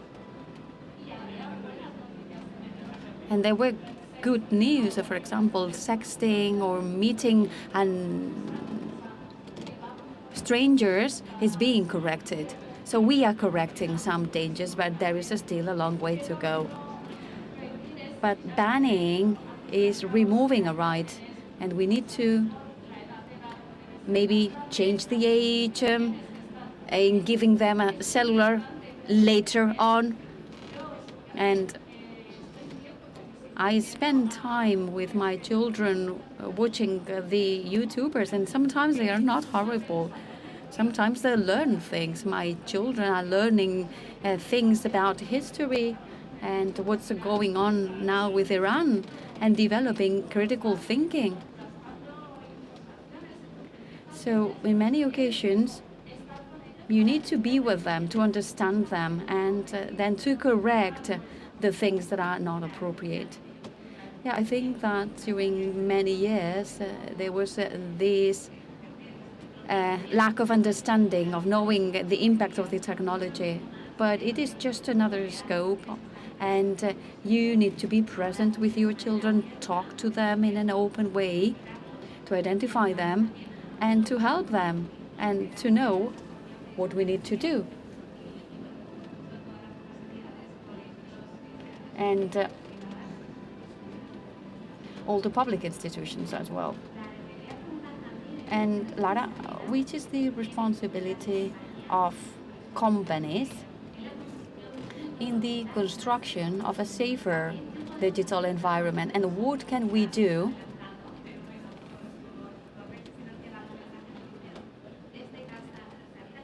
in our everyday life to favor a conscious use of technology? Well, the companies have a big responsibility, and 30% of your consumers is children. So you have to define your product taking into account the rights of minors and also listening to them.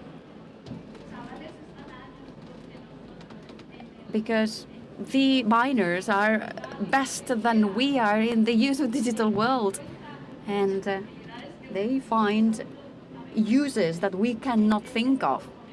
So focusing on 30% of consumers is important. Things like the verification of the age, making sure that the content fit the ages, and putting measures and also typify the crimes, and then privacy. Privacy is also very important, and in the end, you are using data from minors. It's not the same that using data from adults. And something that we are now developing, artificial intelligence, and then we have the algorithm, because everything I've said are risks and dangers, but we also have the addiction of the video games and the social media. It's good that they play, it's good that they socialize, but they cannot be addictive, because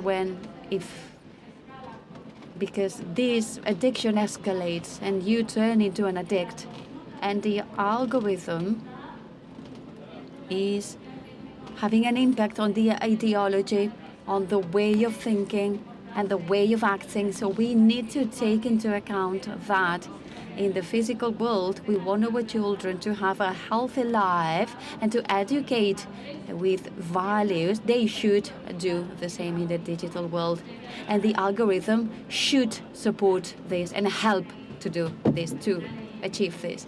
Yeah, because the digital ecosystem is complex with a lot of companies and with a different development. And in our case, what we do is to give access to these platforms, and we don't develop them. But it is true that we need to create this awareness and have an impact so that things can change.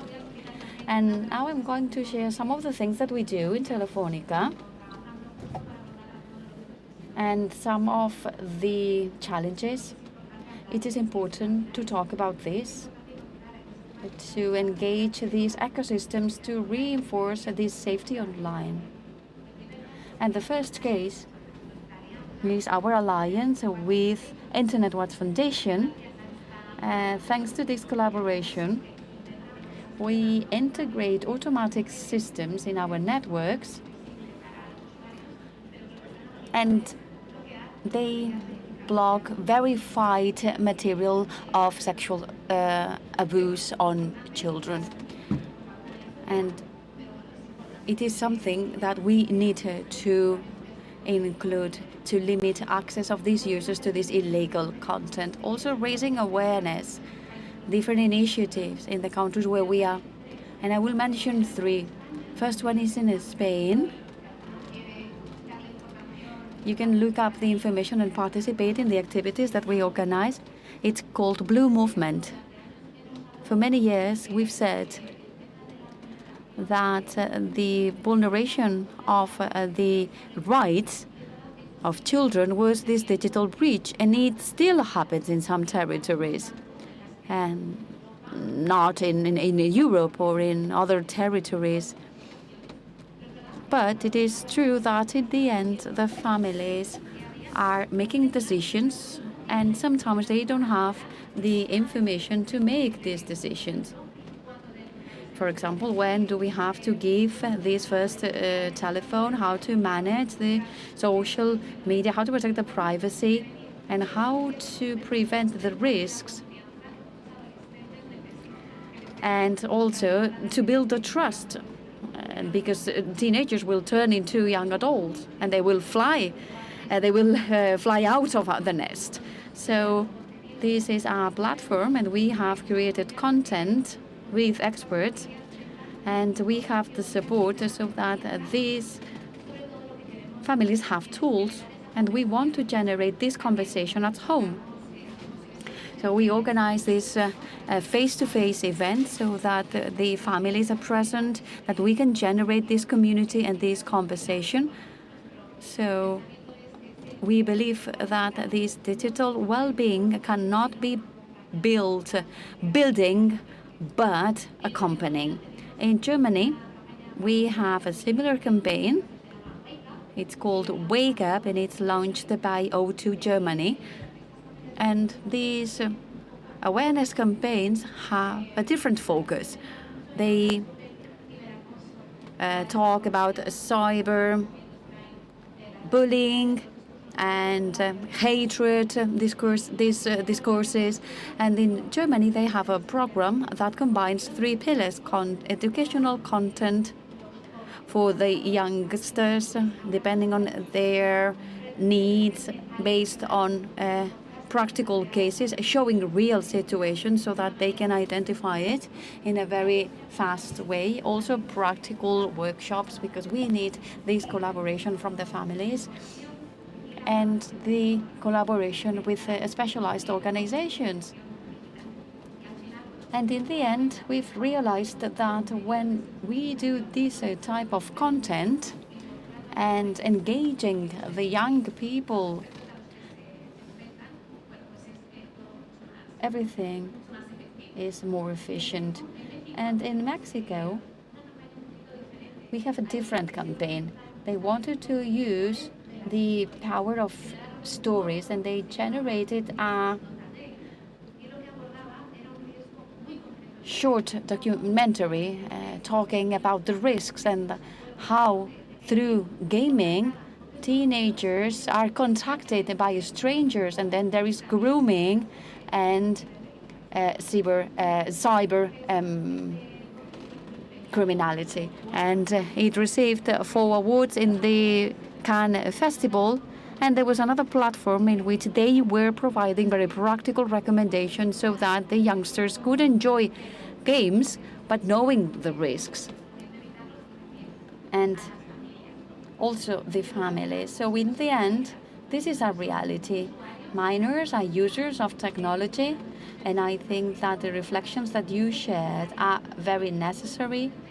The figures speak on their own, and the future is built with innovation and with the people that are prepared in order to use these innovations.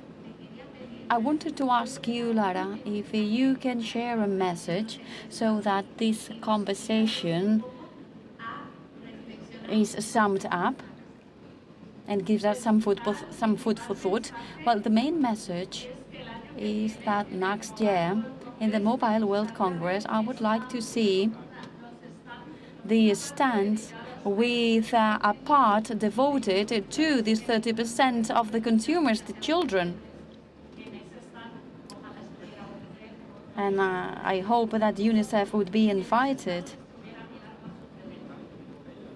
And so we have to protect the rights, and we adults don't like our rights to be violated, and the same for the children. And the private sector, from the algorithm that can be very positive and can generate people for the future that are not addicts, that are not scared, that can trust the adults. We need to be able to talk to our children. You say stranger danger when you say stranger danger to your children. So you have to say stranger danger also in the physical world. And if someone wants to contact you, tell me. And companies can help us a lot. It is a responsibility. I don't know if the organizers are hearing me, but I invite you to have the minors very present, because we all want our children and our teenagers in these societies to be connected, but in a safe way and with protection, so that they have a positive experience. I don't know if they are hearing us, but in any case, we are taking notes, and we leave it here. Here you can have some keyword codes, the positioning of Telefónica vis-a-vis this topic, and if you want to know more information about the UNICEF report. And thank you very much for sharing these reflections and this fight for the respect of children. To say that we all agree what we do in our professional and personal spheres will define the digital well-being of the future. Thank you very much.